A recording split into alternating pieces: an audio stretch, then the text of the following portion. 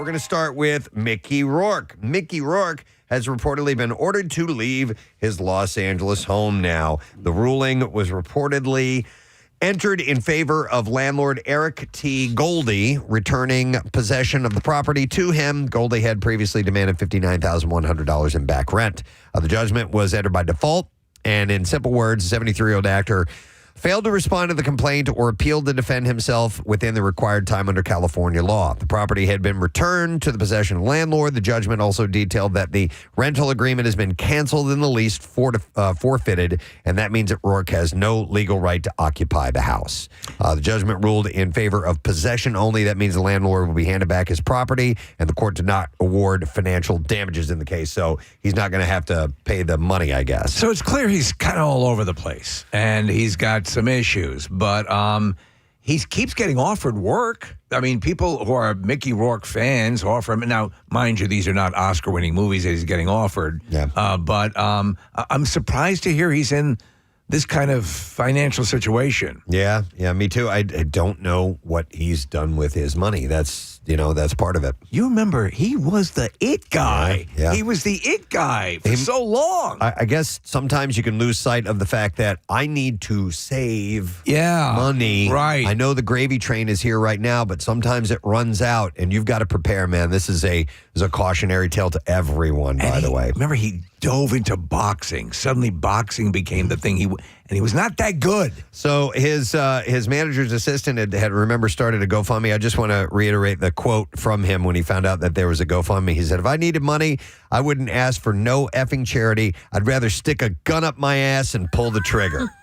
Mickey Rourke. That's what he says. Speaking of guns, Rihanna is not taking any chances following the terrifying shooting at her Los Angeles home because she was photographed getting on a flight leaving town Monday afternoon. Probably a good idea. Photographs showed bags being loaded into vehicles and driven to Van Nuys Airport before the plane took off.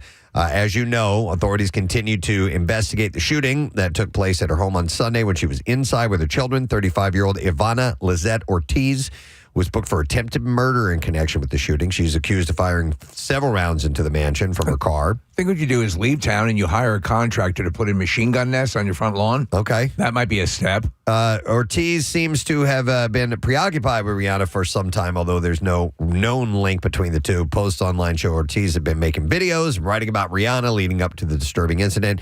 She's being held with her bail set at $10,225,000. So think of somebody of that fame level, and you realize, okay, like we've had local news people who've had stalkers and stuff like that. Sure. But think about when your fame is millions, and the odds of you ending up with that someone who says, "Oh, she's singing directly to me," or like the David Letterman stalker, increases exponentially. Yeah, as your fame, if it becomes meteoric, there are going to be people that have weird obsessions about it. Yeah. There's entire careers have ended because of that fear for people. Yeah, exactly. Too much. All right, so Joshua Jackson is opening up about the loss of his Dawson's Creek co-star James Van Der Beek following his passing last month. Speaking on the Today Show, he admitted that the grief has been complex. He said, "I think that it hits in a variety of different ways." Said that becoming a parent has changed his perspective, adding, "For me as a father now, I think the enormity of that tragedy for his family hits me in a very different way than just as a colleague," and noting that the processing is ongoing. Looking back at their early careers together, Jackson reflected fondly, saying that he and I share this very amazing time, and it was formational for us. While honoring his former co-star, he emphasized that his connection was only a small part of Van Der Beek's life, sharing, "I know that I'm really just a footnote in what he actually accomplished in his life." So it sounds like they weren't, super close or anything like that. No, I got that impression as well, but he was saying that, as we were kind of blown away with the way Van Der Beek handled it at the end and the insight he gave into passing and how he was dealing with it. Hey, let me go back to an obsessing story. Anwar Hadid, brother of Gigi and Bella Hadid, has filed for a temporary restraining order against a woman he claims that she harassed him online and even entered into his bedroom while he was asleep. Oh, boy. TMZ was able to review court documents which claim the woman began contacting Anwar in 2023, kept messaging him through new Instagram accounts after he would block her.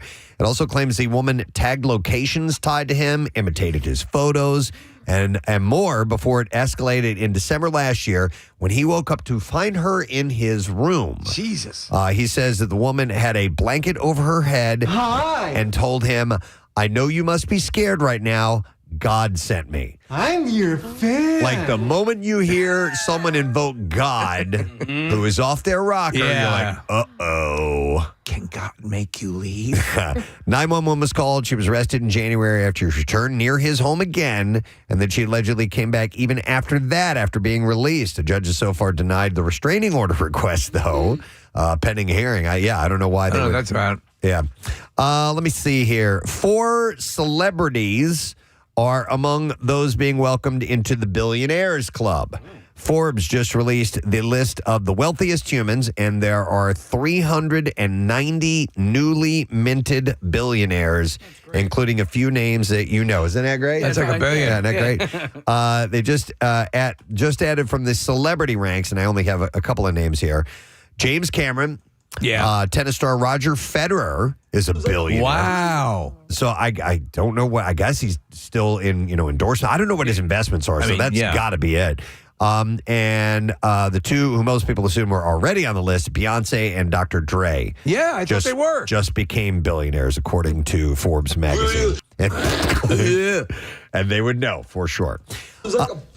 So since first sparking dating rumors during the holidays, it's been reported that Tom Brady and Alex Earl, who were either hooking up, dating, or just acquaintances, depending on who you asked, have now split. Aww. The supposed split came as the two attended the opening preview of the new Zero Bond location at Wynn in Vegas on Saturday.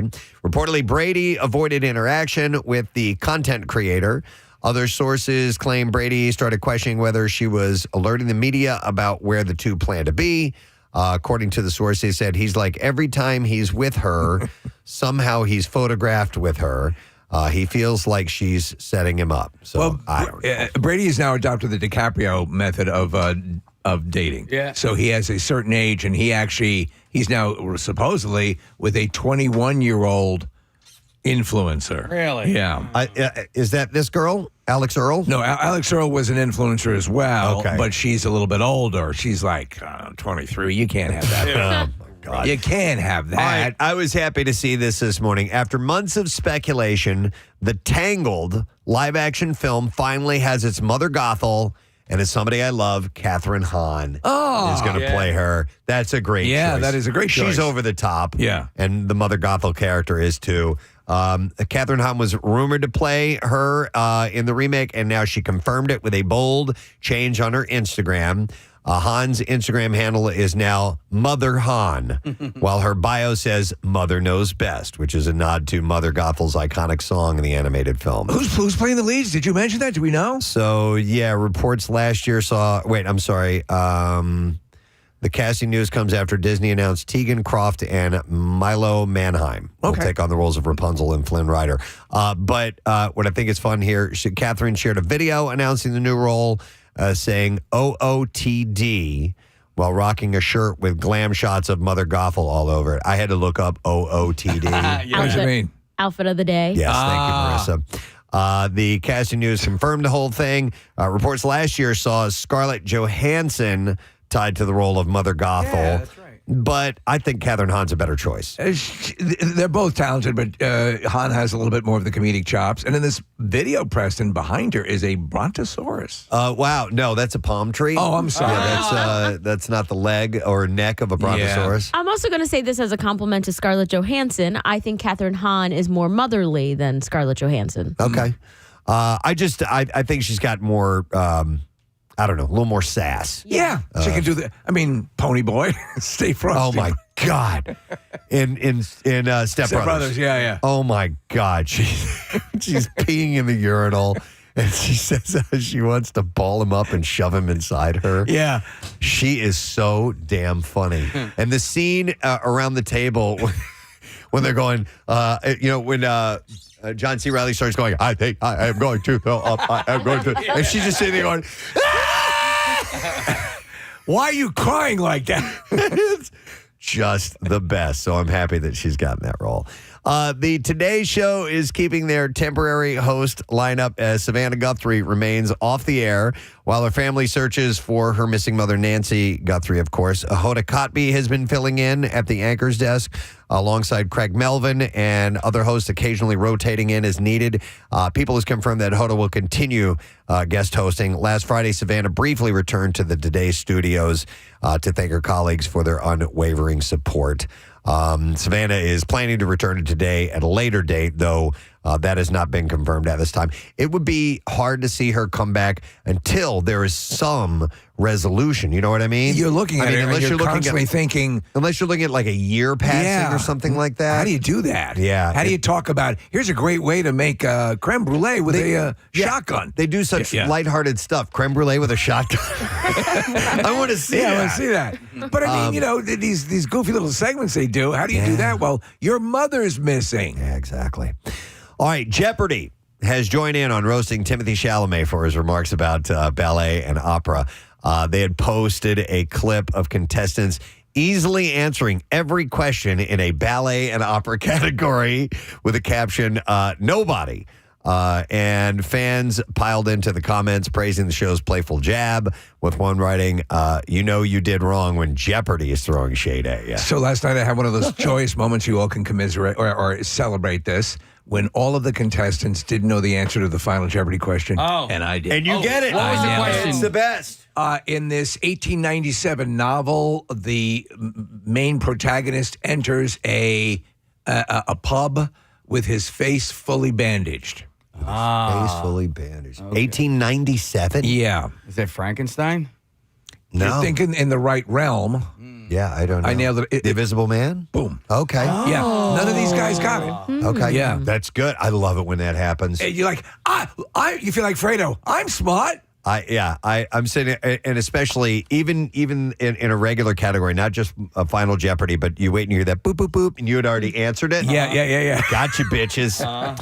All right, so this weekend's Academy Awards will feature musical tributes to sinners and K-pop demon hunters, done by the talent from the blockbuster films. A segment dedicated to Netflix's K-pop demon hunters will center on performances by EJ, Audrey, Nuna, and Rari Ami, the singing voices behind the group in K-pop demon hunters, Hunter X, will perform Golden, the Oscar-nominated original song.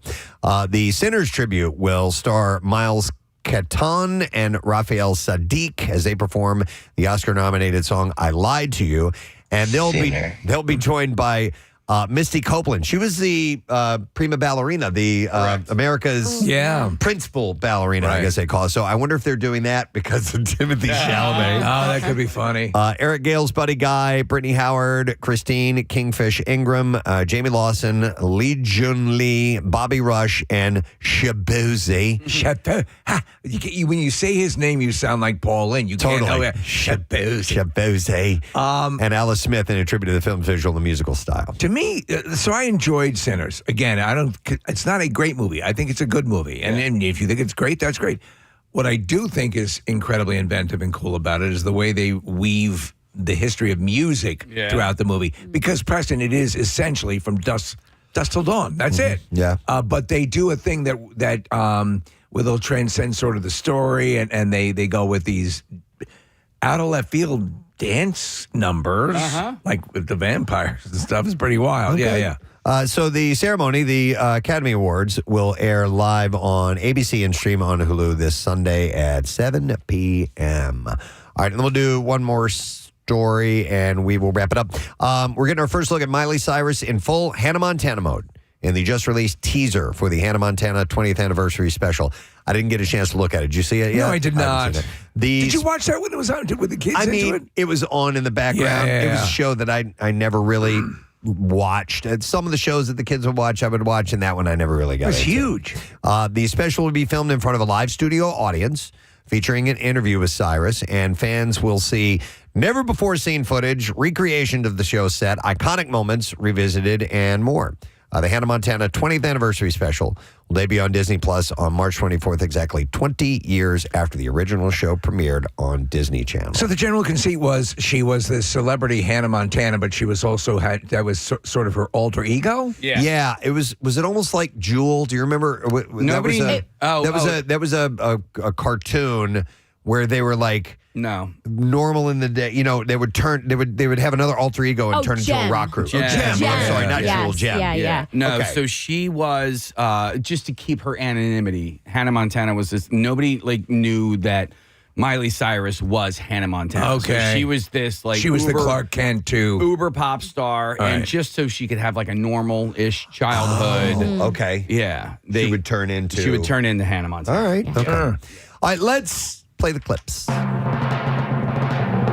The Scrubs revival is everyone returning to Sacred Heart Hospital. And here, John C. McGinley shares that he wouldn't return unless the show creator Bill Lawrence came back as well. As long as Billy was in the immediate proximity and the puppet master, then I was in. We had a little bit of frustration season 9, and my takeaway was that Scrubs is not Scrubs without Billy. John C. McGinley is a guy I'd love to talk to. He's great. He's been in so many great things. Well, I feel like we've had him on before. Have we? Yeah. You know what we did? He had a Evil Dead kind of show. Okay. And it was actually very good. It was like 2 seasons, I think, but he was the star of it. And we talked to him about that project. Yeah, and we can look into having him on because he's in 2 Bill Lawrence shows right now. Bill Lawrence also is the guy behind Rooster, that Steve Carell show. Right. And so he's on that as well. So he's got a few things to promote, right. so we can look into that. New episode Scrubs airs tonight, 7 p.m. That's on ABC. Here's our next clip. Scarpetta follows a forensic pathologist trying to catch a serial killer. And here Nicole Kidman details her intrigue with this profession. There's a particular person that chooses to be a medical examiner. Why do you choose that? What does that entail? And how do you walk through life with that sort of skill set and knowledge? Really? Yeah. All episodes of Scarpetta are streaming today on Prime Video if you want to see that. All right, there you go. That's your entertainment report for today. We have a full deck, and we've got the sun starting to rise. It's a beautiful thing. It's gorgeous. We're hitting the road to FLA this morning after we're done with our program. We're headed to Clearwater. I made the decision that I'm going to raw dog and Porky Pig. Wow. Yeah. So you're going to Porky Pig it and raw dog it on and the same flight. flight. No pants. All right. Just sitting there staring forward Right. the entire time. See how long the air marshal takes me. I was hoping, you'll create a viral moment for There we us. go. I Raw appreciate dog it. and Porky Pig on the same flight. Appreciate that, Steve. So we have a lot happening on the show today. We're going to go live on Fox Good Day. Mike and Alex. We're going to have the Drexel Food Lab here. They're making a creation for us, the Waffle Dog that we already had Nifty 50s take a crack at it. Let's see how these students do from Drexel's Food Lab. They did a little R&D, and they offered to do it, so they're coming by this morning. We are also going to have on the show Saxsquatch. Yes, that's his name, Saxsquatch, incredibly popular musician. He plays saxophone. He's Sasquatch. He stands out in the woods and plays songs. He's amazing. And I was doing some research on him, and I think he's self-taught. Well, that's awesome. Yeah, that's pretty amazing. He'll be performing at Ardmore Music Hall tomorrow, so he's going to check in with us this morning. I love his videos. And we also have Rita's here, so let's give away a $50 gift card to Rita's Water Ice. Call number 13-610-660-9333 is our number. And it is the sweetest sound of Rita's season. And Rita's frozen treats are back. They are better than ever. You can celebrate with refreshing Italian ice cream, frozen custard, or the perfect gelati, layered just the way you love it. And don't forget to download Rita's app for a free reward. 610-660-9333 is the number. Caller 13 will set you up. We're going to take a break, and we'll be back in just a moment. From 93.3 WMMR. Thank you, Kathy. Steve, you want to share some info? Yes, I do. After a couple of years, the Mutiny on the Mashaloo is back. It's my wife's signature charity event for Max Fund, which benefits TNR programs and helps get homeless cats and medical treatment, provides a centralized fund that pet charities can call from. Anyway, It's been a couple years, so it's back on the Mashaloo. It's sponsored by Rafferty Subaru. Parking will be free. They're giving a special dispensation that evening. The wonderful people down there are taking care of the parking. So let me tell you what you get for your ticket price of $40. It's pretty amazing. You get great food tastings from Algorithm Restaurant, Zaz Ice Cream, Tuck-Ins, Nothing Bun Cakes, Rosie's Kettle Corn, Insomnia Cookies, Finger Food for the Mashaloo, and more. Drink tastings from Yard's Brewery, Chadsford Winery, Clear Rum, Stateside Vodka, and more. And the cool part is, I don't know if you know, if you haven't been to one before, there are wandering entertainers while this is going on. And that DJ Perry's providing the music. Bad Entertainment will provide jugglers, giant bubble-blowing guys. Mike Palladino is a magician. Strongman Todd Jones. Tarot card readers, Reagan Tilton and Jacqueline, let me get her name correct here, Baker. Bryn the Contortionist is going to be the Pirateers, Kittens to Pet. It's a big thing. That $40 is going to go to the charity. Everyone is donating their wonderful services and food gratis. So it's a win-win for all the animals in the tri-state area. It's only $40. That's pretty damn good. Hell yeah. And everyone's very generous about it. You can go to maxfun.com to order your tickets. It's June 8th. Thursday, it's from 6 to 9, so it's before your weekend plans. I'm going to be there, and there's going to be a lot of people hanging out there. We'd love to see you. Have a good time. I'll be there. Oh, awesome. And so I'll be hitting it. It's just great to be up on the deck of the Mashaloo. Love that place.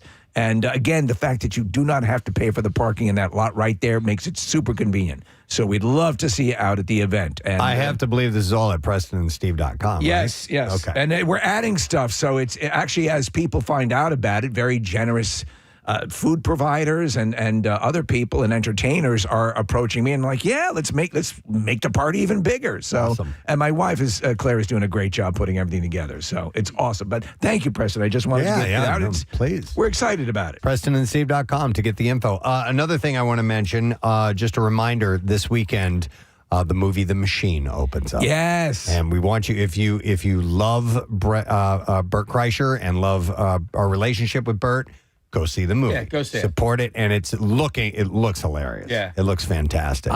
If it gets a good, strong first week, that's all you need. That weekend, Memorial Day weekend, it'll be fantastic. I'm going to hit that a few times this week just to remind people. There's a great picture of him and Kevin Smith together.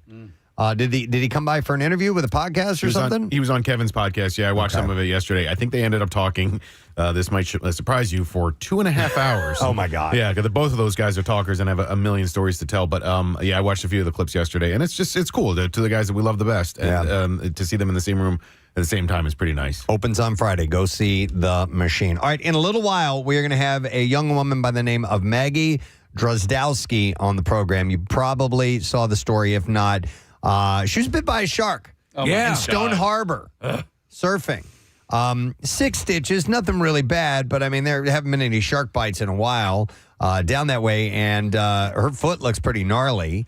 We're going to talk to her in a little while about that. And while the subject is up, I didn't think we'd have too many people that would have stories of being bitten by sharks. Yeah, I was bit in half, but I'm doing fine. But man, there are people, if you've been bitten by an animal, it's pretty freaky. And if you think about it, and I'm not talking about dogs and cats. Yeah, and obviously Scruffy on the couch. Those can be pretty bad too. But there are plenty of other animals that can bite you. And even though you, as a human being, are going to win in that competition, the other one's going to die if you wanted to.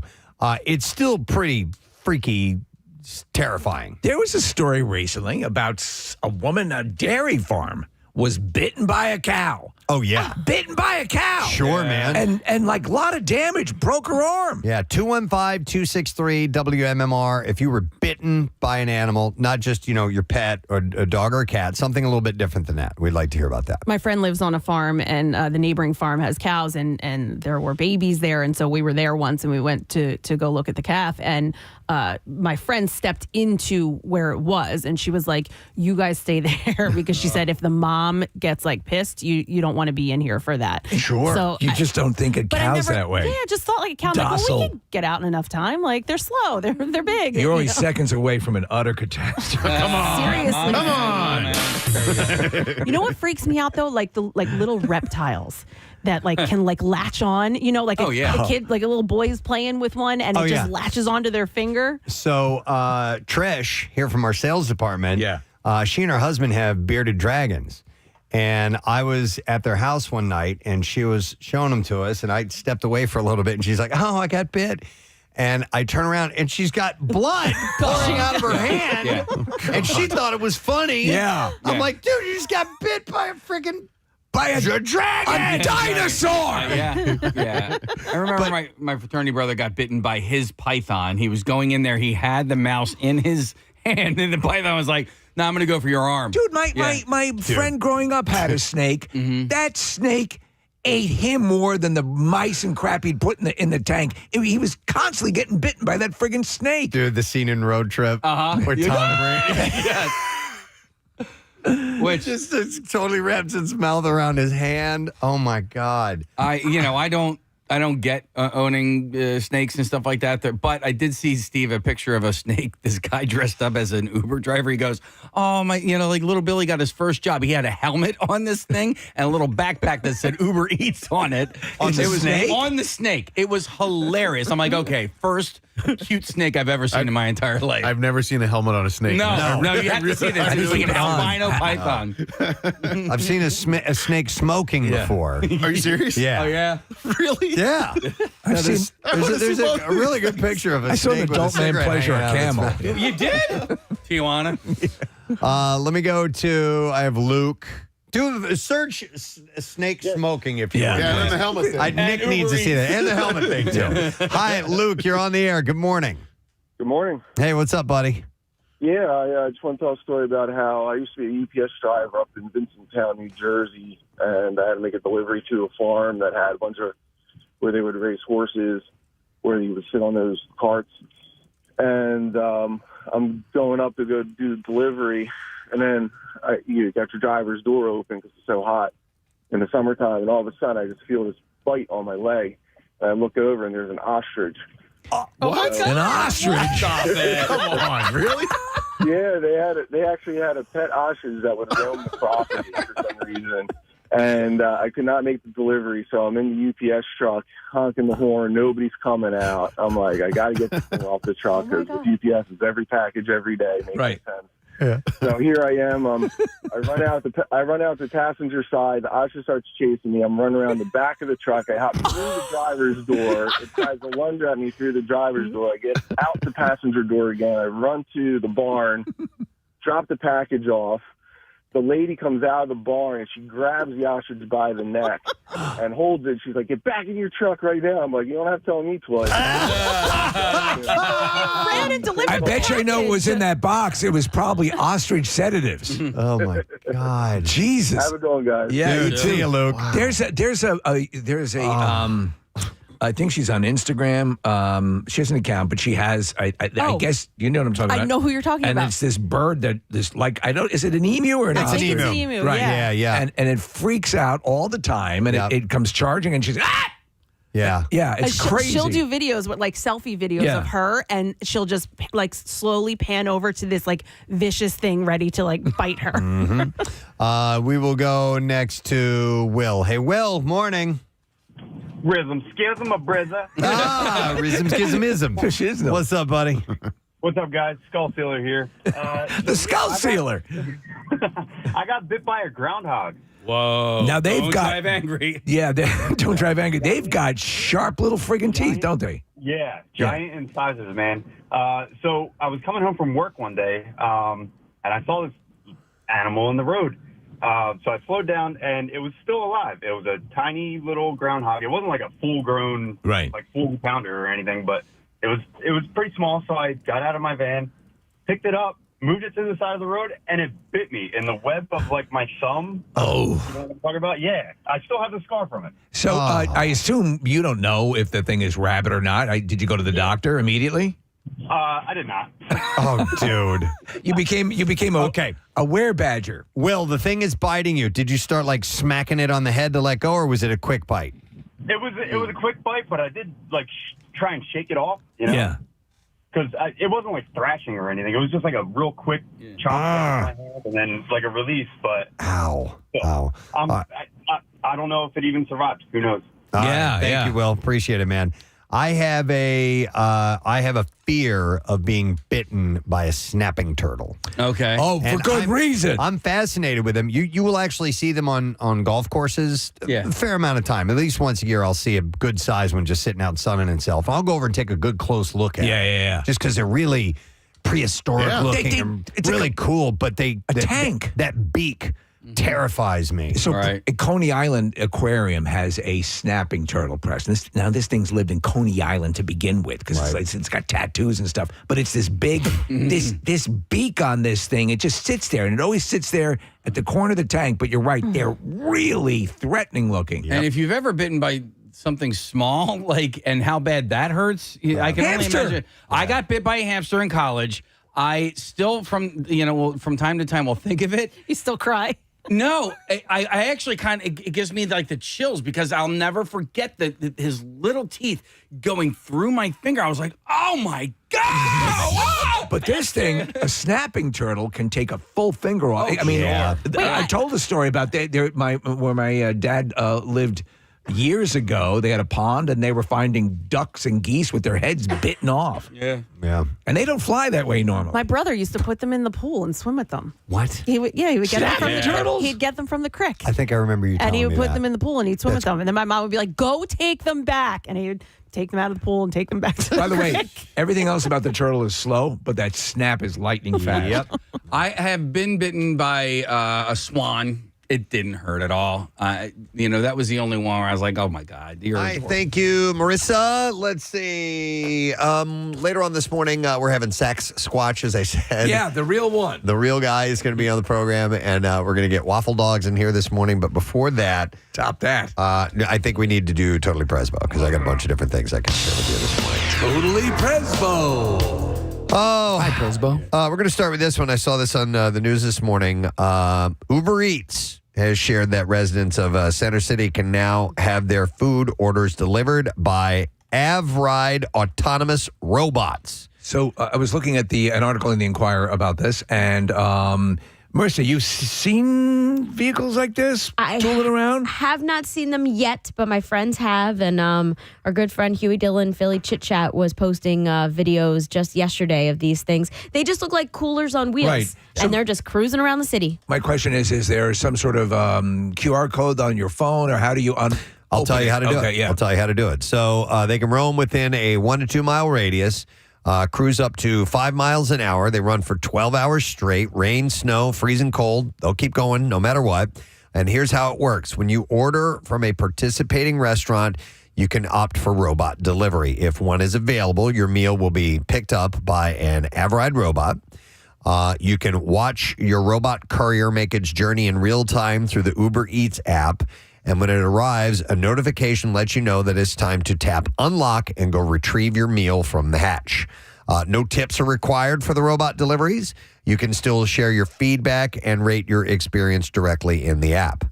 The head of autonomous delivery at Uber, Aaron Emmerich, said in a news release, with its dynamic food scene, we're thrilled to introduce autonomous delivery robots in Philadelphia with AvRide, creating an exciting new way for customers to order from their favorite local spots. We look forward to introducing this cutting-edge technology to more Uber Eats customers over time in close collaboration with the Philadelphia community. So what kind of interaction locks it into kill mode? Yeah. Don't know. I hate it. Do you? So much. Yeah. Why are we making the option to eliminate jobs? I agree. Like somebody out there is driving for Uber Eats, is riding, they're on their bicycle, whatever they're doing. Now you can choose to not pay somebody and to just have a robot come to you? Well, Come on. Look at the history of industry stuff. Like, again, remember, there used to be a guy who'd stand in the elevator and take you to the floor. So this is a progression of it.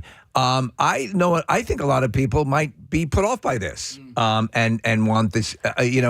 Here's what's going to happen, I predict, as these things, I mean, they don't look like they're impossible to pick up and put in the back of a van. To push over? Yeah, or to you know, so and if you know that there's food in that thing, I don't want this to happen. Also, have you guys ever walked through Center City at like dinner time? Yeah, Like forget we it. don't need extra things trying to push their way down the sidewalk. So that's what I'm thinking, Marissa. I'm thinking that it's just going to get in the way.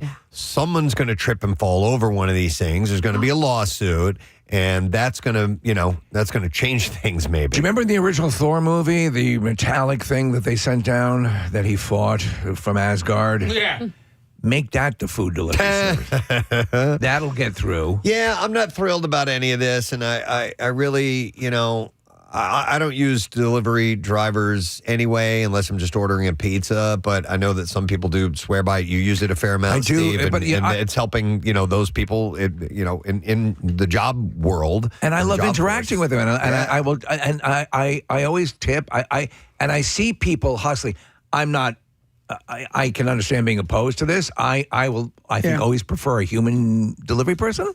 You know? I came around on the services because we always would see those signs in the window, right, of every pizza shop, delivery driver needed. And it costs a lot of money to employ one person to just deliver for your restaurant. Mm-hmm. So that's why I came around on the services, because now lots of restaurants can participate.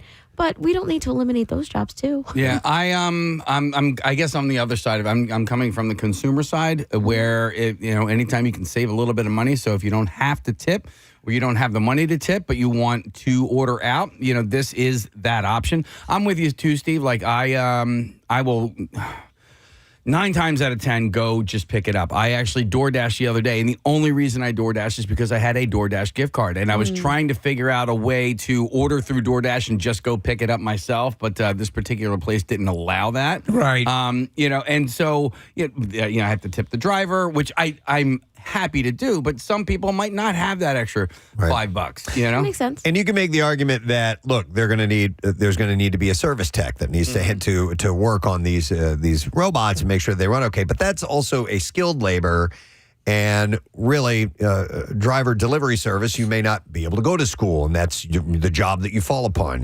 What about the human robot hybrid we're going to have to create to fight these things? Eventually, yeah. Eventually, so.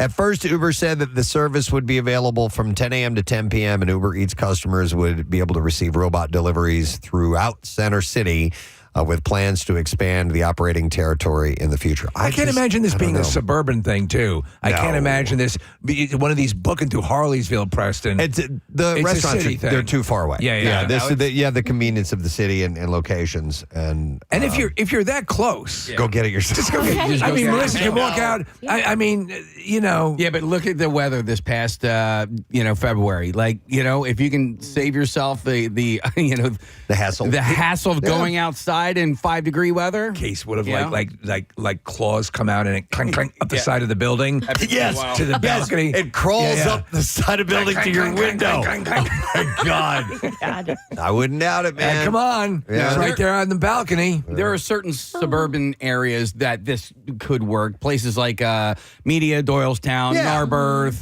places in Hattown. Tight community. Tighter communities with restaurants. Yeah. I don't know, man. It's weird. It's so weird. These wobots. My beard hurts. But the changes we are going through right now, technologically, there's a lot of changes that are going. In fact, this next totally Presbo. Oh yeah, we're ready. Yeah, go ahead.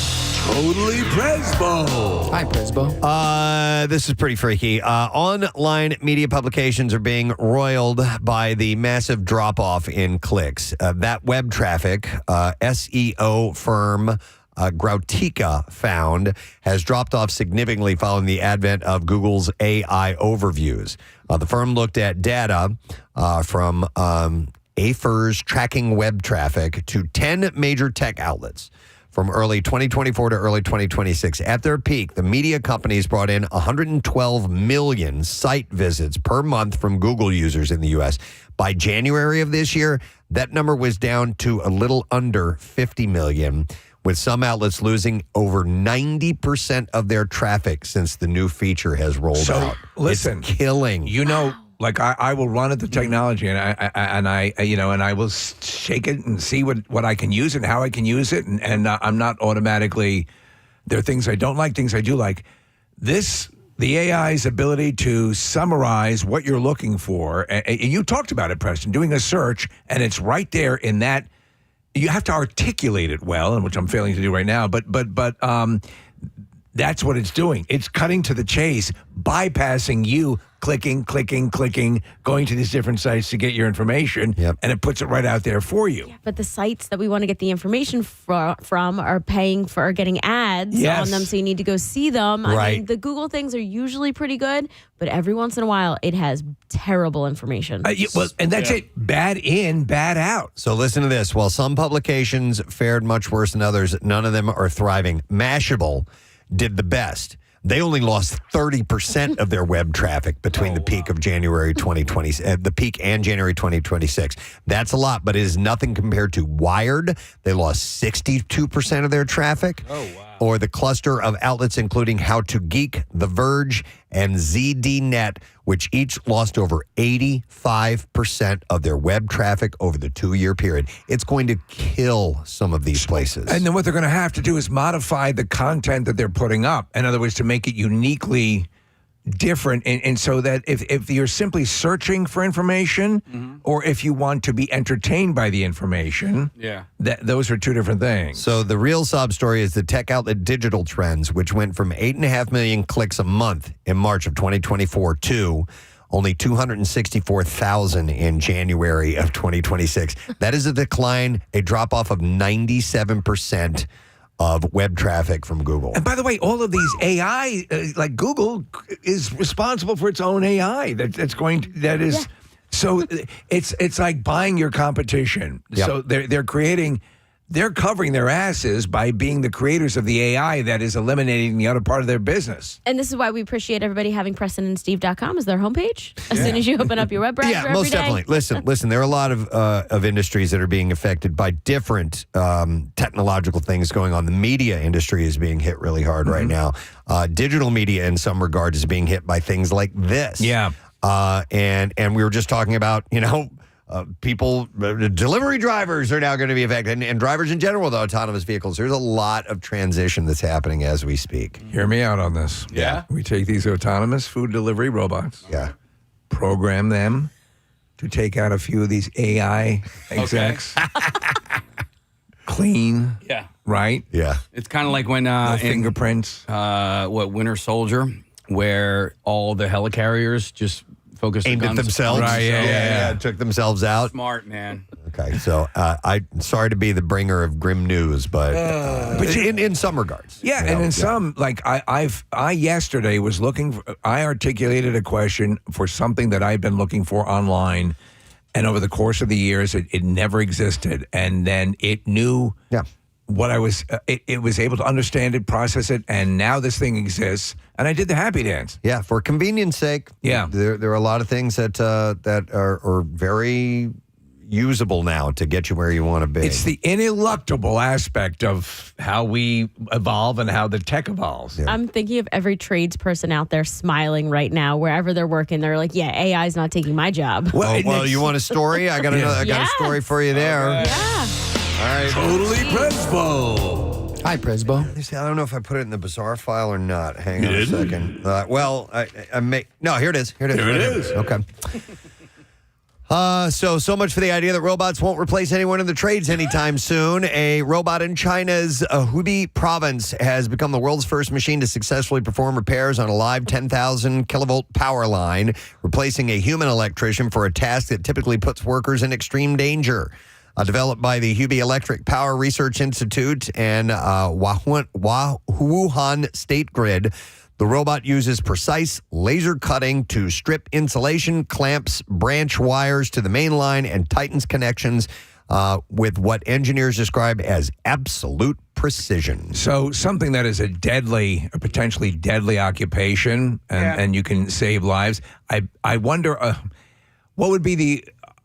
Well, like people who climb towers and do work on towers will make a lot of money because it is a very dangerous thing. Exactly. Right. So I wonder what the equivalent would be, what someone would be paid to do that job in the States. Yeah, and I wonder how, and people who do those jobs, do they kind of they don't mind the risk because the of the reward money. Yeah. the reward is worth it. And then along comes, Rosie the Riveter, not the Rosie the Riveter, but Rosie the maid, the robot, and can do the job now. So, Marissa, sorry about that. Wouldn't that suck if this thing actually wears an apron? Yeah. It has a cylindrical head.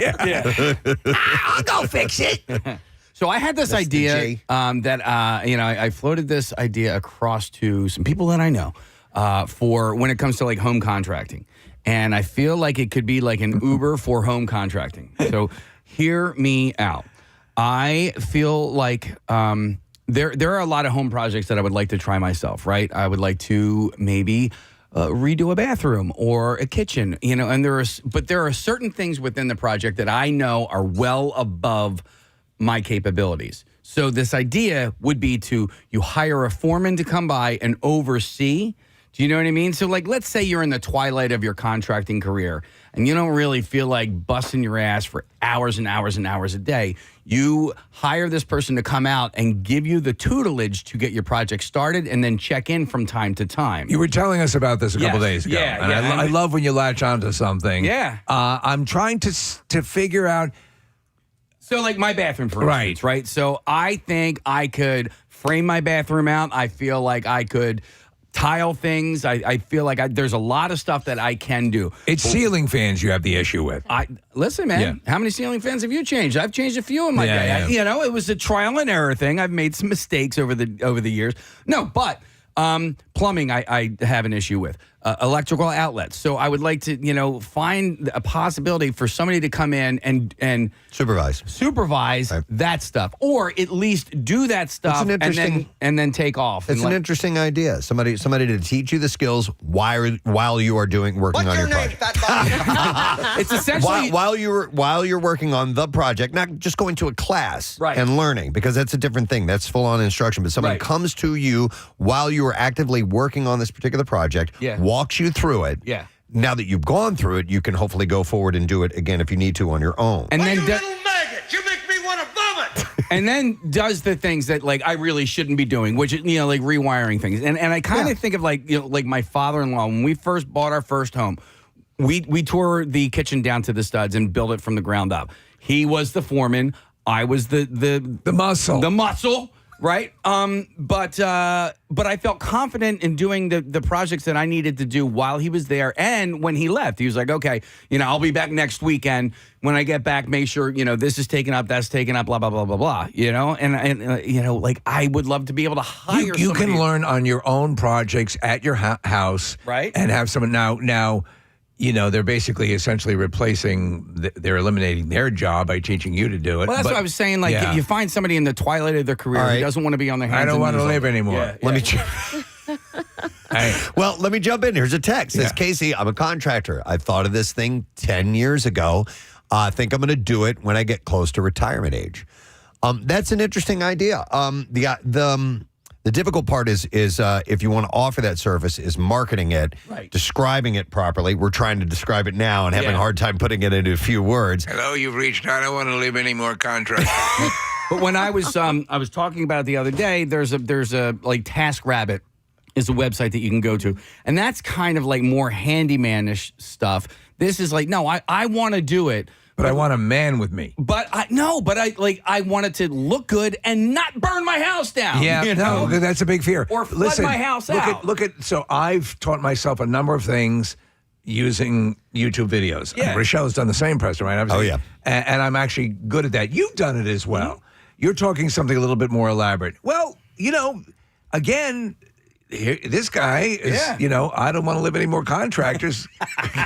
My initial thought with this was like the insurance of it all. Like if you burn your house down after the expert goes away, like what stops you from suing him from doing that? But if it really is just an instructor and they sign off and they, you confirm that during these hours we did this and it was all safe. Yeah, I was watching, again, they did my kitchen, Mr. Contractor. These guys came in.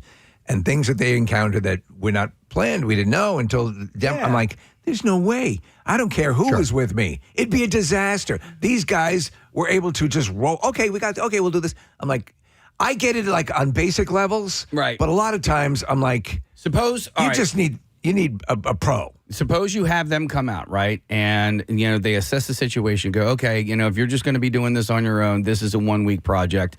This is you pay a blanket fee, right? Let's say it's $1,000. I'm just saying that. You think $1,000, and then this person is on call for the next 2 weeks, right? So if you run into an issue where you take out this wall and you got a whole bunch of dry rot, hey Sal, I don't know why I just gave this guy a name, but hey this Sal, is Charlotte. I don't want to live any more contracts. Please leave your name, your number, and if I'm still alive, I'll get back to you. Yeah. You should see how inept I am. Mr. Peanut has done work for you. He's done work for me. And he and Rochelle have been when we were getting our deck work done, and they're talking about stuff, and they're just blah, blah, blah. They're having this conversation, this dialogue back and forth, and I'm like, okay, what's a joist? What's a footer? What's a blah, blah, blah? And I'm like, I don't know what the hell you guys are talking about. I do see, though, as it's basically a version of like we were looking at Claire and I were going to learn some cooking, but we figured it would be great to learn it at home in our kitchen with our equipment. Yeah, that's basically what you're doing. Yeah. I think it's a brilliant idea, especially for somebody who wants to keep their foot in the door, their retirement. But they still want to remain active somehow or another. They just don't want to do the 9 to 5 or the working every day thing. It's a great idea. Thank you, man. Yeah, I'm sure. I'll bet you somebody reaches out. Someone will take it, run with it. You won't act on it. That's fine by me. So rather than come up with a company to create, you just want somebody to help you out. Yeah. Okay. I'm an idea guy. Okay. That's all I don't want to live any more contracts. I love it. I like all right. Got another thing. Totally Presbo. We needed to do a feature. Yeah. We joked about it, called "And Another Thing." Another thing. And another thing. I think we have a theme song for that. Stop it. Yeah. Hang on a second. And another thing, brought to you by the people who created Totally Presbo. Yeah. And another thing. Yeah. What song is that? And another thing, a sub category from Totally Presbo, or is it a standalone? It would be standalone. All right. Standalone. It would be the exact same thing. Oh, this is my theme song. Yeah. You got another thing coming. Yeah. Right here. And another thing. All right. Oh, yeah, they're on the same thing. Yeah. All right, so Steve sent me this article.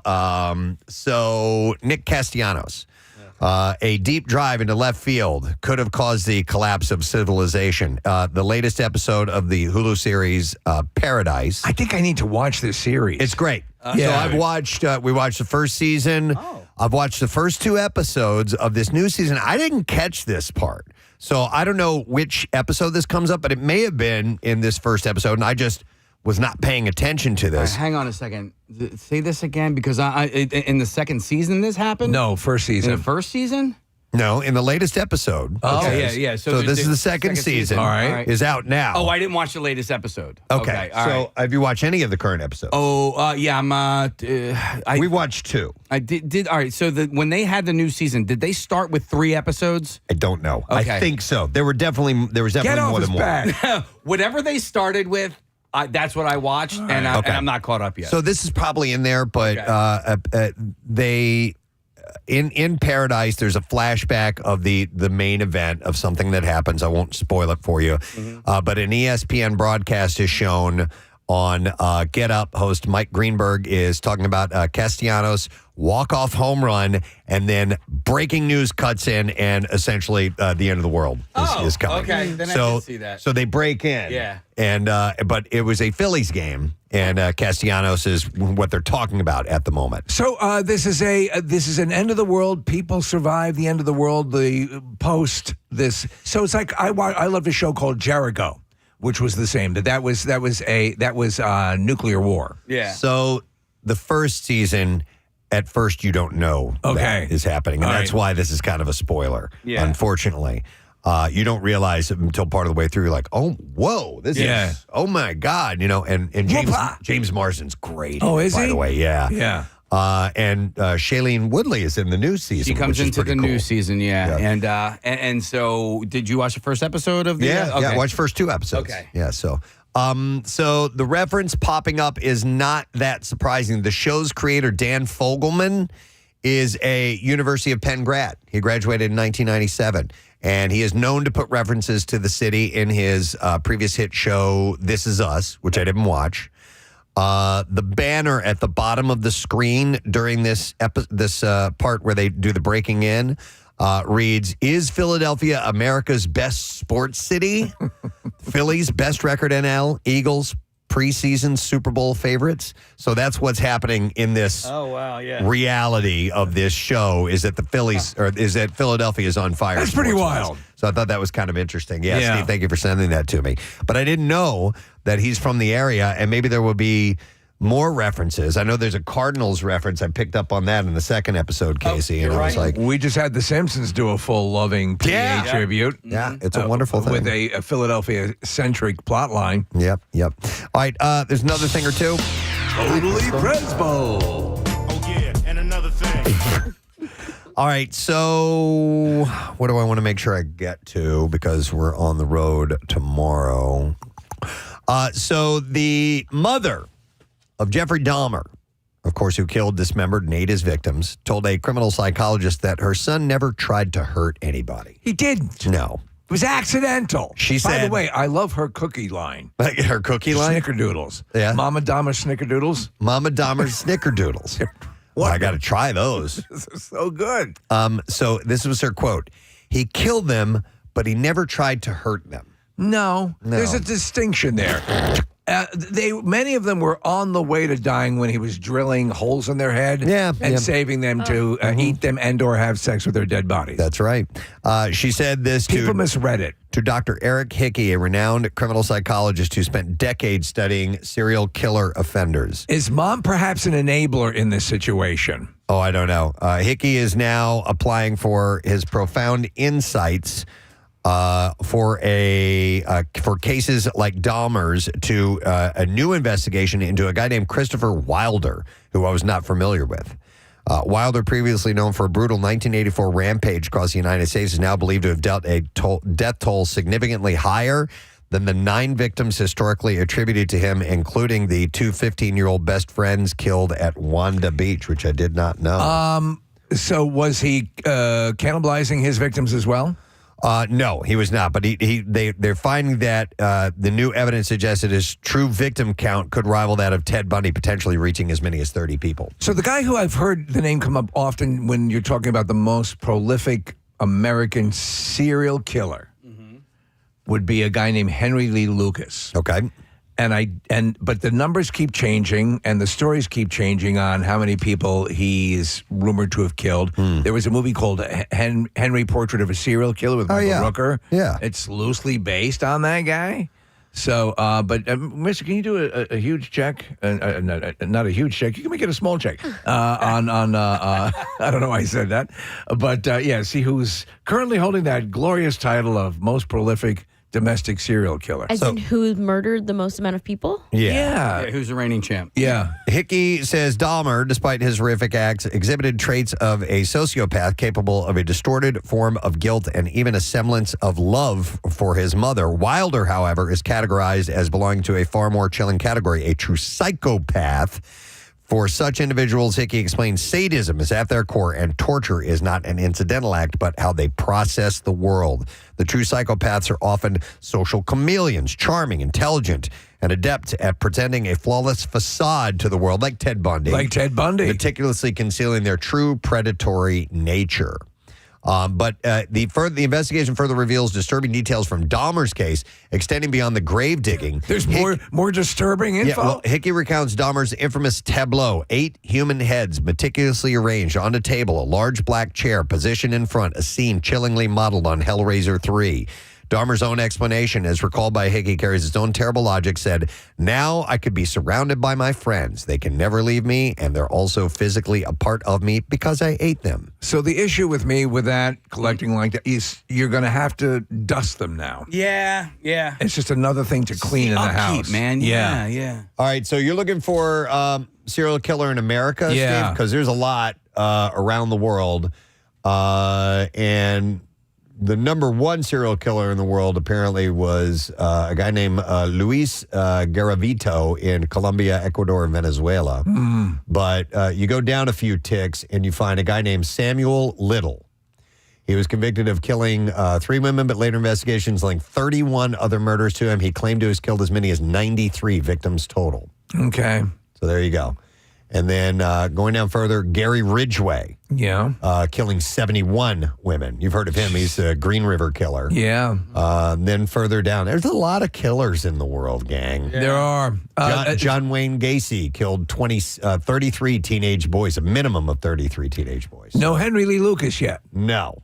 So we'd have to dive a little deeper. And unfortunately, we don't have time. No. Because we got to take a break. But before that, we have breaking news. Breaking news. Breaking news. After 28 years as the PA announcer for the Philadelphia 76ers, Matt Cord is retiring at the end of this season. He just made the announcement. Yep. He said, I've had the best seat in the house announcing for the best fans in the world. Thank you to the players and the 76ers organization. What a privilege it's been. Matt is just the best of the best. He'd kind of indicated that this was something that he might be considering doing. And I was surprised at that, too. Yeah. You know what? Because, I know how much he loves it. He does. Yeah. But he loves serial killing, too. Oh. And it takes a lot of planning. It does. You know. It does. It takes hours. And now he's doing. He's free to serial kill He's and do doing middays. Yeah. And, it's gives him his nights back. Oh, man. I mean, he's just so synonymous with it. When they did that Iverson documentary, and the whole documentary started with everyone imitating Matt doing Iverson's name. That's unbelievable. Congratulations, Matt. Yeah. Wow. And whoever takes his place, are they just going to do a Matt Cord impersonation? Well, he says the guy who they have, who is the fill-in guy, is excellent. Okay. So Matt's giving him the big thumbs up. Yeah, it's the announcer from the Blue Coats. Has been doing a couple games already this season. Oh, okay. I didn't Yeah, know that. so Wow. That's crazy. Yeah. Bums me out. get to a game. Go see Matt. Yeah, His final and season. we'll talk to him later on this morning. We'll find out about that. All right, Steve, we have a follow-up on Henry Lee Lucas. Yeah. Proven victims, only 3. Oh, pussy. He claimed 3,000. Wow, man. They found out he was lying. Yeah, it's bad to be a serial killer, but then also to fib. Yeah, He come confessed. Liar whore, and you know He it. confessed to 3,000 and later 600 people, but later recanted and is suspected of lying about a majority of the number. So who Bitch. knows? Well, there goes. I'll get rid of that T-shirt. Lying back. No OOTD? No. No outfit of the day? All right. We're wrapping up Totally Presbo. That is it. So thank you. Totally Presbo. Bye, Presbo. All right, let's take a break and come back in a second, and we will go live on Fox Good Day, and we'll get Bizarre File stories. So hang out for a moment. Looking at me, Swan. My dad had to smack a swan in his head because he went after Jace. Jace was little, and he looked at Jace like he was an enemy. And No!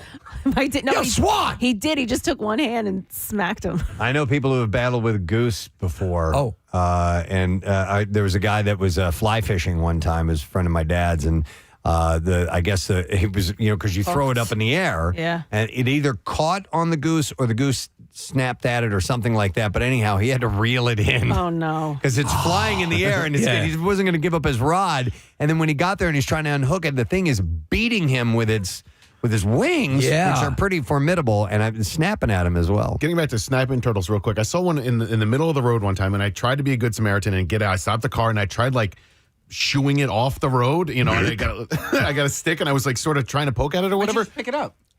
Because it scared me. It was Yeah. a big old snapping turtle. Yeah. And If you just pick it by its shell, it won't even get its... He's panicking. No, I know. No, I mean, and it was in the middle of the road, case, and so I was just trying to shoo it off of the road. But those things hiss at you. Yeah. And I was like, man, I'm just trying to help out, buddy. Yeah. I hope we got run over. Let me go to...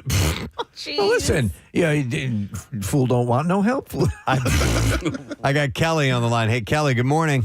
Hey, good morning, guys. Hey, what's up, Kelly? Oh, thank you. Back in the late 70s, early 80s, it was a thing in Philly, apparently where I lived, where people had monkeys. Yeah. So it was Okay. kind of like one of those little monkeys that was on Friends. Okay, And Like my dad- Capuchin monkey. Yeah. Puchin, yeah. Yeah. So my dad used to let it run around the house, and one day it was sitting on my shoulder, and he was a nasty thing. He would steal cigarettes, and he would rip up things, and he was sitting on my shoulder, and my dad said, "Oh, turn your head, he's going to kiss you."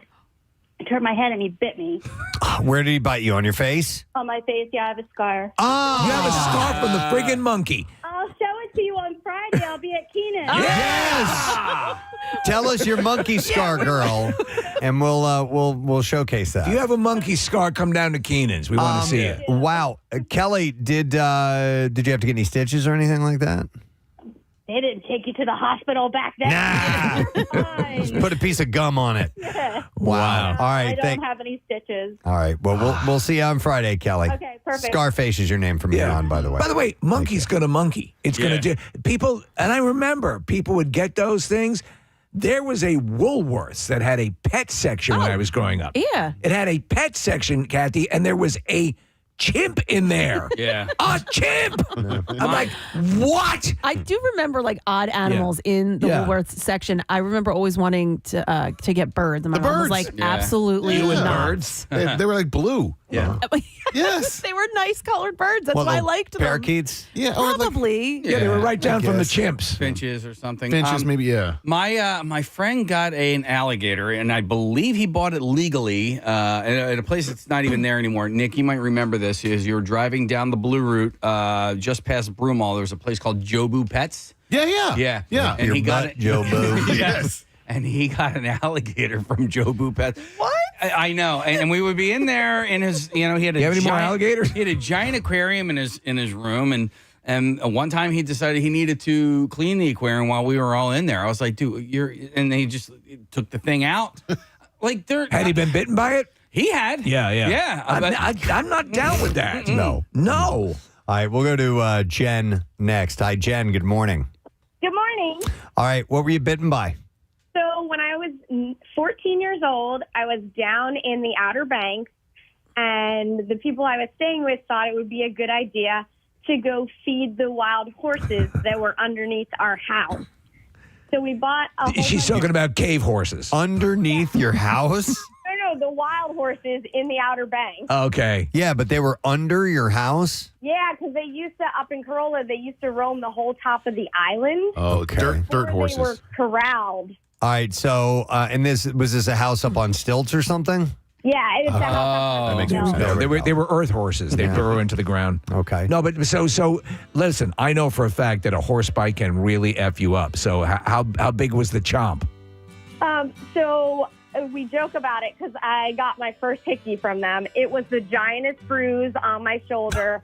I got trapped between the air conditioner and the house, and the horse just wanted the apple that I had already given. Oh my God. So the horse was about to kill you for an apple. Oh, I was terrified. And then my mom, I don't know where she came from. She came out of nowhere screaming and yelling, and she luckily scared the horse away before anything else happened. But I can just remember he was walking towards me, and I turned around, and first he was like eating my ponytail. Man, so listen, if you get, obviously we've all been in proximity to horses. Look at the size of their heads. Oh, my God. Look at the size of their mouths. Yeah. I mean, that can make some heavy damage. Oh, yeah. Yeah.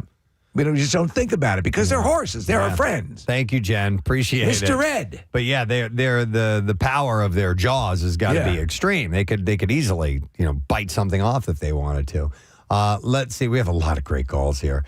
I will go next to. There's a lot of monkey calls, believe it or not. Hey. Let's go to Liam. Hi, Liam. Good morning. Hey, good morning. You guys rock. Thanks, Liam. All right, you have a monkey story.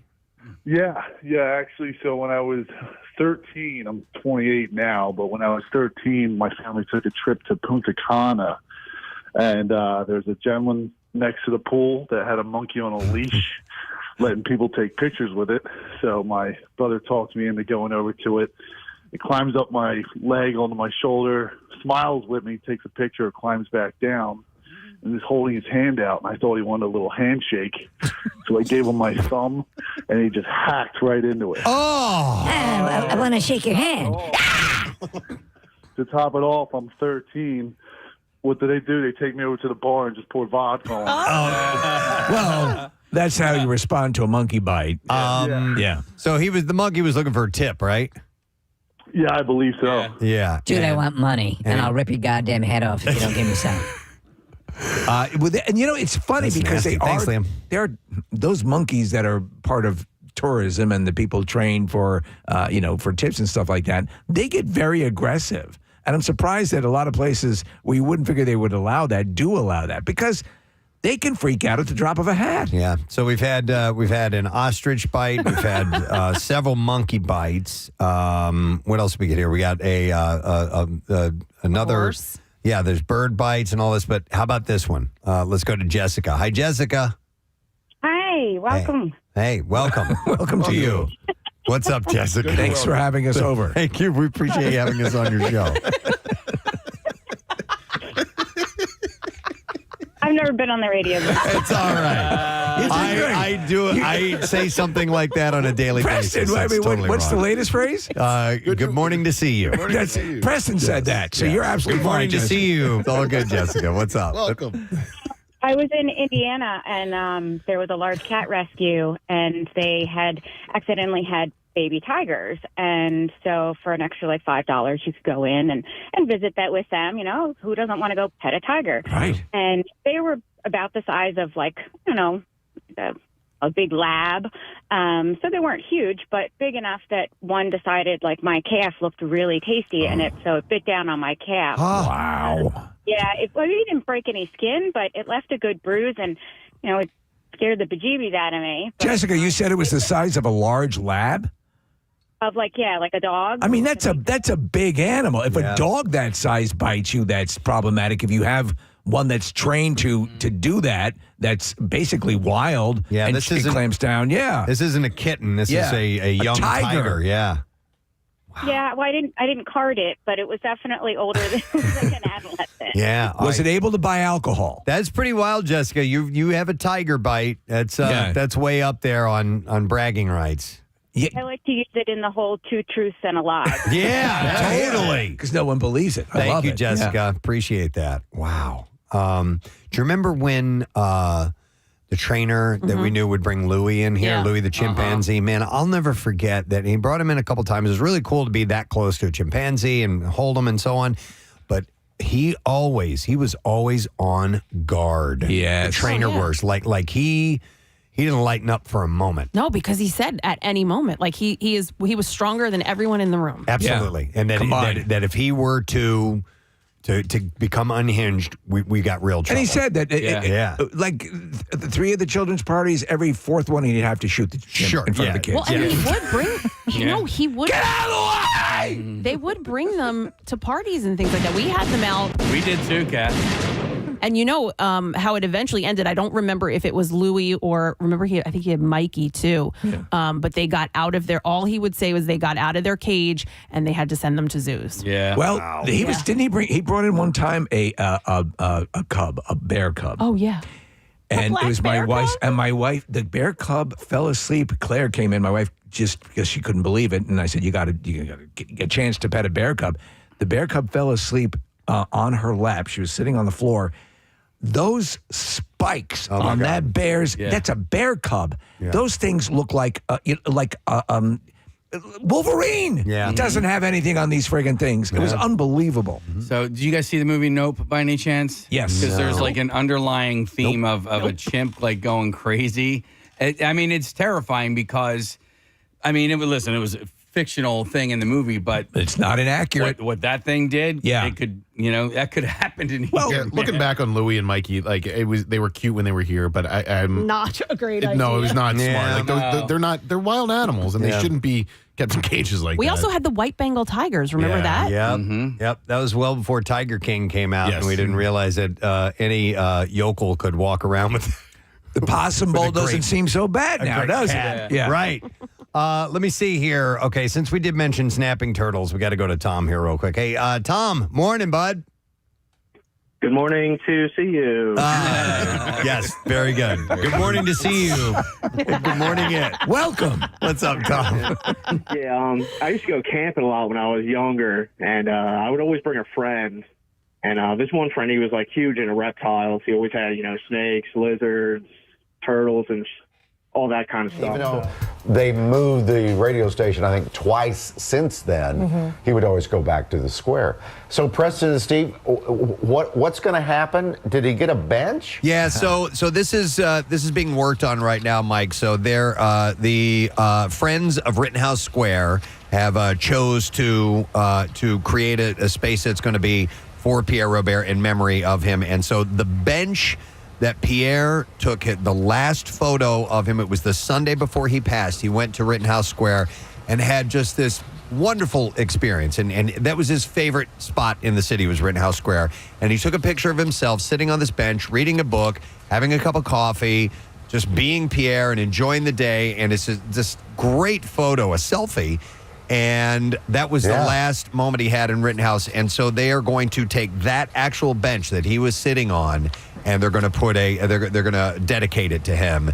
And so we're raising funds. The Friends of Rittenhouse Square are raising funds, and you can do it through PrestonandSteve.com, and you can link.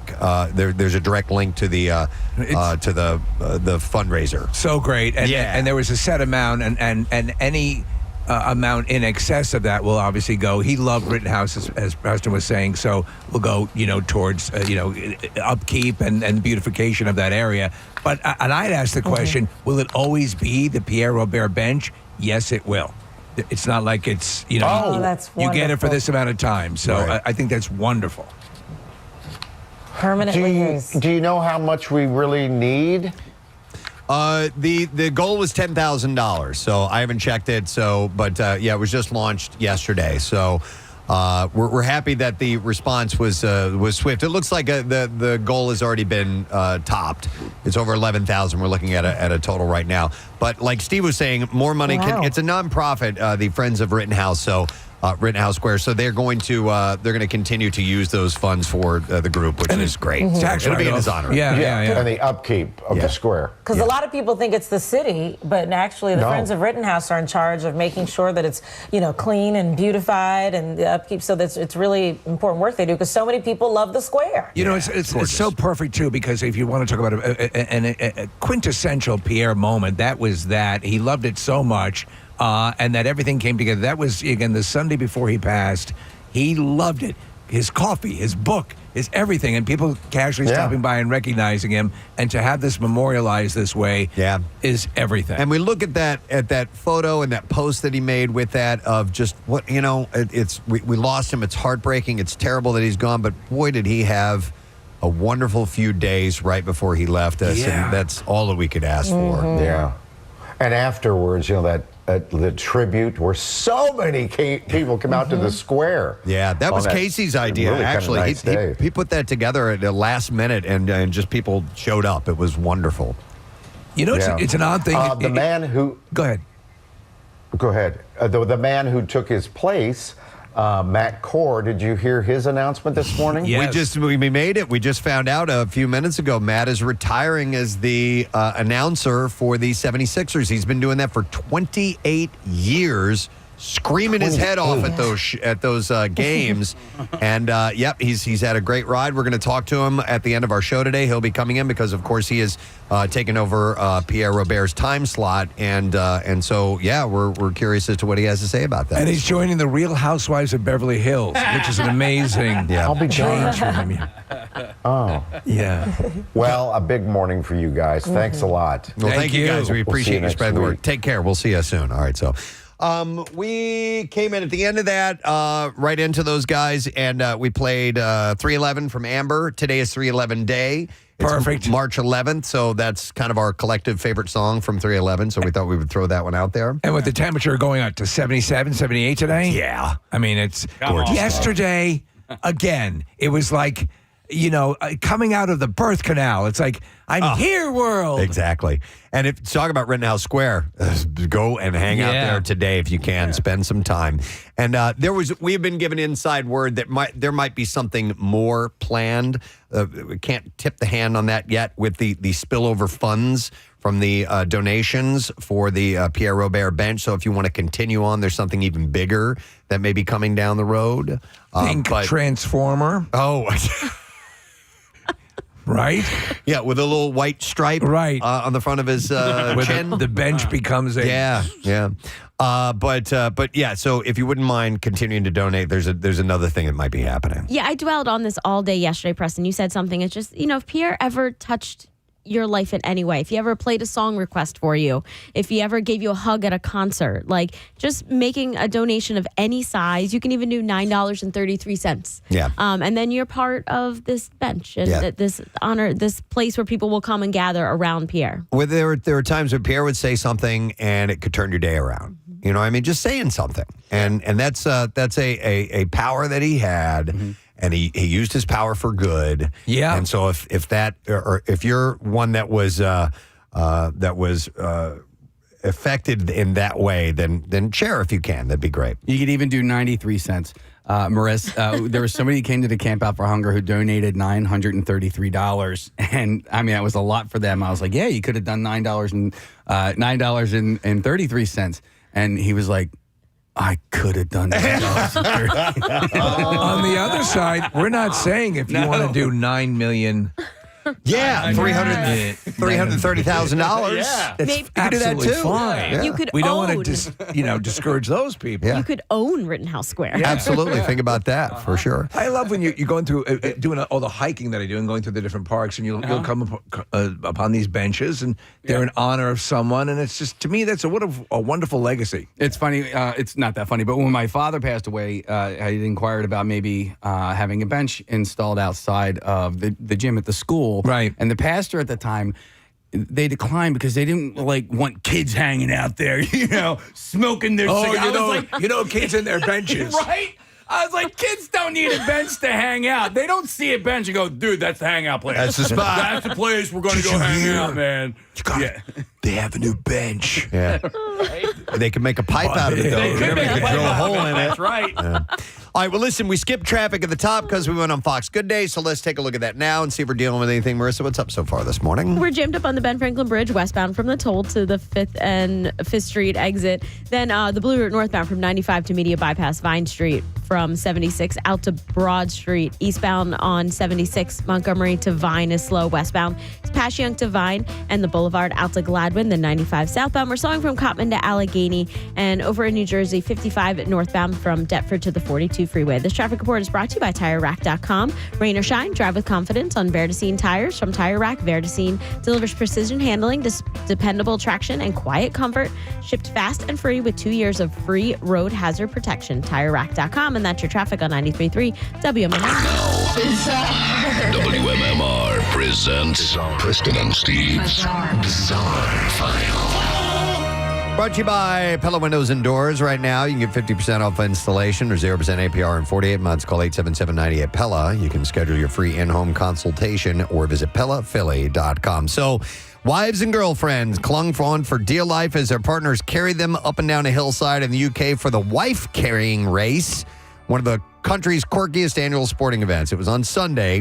Timu Tovinen and Jata Leonen from Finland were crowned as the winners at 1 minute and 45 seconds. Dude, I got to enter this contest. My wife is like 100. I know, dude. You would totally. I would rock this. There is a requirement, though. I'll tell you what that is in a moment. So it's said to be inspired, and they won, by the way, a barrel of local ale. That's the prize. The foot race is said to be inspired by a 19th century Finnish legend about a gang that pillages villages and steals the women. So it's a wonderful tradition.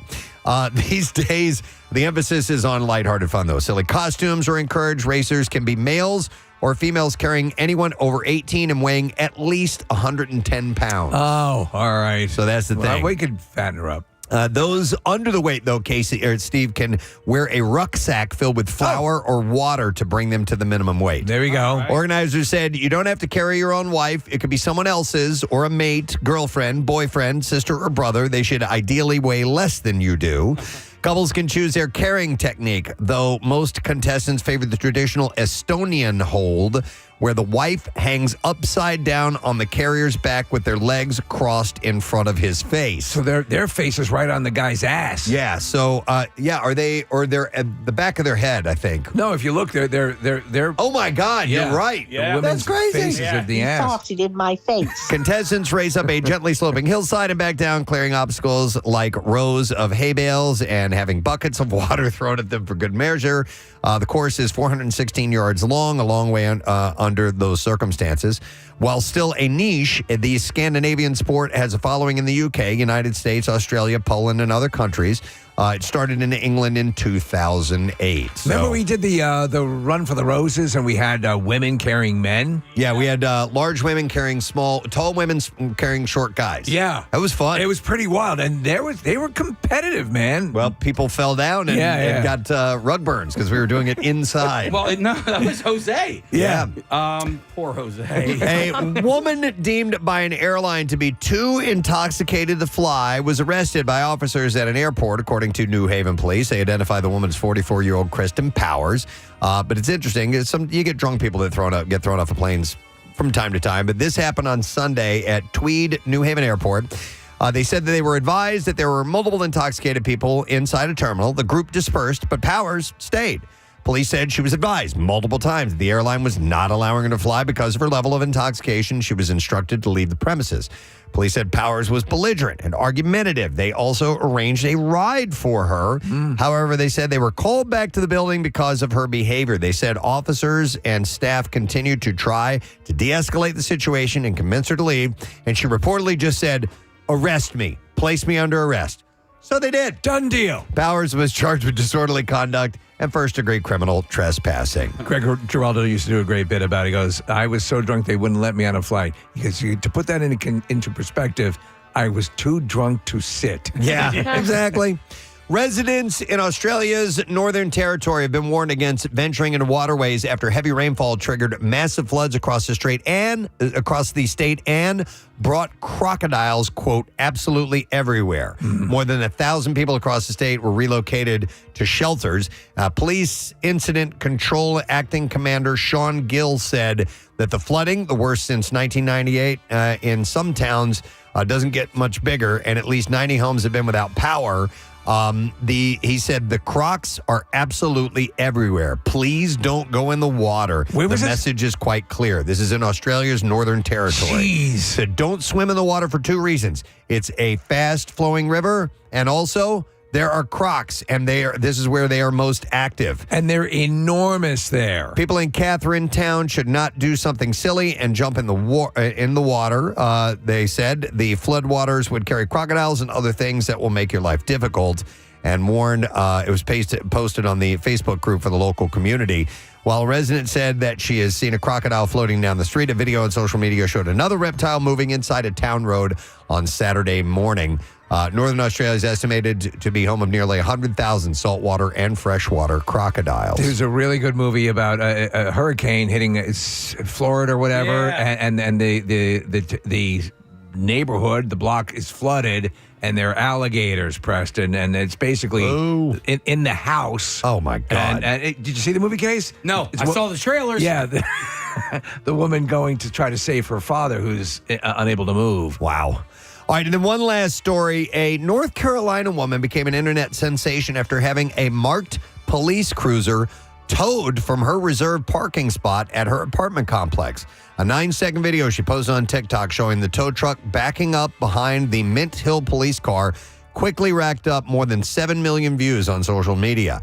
The comment section erupted with viewers largely cheering the move as perfectly legal since North Carolina law allows property owners and lessees to have unauthorized vehicles removed regardless of whether they belong to police as long as proper signage is posted. A former tow truck driver who chimed in confirmed that officers tend to react badly to having their cars towed, adding that undercover vehicles being towed are the worst. And apparently there was no emergency or anything like that. They just parked in her spot, so she had them towed, which I'd never heard of. It's a ballsy move. Before, totally. All right, and there you go. That's what I got in the bizarre file for you this morning, my friend. We're going to take a quick break. We will come back in a moment. Don't forget, later on today, Saxsquatch will be joining us. He is actually performing at the Ardmore Music Hall tomorrow night. We'll check in with him. And the Drexel Food Lab are going to be bringing in our second round of Waffle Dogs this morning. I'm excited to see what they've devised. So we got to try those out. We'll take a break and we'll be right back. Stay with us. There's always like little kind of sitting ponds around. There was always frogs, snakes, turtles and stuff. So we were looking. And one time we didn't see this thing, but a huge snapper out of nowhere bit him on his ankle. Snapper. And it ripped the vein out. Whoa! like a mile away from the campsite. We had the wrong bag, and I'm a fat boy, so it sucked. It was bad. Did you guys have to wrap a tourniquet around him or anything? Once we got back. Wow. It took probably 20 minutes to get back Oh, my to the campsite. But he needed stitches. I think he got 8 stitches. Dude, that's why one of the things that you see the lunatics, there's a guy who had I think a TV show. He's had not a tooth in his mouth, but he would go into the murky, muddy water. Yes. And apparently snapping turtles make for great turtle soup or whatever. So he just reaches his arms down in this brown muck and pulls out snapping turtles. Yeah. And I it was almost too tense to watch the damn show. Thanks, Tom. That's messed up. All right, here, this might be most exotic bite. I know we had tiger and ostrich and a few other things, but this says my sister got bit by a chinchilla. Okay. At Funimals in Westchester. Oh, my God. Funimals. As a kid, and still hates those cute little balls of fluff to this day. She asked for it, though. She stuck her finger in the cage. Okay. I got bit by a chinchilla. Well, you see it all the time where people say, "Don't put your fingers in the cage," or if you get like a little like a behind the scenes or whatever. Oh yeah. Mm-hmm. So I got kind of reprimanded. I've told this story before. Sorry to interrupt. No. But my junior high Spanish teacher, Mr. Huddleston, did some wildlife work with the St. Louis Zoo, and he would foster some of these animals. And when he had facilities where he could keep them, like big cats, right? Yeah, he could keep getting them. killed by one, right? But anyhow, he brought in he had a mountain lion in it was a kitten. It was a baby mountain lion in a carry case, and he came walking up to the school. I'm like, no way! Oh my God! And I stuck my finger in there. And he's like, don't do that. That thing will bite it off. He's like, whatever you're doing, do it. And yeah, he was killed by a leopard in his backyard. So that shows you how good, however good they are wild animals. Yeah. You have to remember that. I was at the Philadelphia Zoo here, and we were back. They had an armadillo. I didn't realize this, but the larger armadillo is the kind you might find out in Texas. When they ball up, if your finger gets caught in that, it can break your finger. Yeah, and those shells, whatever those things are. The armor. The bands. The armor and the armadillo. All right, we need to take a break. We're actually going to talk to a bite victim in a little while. Maggie, who's a sharp bite victim, is going to be joining us. But real quick, I want to go. Somebody was on hold for a long, long time, and they just hung up. Never mind. Well, don't worry about it, because we have a picture with a snake wearing a helmet. We got smoking snakes. Yeah. And they have an Uber Eats thing on the back. That is one of the greatest things I've ever seen. We'll share this on our socials. That's wonderful. That's phenomenal. Okay. All snakes really should have helmets. Yes. What if they take a spill? Yeah, for safety purposes. All right. Well, anyhow, thank you for sharing the stories. We appreciate it. And like I said, we'll get Maggie on in a little while, who's a shark bite victim in Stone Harbor. Yeah. So we'll get her on in a bit. But let's take a break and come back in a second. We'll get into the bizarre file when we return. Stay with us. By the way, Northeast High School, you're up for coolest teacher. Make sure you let us know who the coolest teacher of the year has been. Text word teacher to 39333 if you go to Northeast, and we'll send you the voting link. We'll be back in a moment. Is it Katie Kane? Katie Kane. Looks like Candy Cane. Yeah. And I like Candy Cane. Happy birthday, you. And then a Shart? Yeah. Ooh. Sorry about that. I had the black bean soup. Okay. All right. So happy birthday, Katie. All right. So I want to go back to the story we had in the bizarre file. Is it Mykonos? Is that how you pronounce it, Kathy? Yeah. It's in Greece? Yes. Okay. It's in Greek, Preston. It's in Greek. Yeah. So a mother and daughter were there. They went to a restaurant. They were kind of talked into hanging out in this particular area of the restaurant, which is a sun deck that they have, and they sat at these chairs. And it's apparently a popular location. Yeah, it's a very touristy city. Real beautiful view, right? It's gorgeous. This doesn't surprise me, though. Like, a lot of the places seem to be a little bit like this, where you pay $600 for two They're drinks. predatory, right? It seemed like so. They eventually they were kind of nudged into ordering some food or anyway. 2 mojitos. 2 mojitos and 2 crab legs, like just 2 crab legs. Right. 2. Not 2 orders of crab Are legs. you even 2 full after legs. that? Right. They were king crab legs. They are.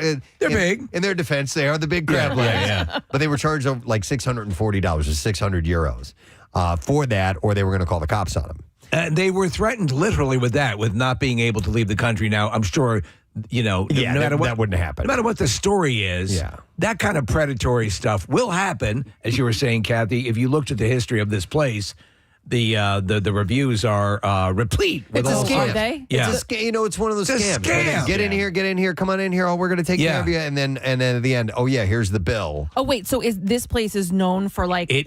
It's now known amongst on the travel, like the TripAdvisors and stuff like that. It had that reputation. Now, mind you, it's a nice place, and everyone agrees the food and everything is quite good. However, 2 drinks, 2 crab legs, $600. My experience was a little bit different. In London, we ordered 2 martinis, and I forget what vodka we ordered, but it was because it was imported. We paid $40 for each drink, so it was it was about an $80 bill for 2 drinks. Did they wrangle? Did they wrangle you into it? No, they didn't wrangle. We just ordered. Were the prices listed?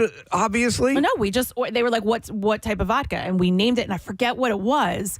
And then give me the $40 kind. Well, obviously we questioned it after, and they were like, "Well, it's so and so vodka." Yeah. And we were like, "Yeah." They're like, "Well, you're not in the United States, so it's like Tito's or something you would get here stateside. We had no idea, so we ended up paying $80 for 2 drinks. Wow. I mean, I've already told the story on the air before, but when I had we were in that suite at the Eagles game, and I ordered wings. Yeah. And what I didn't know is I was basically ordering catering wings. And not only that, but like beers. I mean, we had so much beer. We were handing it out. Three.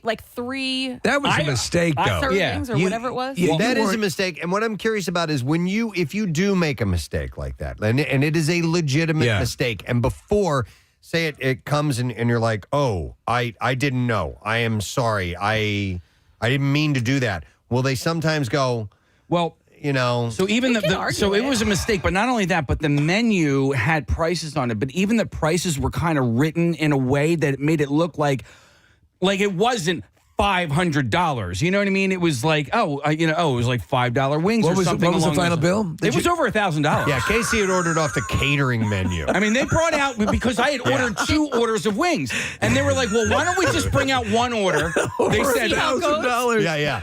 Wow, 2 orders. And did you that hasn't happened here in 5 or 6 years. We haven't seen anybody do. Well, so that's the thing. They were like, why don't we bring out 1 orders, and if you need any more, we can bring out more, because there was only 5 of us in this entire suite. I was like, okay, yeah, that's fine. And when they brought out that 1 order of wings, and it was in a giant chafing dish, I was like, oh, yeah, we don't need all of these. And then they're bringing out, when we ordered like a beer, they brought out a bucket of beer. Did you pay the bill? So we were able to talk them down a little bit, and so the manager had to come out, and I said, listen, the way this is written on the menu, it makes it, I thought this was $10. Put your mother on the phone. Preston, so the name of this place in Mykonos is called the DK Oyster Bar. Yes. And I brought up, and you mentioned in the B file, the people go to TripAdvisor to rip on this place. They do. And so I want you, Preston, to just read these as I scroll through. All right, the top one is the one from the story I just recounted. Here's another one. A scam waiting to happen on the unsuspecting masses of vacationers heading their way. The waiters tried selling us food. Each kept giving us different prices. We kept to drinks after hearing about the bad reviews. Another one says, I went to this place on a family vacation and was left horrified and ripped off. Asked several times for the prices. The waiters kept telling me it was cheap and not to worry. The bill was over €400 for a couple of badly made drinks. I mean, it's 1 star after 1 star after 1 star. I feel robbed. The waiters that's the and staff scam. are extremely intimidating, especially when questioning the bill. These people are a bunch of scam artists. I really wish I read more reviews before coming here. Wow. This one says, we were lured to dine at their restaurant by friendly, pushy waiters offering us comfort in the sun. Oh, so this is a full-on scam. Yeah, we were then pushed into ordering food from menus without prices, but the waiters seemed so energetic, smiling, impatient that we felt obliged not to be a nuisance. Long story short, we, a family of 6, paid almost as much for this one meal of our vacation as we did the entire hotel stay of 5 days. Jesus. And I can't see how the prices they charge are warranted. I'll never be coaxed off of the beach again. into any establishment without reading the reviews first. Anytime somebody's like forceful like that, you know. Yes. Something's I don't gonna like that happen. approach. I hate that approach. I never get suckered in on that crap. My sister and I went to Paris. I was only 18 years old, and she was she's 4 years older than me, and there were high pressure people on the street, trying to get you into places, Into these various places, yeah. One of them was live sex on stage. I kid you not, it was in the red light district, live sex on stage, and I go, dude, and this guy spoke English, and he thought, oh, you guys are Americans, wow, so he really started giving us the hard sell, and I go, dude, it's my sister. I'm not. Yeah, no thanks. Going to come on, man. You got to come on in. This is a good way to bond with your sister. You watch a 69 on stage. Or Swiss Nerf. Las Ramblas in Barcelona is a little bit like that, where they're coaxing you into the different restaurants and stuff like that. But I ordered, if you go to a good restaurant or not, a place that's not going to scam you, I ordered a bottle of champagne, and the guy, the price wasn't on the menu, one of those. And Be leery when there's no price that you can see written down. But a lot of times they don't list the prices, and I had it before, and it wasn't like some astronomical bottle. But the guy came over and he said, I just want to let you know. This whatever version of what it was like $400. He said, so I just want to make sure you know what you're ordering. That's what a good restaurant's going to do. And that's when I was like, okay, no, thank you. I thought it was the regular bottle. Then you go, did you look like I can? Do I look like I can't afford a $400 bottle of wine? I must look like some sort of hooker.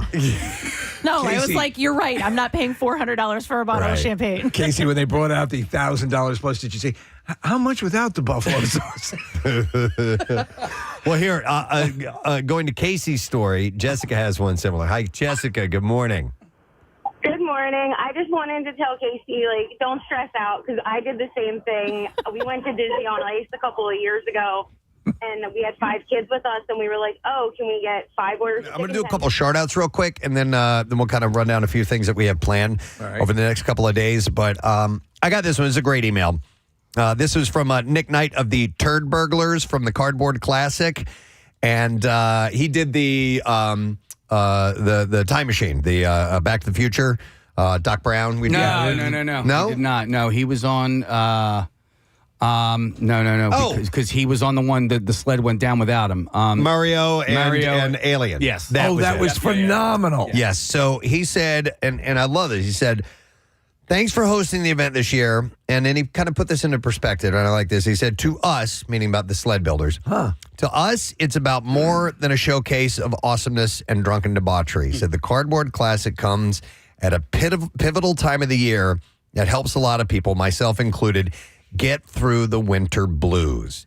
It gives us a sense of purpose and something fun to focus creative energy on. That's true. And I think I speak for many that we are all grateful. So I had never thought of it that way. Cabin fever months. Totally. Yeah. And if you're going to be inside, stuck, and as gray and as cold as it was this winter, it gave them something to focus their energy on. I love that. Yeah. It's my favorite event of the year that we do. Besides Camp Out for Hunger, that's in a world of its own, and that has special meanings and it helps a lot of people. But for Cardboard Classic, you guys bring your creativity to us. Big time. For Keenan's, we're planning these games and we're doing all of these events. But with this one, we kind of leave it to you guys to wow us. To wow us, and you do every time. He said one last thing. Wanted to shout out one of the best bros, Dr. Jake Phillips, for his never-ending support of our creations and being our one and only sponsor. He's so generous and impressed with what we do that he has donated to our project now 2 years in a row. Love you, brother, and can't wait for you to move home to help build and be there with all of us on the mountain. Thanks again, guys. Until next year, kaboom-ba! With love, the Turd Burglars. So, shout out for Dr. Jake Phillips from Nick of the Turd Burglars. So, I thought that was a fun one. Here is a plug, a butt plug, if you will. This is for Child Incorporated. They're having an unforgettable night at Child Incorporated Rocks the Queen, which is coming up on Friday, March 27th at the Queen in Wilmington. He says, this is from Scott Farnan, who reached out. And he said, enjoy an epic night featuring live music from the Spin Doctors, plus an open bar, heavy hors d'oeuvres, dancing, and an exciting silent auction, all to help support Child, CHILD Incorporated's mission to help children and families in our community.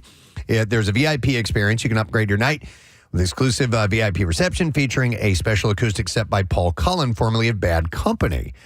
Tickets are on sale now, but they won't last long. You can get yours at inc.com. That's, childinc.com. That's childinc.com. And it's at the Queen, and it's coming up on the 27th. Marissa, do we have that information on PrestonSteve.com? If not, I'm going to hand this over to you. Thank you much. And if you could enter that, I would appreciate it. Here is another shout out, and this is from our YouTube community. It's from Yachts on YouTube. It says, hey, Presbo, can we get a shout out for Sam, who we're pretty damn sure has been moderating the YouTube chat recently. He's been keeping us informed of the events with links to the website and keeping the trolls at bay. If it hasn't been Sam doing this, I'm sure he deserves a shout out anyway, and thank you in advance for reading this. And that's from Yacht. So here you go. Sam works hard back there. He does. Sam is amazing. Sam is answering the phones if anybody calls in. And our whole team is on the YouTube. And also, be nice. If you're mean on there, you're out. Yeah. Agreed. We're not going to be say nice. We don't want it. Yeah, until it's time to not be nice. Yeah. Then you can go somewhere else and do that. What right? if you called Sam's mother a whore, though? Well, Is she? Oh. Yeah. Oh, I don't know. But if we ask like questions and things like that, jump in there and answer because it helps the algorithm and helps more people find our YouTube channel. All right, here's a great email I wanted to read to you guys. This is not a shard out. This is not a butt plug. What? I just saw the note at the bottom. Yeah. I'm ready to go. Oh, my God. Yeah. It says, hey, Presbo and fam, I always found your Josh Groban bit hilarious. Do we want to do it just to bring people up to speed in case you're not aware of what the... However, this is from Lynette, by the way, who emailed in. Lynette says, in recent days, it's been bittersweet. My mom passed away on Valentine's Day. My 45-year-old brother, who has Down syndrome, was in charge of the playlist at her memorial. The very first song was none other than You Raise Me Up. Now, hearing that at the house while he was setting up the playlist, I would internalize, shut the F up. And I would have to hold back a giggle. She says, however, when they played it at her memorial, I bawled my eyes out. And now, when you play that bit, I believe that that's my mom letting me know that she's with me and telling me not to be a little bitch.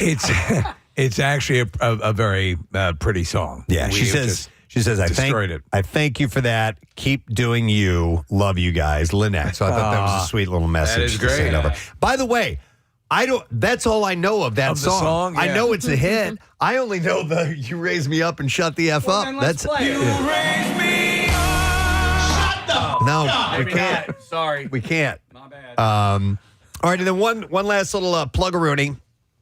And I got this email from Elena Bagby. She is she's a board member of the Autism Society of Greater Philadelphia. And she said, I wanted to reach out directly. My family is deeply touched by both the blessings and challenges that come with autism. I'm passionate about making a difference for this community. And actually, she graduated with my youngest at Souderton Area High School. And also, her brother was in the same class as my son Parker with Matt Montana, who is a great teacher and worked on social skills for people with autism. So the Autism Society, she says, of Greater Philadelphia serves Montgomery, Bucks, Delaware, and Chester counties, as well as Philadelphia, the largest chapter in Pennsylvania. We're currently spreading the word about Autism Acceptance Day at the Philadelphia Zoo, and it's taking place on Sunday, April 19th. And there's going to be a large autism resource fair. They're specifically seeking vendors from Montgomery, Bucks, Chester, and Delaware counties. Character visits, weighted blanket demonstrations, sensory tables and crafts, entertainment raffles, and giveaways. And she said it would mean so much if you could give this event a shout out on the show, or if you guys could, if you're interested in attending, please let me know. So I just want to let you guys know that is taking place at the Philadelphia Zoo. And it will be Sunday, April 19th. And I'm sure that you can reach out to the Autism Society of Greater Philadelphia. I don't know if we have a link. I think I sent you that information, Marissa. Yeah, these ones you sent me yesterday are on my list to get done. Okay, so as soon as I can. Make sure those are up on PrestonandSteve.com. So I want to pass that along. And one more thing. And another This thing. is a final shout out. This is from Zachary Zimmerman. It says, Preston, Wednesday, March 11th is my fiance, Tiffany Montoro's 40th birthday, and would love for her to have a shout out as she listens religiously every morning to the Preston and Steve show. She knows she means the world to me. Thank you, Zachary Zimmerman. And he says, go Phillies, go Eagles, and Flyers. So here's a shout out. And happy birthday. Happy 40th. Hey, did we ever shout out the birthday girl from yesterday who was in our studio? Did we ever do that on air? No, we did not. You know what? Can we do that? Because they were like walking away. I'm like, I feel like we took pictures. Yeah. We talked. We had a good Got the whole time. treatment. We got the whole treatment. Yeah. Do you remember her name? Marissa's got it. I have the note right here. It was a gentleman named Vin who emailed in. Is his wife Emily turned 41. Long story short, 42 actually. He had gotten that wrong. Oh, really? He got it wrong. Yeah. All right. Well, she turns 42. She is a huge fan of our show. They went to the Christmas Miracle before. They had planned to do a big event for her 40th. He thought he was planning it. Her mom thought she was planning it. The sister thought she was planning it, and pretty much nobody planned anything. Yeah. So he was making up for it this year, and so he surprised her with a visit to the show, and which was so sweet. And she knew everything about us. She's been listening for years. She was ecstatic to be walking in the studio here. It was just a once in a lifetime opportunity. So Emily, happy birthday. Yep. All right, and I wanted to follow up on something. We went on Fox today with Mike and Alex a little while ago, and we were talking about the bench that is going to be dedicated to Pierre Robert in Rittenhouse Square. The Friends of Rittenhouse Square have set this up. Dallin was sickening, and Dave was sickening. We're here yesterday. Yeah. And they've been spearheading this whole thing and reaching out to the Friends of Rittenhouse to make sure that something like this comes together. We're looking to raise $10,000, and yesterday over $11,000 was raised. So it only took one day, and that was fantastic. But here's the deal, and Dallin was telling us about this off air and said, we're not quite ready to reveal this yet, but apparently she posted something about it, Marissa. Yes. And the fact is that the spillover money, anything over $10,000, is going to go to fund a mural of Pierre Robert, which needs to be done. The bench is wonderful. It's going to be fantastic. A mural, though, would be, I think and he loved, as we all do, the murals of Philadelphia. So this would be so perfect. I think a visible reference of the man is really, really big. I think that'd be cool. They've got a location picked out. They just need to fund it now. So anything that's added to this donation will go to that. So if you could donate a few bucks, it'd be great. How much extra would you pay to have him depicted in a football uniform? In an Shoulder Eagles, pads, yeah. the whole thing. He would laugh. I love it. A lot of that. So you can do this at WMMR.com. There's a link right there, and donate to the Friends of Rittenhouse Square, and maybe we'll get the Excellent. mural. I mean, we're on a good start right now, but so keep it coming. Yeah, the bench. We appreciate it. The bench is going to happen. So tomorrow morning we will be broadcasting live.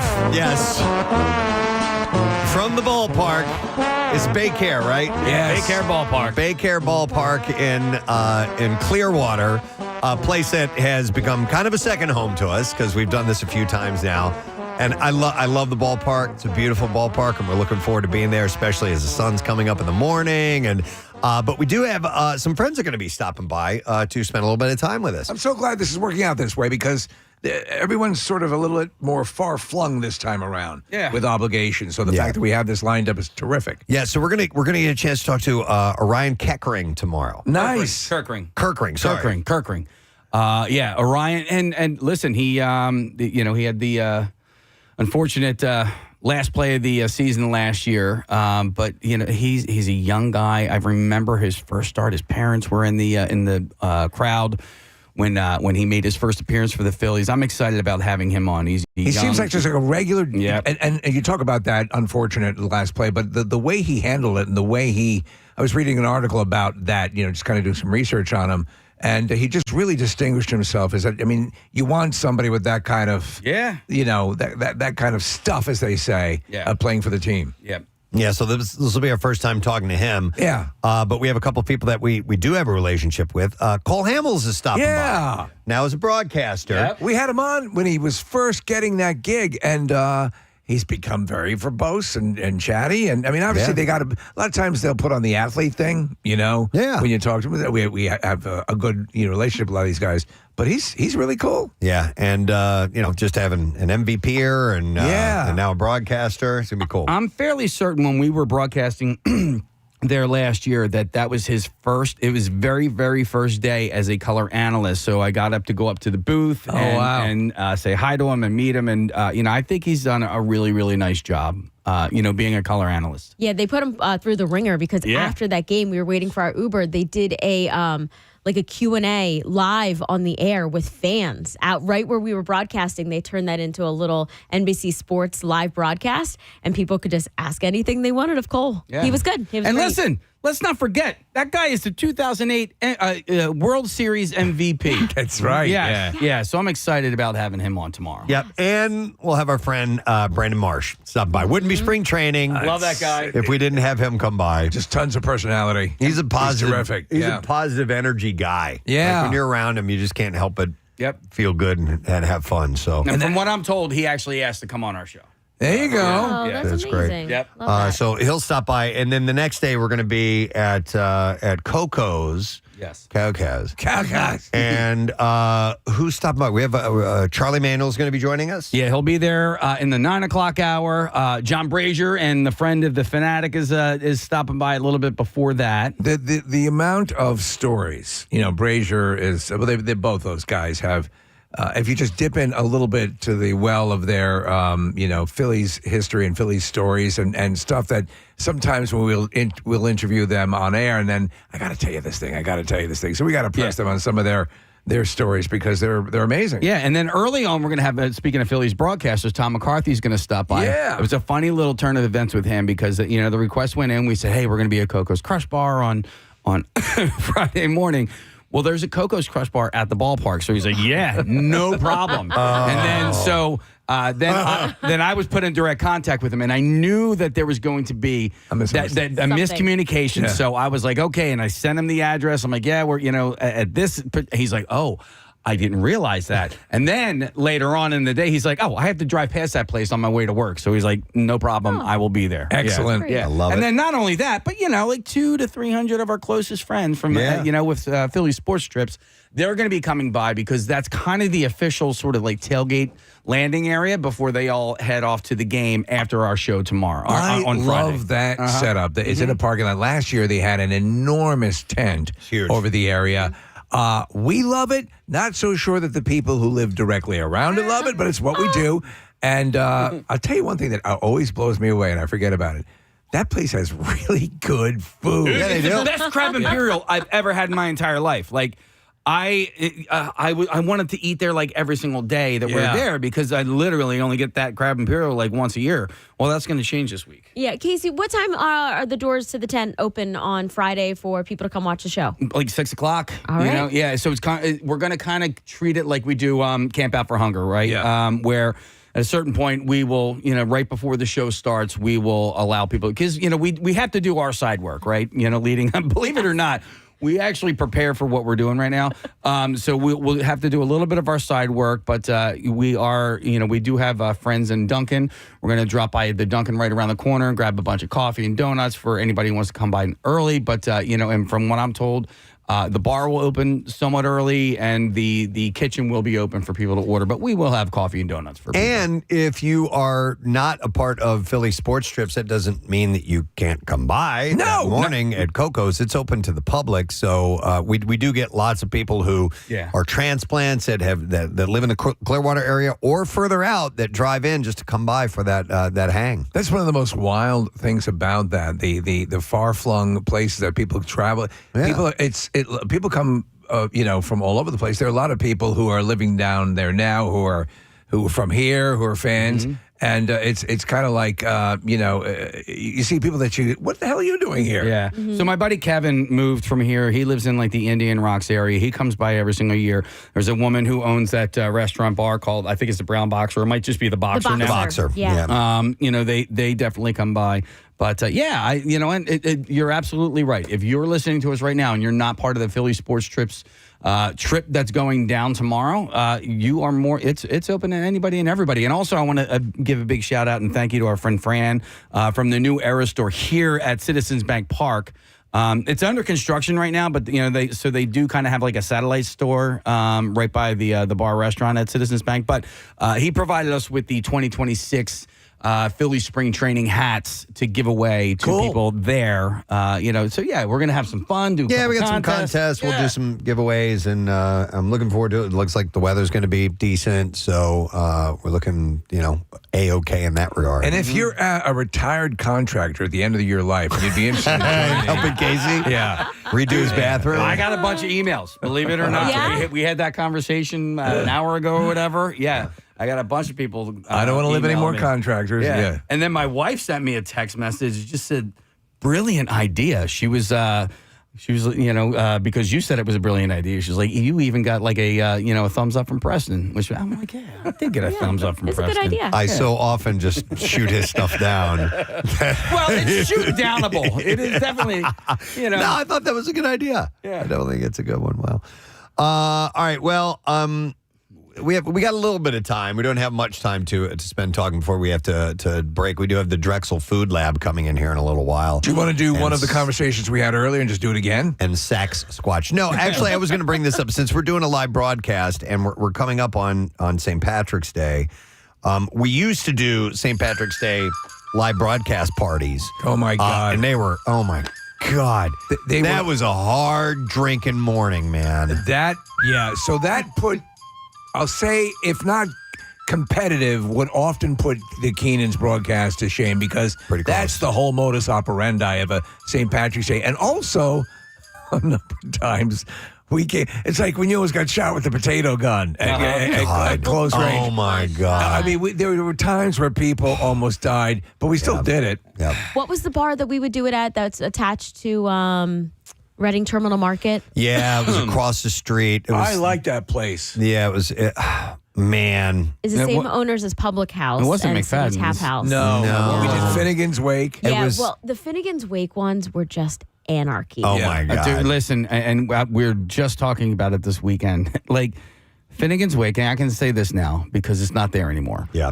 Was an absolute dump. It was. And at one point. Yeah, when we got the latter part. So you kind of like don't even pay. It was kind of like Maui, right? Like when Maui was filled with people, you didn't realize how gross and trashy it was. Till they turned the lights on. Till they turned the lights on. Or when you would get there early and there'd be nobody there and you would look at how gross the carpeted floor was. Yeah. When we would get to Finnegan's, nobody would be there. And you go into the bathroom. Oh, it was disgusting. One little tiny metallic hook between you and someone seeing your junk. Yeah. And the kitchen. You know what I did have, though? In the center of the room, and we used it all the time. Yeah. It had that opening. Yeah, where to go we up to could the be on the second floor. Yeah, and we would dangle. It was Joe. Yeah. And we'd do all sorts of harness stuff and stupid, near deadly stuff. We painted Joe to look like the Irish flag, so he was orange, green, and white.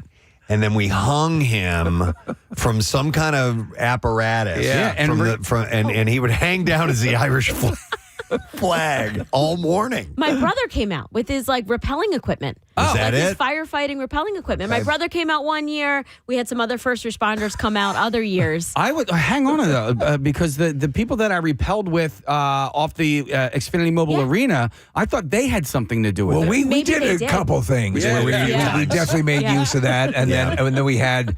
Again, a number of relay races in a large, but not that large bar. Yeah. But the potato gun of all the things that we did. God. I mean, so we used to have a thing called the Gadzuka. Mm-hmm. It was somebody made a potato gun for us, and it had our pictures on the side of it, and it said Gadzuka on it, and we're like, okay, we got to potatoes. Yeah. Irish. We got to do this. The famine. So we were gonna, and I don't know what we were shooting at. I think it was a leprechaun on a poster or something like that. Something like that. But we fired that thing up inside with what, if you've ever seen like the Masters, when there are crowds of people on a tiny little narrow spot for these professional golfers to hit down the middle of, it was like that. Yet with people that were wholly unqualified to be shooting a high-speed projectile potato. And that thing was loud, too, man. Boom. Yeah. And we would fight. I remember I'd keep hitting the ignition button and it wouldn't fire. We'd go click, click, click, click, click. Damn it, it's not working. Click, click, bang! Could have killed somebody. Spraying Aquanet as an accelerant. And That's what that was the projectile. Oh my God, we have video of this. Of us shooting at the And it was a direct leprechaun. hit. It was a direct hit, Press. That's really, really good. God. Also, Listen, we've been doing this show together for a long, long time, and there's been many, many times, Preston, where you've wanted to punch me in the face. Oh, I remember. That I know what you're gonna particular say. broadcast. I could see it. You were like, dude, if 1,000 people weren't watching me right now, I would knock you the F out. We were doing some contest. Casey had the mic. I was in charge of doing whatever we were doing, so my hands were full. And Casey had the microphone, and it was it was an SM58 microphone, which means it's got a metal windscreen on it. And Casey goes and he sticks it to my mouth, and it just bangs me right on the top of my lip, and I felt it smash against my teeth, and I'm like, the worst. And I just stopped talking, and I just looked at him. Dude, you had your pursed lips and everything. I was like, oh, man. If you've ever been clocked with one of those microphones and you get hit in the teeth, you start counting your teeth. Yep. Man, what was the name of that place next door? It was the Outfield or something It's like called that? the Field House. The Field House. Yes. Where was it that you chipped? It came out for hunger this year. Oh, chip my tooth on the last year. microphone. Yeah.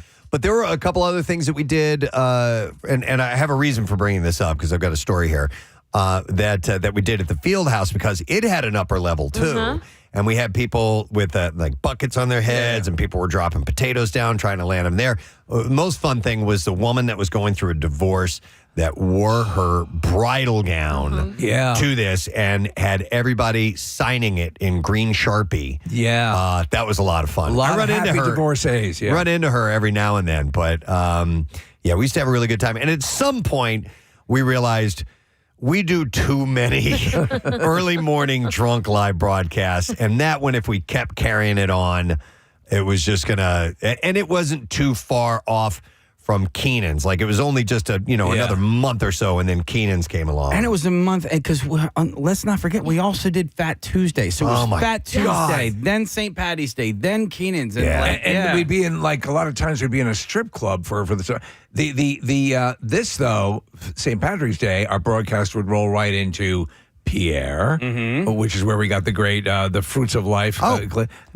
And Cardboard Classic was right before it too. So we were like, we got to axe one. We're gonna die. And we eventually did. And we started running out of drunk contests to do. Like we were doing too many of them. So we didn't to go to Clearwater. We didn't like to repeat them. So now we go to Clearwater. We're doing it there. But I remember one time we did a bobbing for something in a terrarium that was full of snakes. Because of course, driving the snakes out of Ireland. Bobbing for potatoes? Bobbing for potatoes. We're looking at it now. There were like all these garter snakes in this fish tank full of potatoes. We came within we were pretty close, Case, to remember getting this is for Keenan's, the tank with piranhas. Yeah. I had to fill it with poop instead.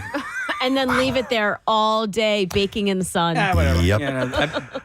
So the reason I bring this up is Casey sent over this article to me. There's a new study that revealed where St. Patrick's Day celebrations are intensifying and where they are losing momentum.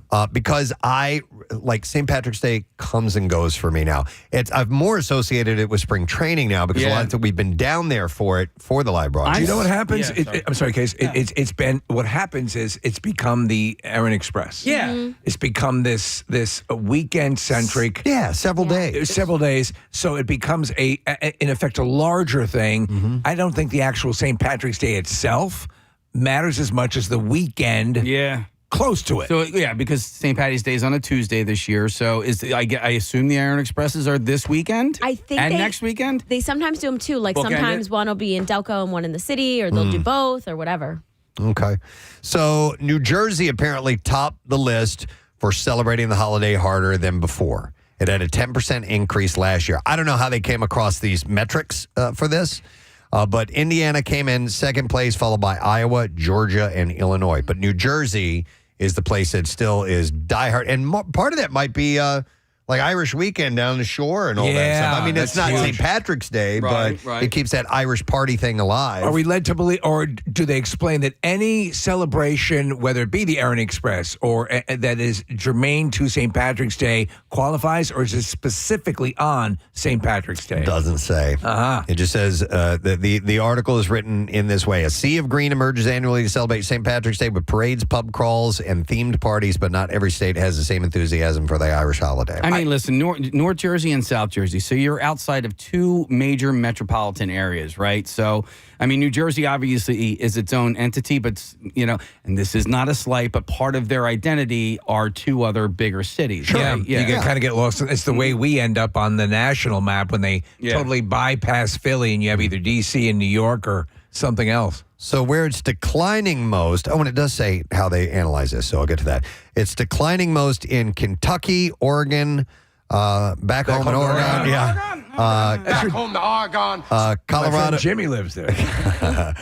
Jimmy. Colorado, Maryland, and Alabama are rounding out the bottom 5. So to determine which states are celebrating St. Patrick's Day harder than before, BetMGM analyzed 3 years of Google search data across multiple St. Patrick's Day related categories, comparing state-by-state interest levels against Irish ancestry population data as well. The study also found that Irish music is gaining national traction, while alcohol-related celebrations and green clothing may be declining. What kind of a show are you guys putting on here today? Exactly. Yeah, Pacino can't take it. Yeah, like I was in Target the other day and I saw one shirt with the shamrock and I was like, oh, yeah, St. Patrick's Day is coming up. Yep. Like usually around all of those holidays, you'll start to see sections of it growing. But The stores would have shamrocks and leprechauns and everything. Yeah, so I'm going to be playing golf with my son and his friend on St. Paddy's Day. They don't listen to the show because they're in college and in Scranton right now, so they're not going to hear this, but I bought us all matching shamrock golf shirts to wear when we play on Tuesday. That's cute. Yeah. Well, you'll be wearing it. No, they're going to be wearing it right. too, you Dan. If I'm paying for things, Yeah. they're wearing it. Put it on. So across New Jersey, more than 15 parades will happen throughout the month of March to celebrate St. Patrick's Day. In addition to parades, themed performances and pub crawls are taking place from North Jersey to the Jersey Shore as well. So Yeah, the only parades I've ever attended were 4th of July parades. In Springfield, Delco does a huge St. Paddy's Day parade. I think it'll probably be this Saturday. We had the honor of marching in the Philadelphia St. Patrick's Day parade. That one year was pretty amazing. Yeah, we were part of the Ring of Honor. Yeah. Which is pretty cool. Is that what this is for? No, this, hang on, this is a sword that we got from the Philadelphia Police and Fire Department's Pipe and Drums. Okay. They brought that to Camp Out for Hunger, I believe, Casey, and gave us this really cool sword. It's amazing. All right, confirming that the Springfield St. Patrick's Day Parade is this Saturday, the Philadelphia Parade is Sunday, and Aaron Express is this Saturday in the city, which I love to see it. I love to see all of these people out and crawling through the city. I want nothing to do with it. I will cross the street because it is such a mess, but I'm very excited to just see people out and hanging out in the city. We, as members of the Ring of Honor, Steve, we can be in the parade whenever we want to. I know. It is pretty wild. I have the sash at home, and all we have to do is wear the sash, and they will let us in the parade. We're going to be out of town this weekend, but I wouldn't mind going down and doing that again. Okay, so Preston, if you had your choice, would you prefer to watch a group of leprechauns, a group of Santas, or a group of Easter bunnies fighting? Oh, my God. Wow. Say the list again. Santa, Leprechauns, Santa, or Easter bunnies. The Santas it's so classic. Yeah. And we actually have footage of it. So a brawling group of Santas. However, it's delightful to see those leprechauns. Yeah. Mix it up. Yeah, that's a really good question. I love that Santa fight. It's wild, just right? The best, man. We mentioned this before. Running of the Santas, does it still take place here in Philly? I don't think so, but there is Santa Con up in New York. Okay. That was and we were hosting them. They were amazing. I mean, first off, here's the deal. If you were a Santa, you really tried to sell the Santa. If you were a Mrs. Santa, it was like you had to be a sexy Mrs. Santa. I remember the first year that we went to help host that, and it was down at the Electric Factory, and there was a big bands and party and whole thing. Mm-hmm. Like, I reached out to Rob McElhenney immediately. I'm like, dude, have you ever heard of Running of the Santas? He's like, no. I'm like, you got to include it, and It's Always Sunny in Philadelphia. Yeah. I'm like, this is ripe for material for you guys. I don't think they ever did. I don't know why. Well, why did it fall apart? It really was attended well. I think it just ran its course. Yeah. Some things. Yeah. You know, It's time to like dinner on retire. Blanc, they come to an end. No, that's still going strong. I know. It's now dinner on beige. I hosted one of the final ones, and I forgot the guy's name that was part of that. But I remember, like, it had gone from like the Electric Factory and the concert to pretty much just like running from Finnegan's Wake to McFadden's down the street. Yeah. And so I was on the street with the bullhorn next to the MMR car vehicle, and I yell like, on your mark, get set, Santa's go. And all of these people started racing. The guy running the event literally grabbed me. Pulled you out of the way? Pulled me out of the way because I was about to be It's a trampled lot by of people thousands running. of Santas. If you think about the things that lost steam after a while, the Fat Tuesday broadcasters we were talking about, they were, again, another descent into we made the madness. news. Yeah, we made the news. They were flipping news vans. Yeah. You know? And we got blamed for that. It was like, I dude, know, what 'cause we our did banners was were in there. the morning. But I mean, that alone. And now nothing. There's really nothing. Yeah. Also, it's good to hear that the bike race is coming back, though. Yeah. That's sort of a return to some of the cool stuff that used to happen that doesn't exist. I mean, nostalgically, I look back at all that stuff and say, I can't believe we did that. Yeah, Scranton does a big St. Paddy's Day thing, and I think they do a running of the Gingers. I kind of want to throw this out there right now. All right, so you got running of the Gingers. I like that. You got the Roper Romp that comes up in September in Phoenixville. Mm-hmm. What if we did, now hear me out, okay, a con, okay? We already talked about that. No. What did we talk about? A Nell convention. No. This is my idea right now. So it's a con. And people dress up in prison jumpsuits. And con. Right? Now, you'll be inviting a lot of ex-convicts, actual ex-convicts. And if they've served their time and they're leading a productive life, I'm totally cool with that. But Can I help you with something here? Yeah. How about the running of the retiring contractors? Okay. Yeah. That'd be a con. This way you can fuel your Contractor other con. side thing, which is the business where you have a retiring contractor. I'm going to write teaching. this down. All right. Okay. We're just spitballing here is what we're doing, right? So this way you have a bunch of old, very morose contractors running together. It'll be nice. All right. Well, anyhow, just thought that was an interesting observation about St. Patrick's Day. In some places, it's kind of lost the steam, but in Jersey, it's still it's increasing in popularity. I remember again with that, and I know we're wrapping up with that some afternoons after the broadcast when it was sunny and bizarrely warm. Some of the best memories I have. Yeah, it was a lot of fun. All right, we're going to take a quick break. We're going to come back in a second because we got Waffle Dogs. And we got to try out. Drexel Food Lab is helping us out with our imagined creation. And a little later on, Saxsquatch will be joining us. Stay put. We'll be right back. I ordered the French fries, and they brought back five like chafing dishes of chicken tenders and French fries. Oh my God. And they gave me a bill for $1,600.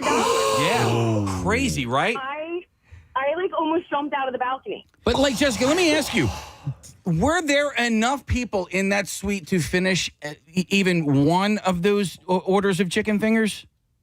There was 7 of us. Yeah. And my oldest at the time was 7 years old. I had 4 little kids. The fact that you listen, Same exact thing. But I mean, is there a listing for an individual serving of chicken? No, there's a little paper menu on the thing, and it's there's no prices, and it's chicken tenders, French fries, fried shrimp, whatever. So I'm let me get 5 orders.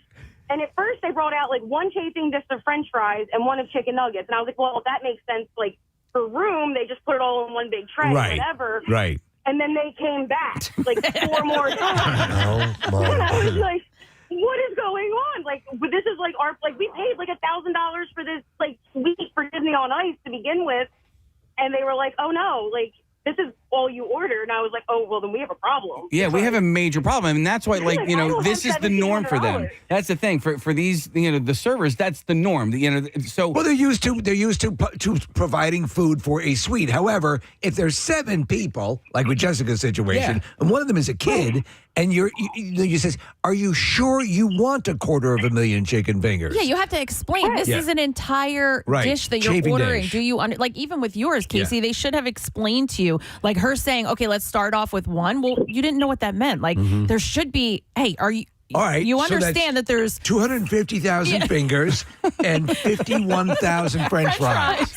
Jessica, Like, did you wedding caterers. get Jessica? Did you get the money thing worked out with them? I cried and cried and cried and cried, and they like took 4 of them off because we didn't touch them, and I refused to touch them. But it was still like $200 in chicken nuggets and French fries. Oh my God! 4 little kids. Especially when you went the extra mile to get the thing and take the kids to see Disney on Ice, which I'm sure you were riveted by. You get a week's worth of chicken fingers to take home with you. Right. But like the thing is, you feel like an idiot.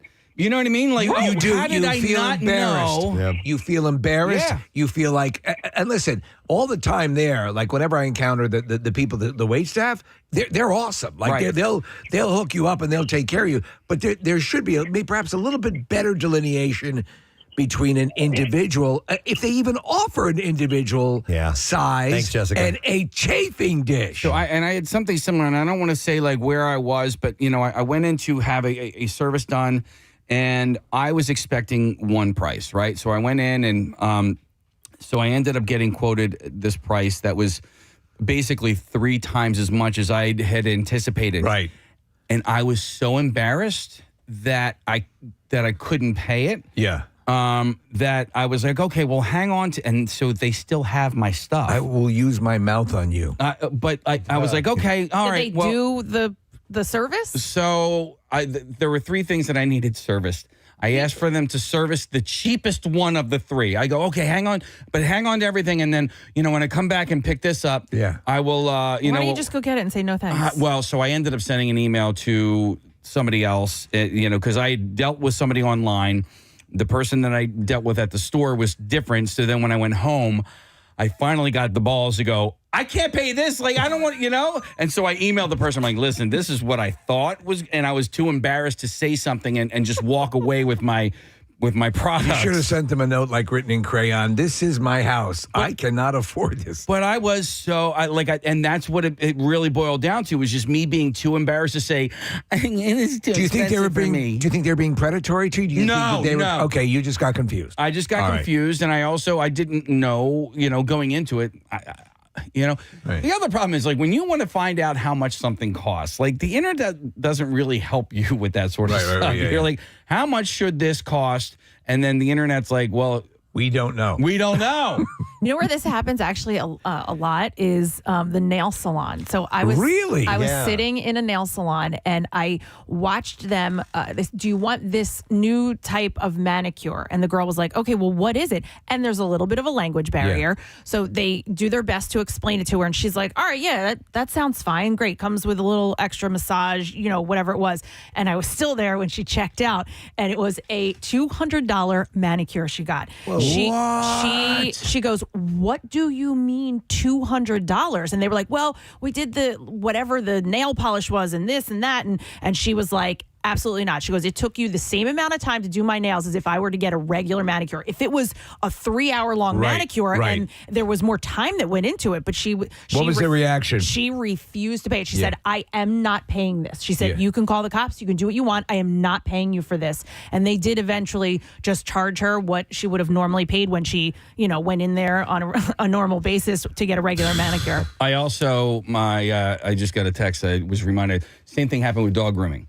And so dog grooming's expensive. Well, and I know if you that. don't know that. And I know that, and I know going in, but I'd gone in the last time, and my dogs were a little hairier, a little bit more matted. I'd like their butt hair removed as well, please. Steve, these guys charge me hundreds of dollars, really more than what I'm used to paying.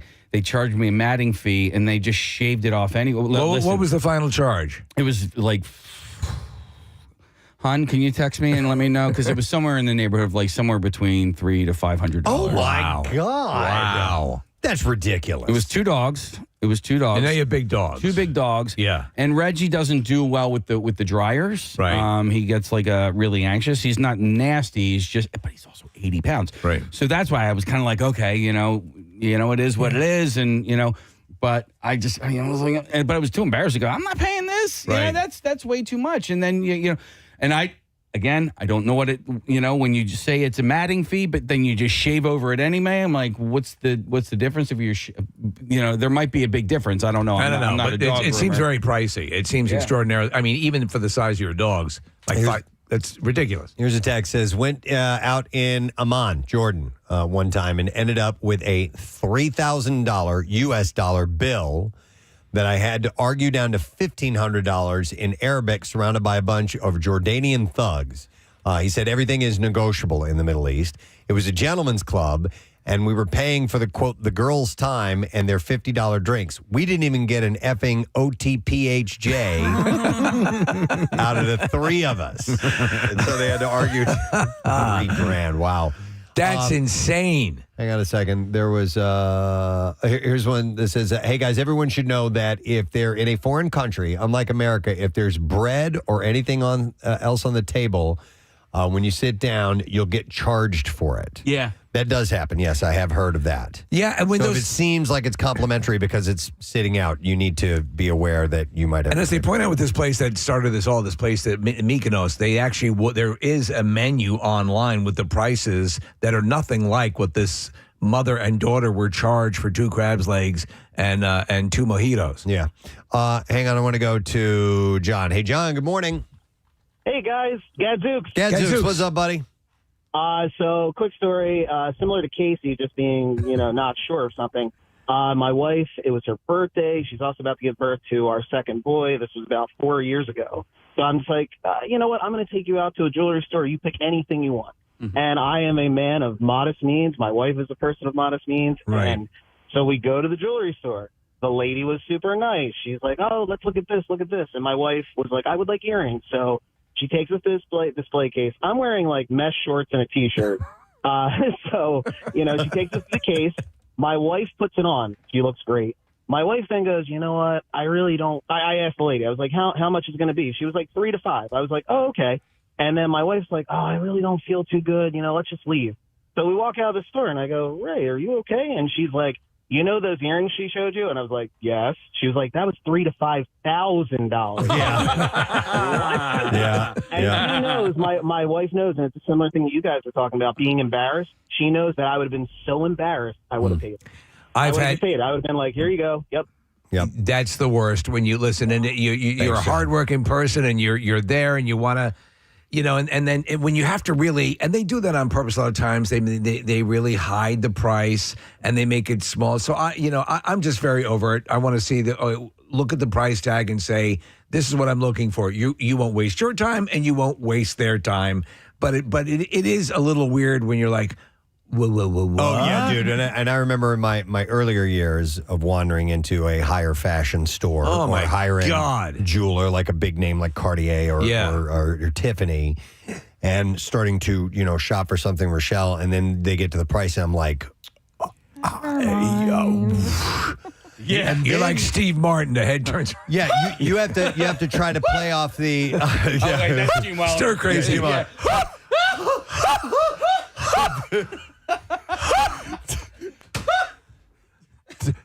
$1,000. But it tests. I gotta find that. It tests your composure. Yeah.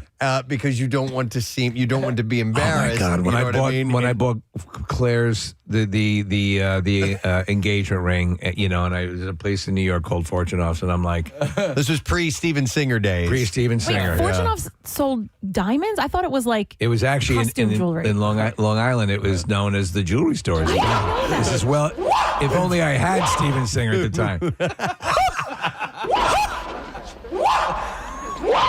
Wait, no, wait. No, sit. I was sweating bullets because you're just getting started and you want to make sure that you also want to do something that she's going to like and at least be able to show her friends. Yeah. And I remember going in there and fortunately the person was very kind. Again, and we're not saying it just because it's, he's an advertiser, but it's the truth.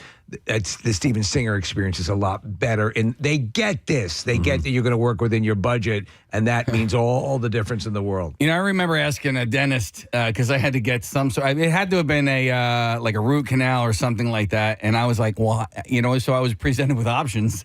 And I was like, well, how much does a root canal cost? It's going to be some money. He wouldn't tell me. What? Wait, Wait, no. Somebody in that office knows how much a root canal costs. Can somebody please tell me how much this is going to cost so I know? Honestly, and it's the truth, and I implore you, you are the customer. Do not feel bad. Whatever your means, ask. you're in there to give business to these people. Yeah, you're entitled to that information. You're entitled to that information. Yep. And if they seem secretive about it, leave. Let me go to Chris. He wants to comment on the dental thing. Hey, Chris, good morning. Yoo-hoo. Yeah. He just knew he prompted. It's too early. I couldn't do it. What's up, Chris? First of all, I thought when I was on the phone I was dying because I heard an angel speaking to me, and I was like, "Oh, it's Marissa." I love Marissa. When she's on, it's an A+ show all the time. Oh, there you go. We'll let Bill Weston know that. Yeah. All right, well, quit hitting on her and tell us your story, please. Well, Casey was saying about the dental. Yeah, be careful because these smaller offices are being bought out by larger ones, and they're pushing stuff out. My friend went to one, and they tried pushing all this stuff on her, and she's like, I don't even need it. Like Zoom whitening and stuff like that, or tongue whitening. And years ago, somebody went in for a procedure, and they came out. They got 10 teeth taken out, and none of them were needed because they're that's not a good dentist. Money. Yeah, that's sorry. dentist. Bottom line, you go into the dentist and they remove 10 teeth that they don't have to take out. That's not a good dentist. While you're here for the cleaning, what about I remove all your teeth? Yeah. It's we have easier audio of a guy who just got that done. All right, thank you, Marissa. We have a guest standing by on Zoom, and I was getting ready to welcome him, but Casey's pointed to a song that he has queued up, ready to go. And we haven't heard this song in a while, so I'm going to play this. Here we go. It's the mustache song. Ladies and gentlemen, joining us via Zoom this morning from Tennessee, please welcome Skinny John Debella to the program. Hey, John. Hey guys, how's it going? It's going very well. You look fabulous. You look happy, man. I'm on with you guys. You have no idea how excited I've been for the past 2 days since Marissa sent me a text. Oh. It's like, oh, you want to be on Wednesday? And I was like, oh, okay, fine. I was so excited. I actually sat down here Tuesday thinking that was the day. You've been sitting there for 48 hours. Wow, it's amazing. 48 hours. We love it. Just wait for you guys. Well, listen, John, I know you wanted to check in because, you heard about what was happening with the Friends of Rittenhouse Square and the bench in honor of Pierre, right? Okay, okay, let me get this straight, because I remember when we last spoke about this, the Friends of Rittenhouse Square aren't necessarily very friendly. and the fact that you guys have pulled this off, right, is absolutely amazing. Oh. And you're talking about a statue sitting on a bench. Is that correct? No, the statue was too tall of a request. It is going to be a bench. In fact, not just a bench, but it is the bench that Pierre took that great photo of him on that final weekend that he was with us. So they're going to dedicate that to him as a permanent. It's not just one of these. We're putting a little plaque on it, and then when somebody donates more money, we'll put another plaque on it. Right. No, this is going to be permanent. The Pierre Robert bench in Rittenhouse Square, the place that he loved.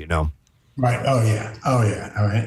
And when you go there to unveil it, you're not allowed to have shoes or socks on. Okay, I agree. Doubt that. In fact, we're looking for the dedication to be in the a little bit more reasonable weather. That's to make that a must. Shoes and a cup of coffee and a book. That picture has now become so iconic of him because it also gives everyone the comfort of knowing that in his last couple of days he was loving life and he was enjoying everything. And it's wild because when you think of Pierre, the last person on earth you would expect to get up in the morning, drive all the way into town to have a cup of coffee to sit on a bench would be him. And it was the morning. It was a Sunday morning. Well, morning is relative. It could have been like 2 p.m., but that's his morning. When we did the anniversary and we broadcast from the old studio space a bunch of years ago, we were all in the square right near that bench and took our shoes and socks off and put our feet in the grass. Is that something Pierre would do frequently in the square? I mean, it was. I used to see him, and we all know about his tardiness. Yeah. And on days that he was close to being on time, I would look out the window, and he would be, barefoot in the grass, rubbing his feet, and then he'd come across the street and come to his show. It's so great. So listen, the obviously we had the idea of the statue, but there's the additional money that will be raised above the initial ask of $10,000. Has another application that could be very cool. Yeah, we were talking to Dallin was sickening, and Dave was sickening yesterday, and the money now that goes in excess of where the bench is going to go to a mural of Pierre on one of the buildings in Center City, which should be pretty awesome. Now, do you have some sort of GoFundMe page going on or something like that? How are you collecting funds? It's through the Friends of Rittenhouse Square. So they are collecting it, and they are the ones that are going to create the whole thing. So it's awesome. All right, cool. Yeah. That's great. Yeah, it's great. Yeah. Should I make a donation? I mean, It's up to you. Listen, you have two options. Don't make a donation or be haunted all the rest of your life by a hippie who wants to kick your ass. Well, as you know, I'm retired and on a fixed income. Right? And although that union pension is helping, it can only do so much. Yeah. And, maybe I'll have to do without some drugs for a month or so. So I can only offer you guys $1,000. Oh, yeah, Johnny boy. That's phenomenal, dude. That is excellent. So that will now go towards this mural that's going to happen. So we're excited. And John, we were talking about or at least I thought it'd be kind of ironically amusing, and Pierre might get a kick out of him being depicted in a full football uniform. The whole Holding works. a basketball. Yeah, holding a basketball. Yeah. Yeah. Oh my God! No, that's excellent, John. That's gonna boost things way up, and we're gonna encourage people to continue to donate to that and make sure that we get his likeness. As a matter of fact, I might as well mention it now. You guys are in the Broadcast Pioneers Hall of Fame, right? Right. Yes. Yeah. Yeah. And so am I. So is Pierre, and so is a lot of other people that we know. And every spring, they do a scholarship event where they hand out these $1,000 scholarships to students that are going into broadcasting in college. And I spoke to them the other day, and I was too late for this year. But next year, I'll be setting up the Pierre Robert Scholarship. Oh, my goodness. That's so cool. Fantastic. Wow. Yeah. So had I known that this was going on already, I would funnel some of that money this way. But, you're just going to have to be satisfied. That'll be amazing to know that you're bringing into the world more people who will learn how to take radio stations off the air by spilling coffee. Yeah. You have to train people how have to do train. that. It's easy. That's wonderful news. By the way, I have to say I've been distracted. I believe you have the poster, one of my favorite movies of all time. Is that a Chinatown poster on the wall all the way across? That is a Chinatown poster. Yes. That is a full, lobby card, full-size poster. Yeah, I just have to catch my eye. I have another one. I have two other ones. I have one that's even bigger than that for Blue Velvet. And I have and it's still in its beautiful day glow colors. Dr. Strangelove. Oh, wow. Another great Kubrick, yes. How I came to love the bomb. Very cool. That's awesome, man. All right, well, John, thank you so much, man. Everything's good in your world? You're still loving life? Yeah, everything's good. If you have the opportunity, go to the JDB Show Facebook page. Okay. And Steve and everybody, just be prepared. You're going to fall in love. We got a new dog. It took us 2 years to get over our last dog. And we got a new dog, and his name is Jack, and he's a Portuguese water dog. And the level of, that's going to come out of him. I'll have to check that out then. Absolutely. Yeah. Congratulations. If I get one more, he's adorable text as he's biting my arm. charm. Yeah, Marissa just pulled up the pictures. He's a cutie, black and white, a little pup. Oh, that's awesome, man. Good for you guys. Brown and white. Oh, he's brown and white? Brown and white, yeah. Oh, he's a cutie, man. Well, good for you guys. That's exciting news, man. All right, brother, we got to run. Thank you so much. You're the best, John, and I'm sure we'll be talking to you again in the very near future. Would you have somebody send me a link so I know where to go? Yes, absolutely. Yep. Absolutely. And we're going to play a little song for you on the way out here, John. So. No, why? Even I'm sick of this. John Debella, ladies and gentlemen. Radio legend in Philadelphia, right here. And donating $1,000 to the Pierre Robert Rittenhouse Square Fund that is set up for that memorial bench and also a mural. Yeah. It's amazing. So we're excited about that. Pierre would be excited about our next gift because he was a hot dog fan. Yo, loved them. No. The big secret is that whole vegetarian thing was a sham. It was a sham. Yeah.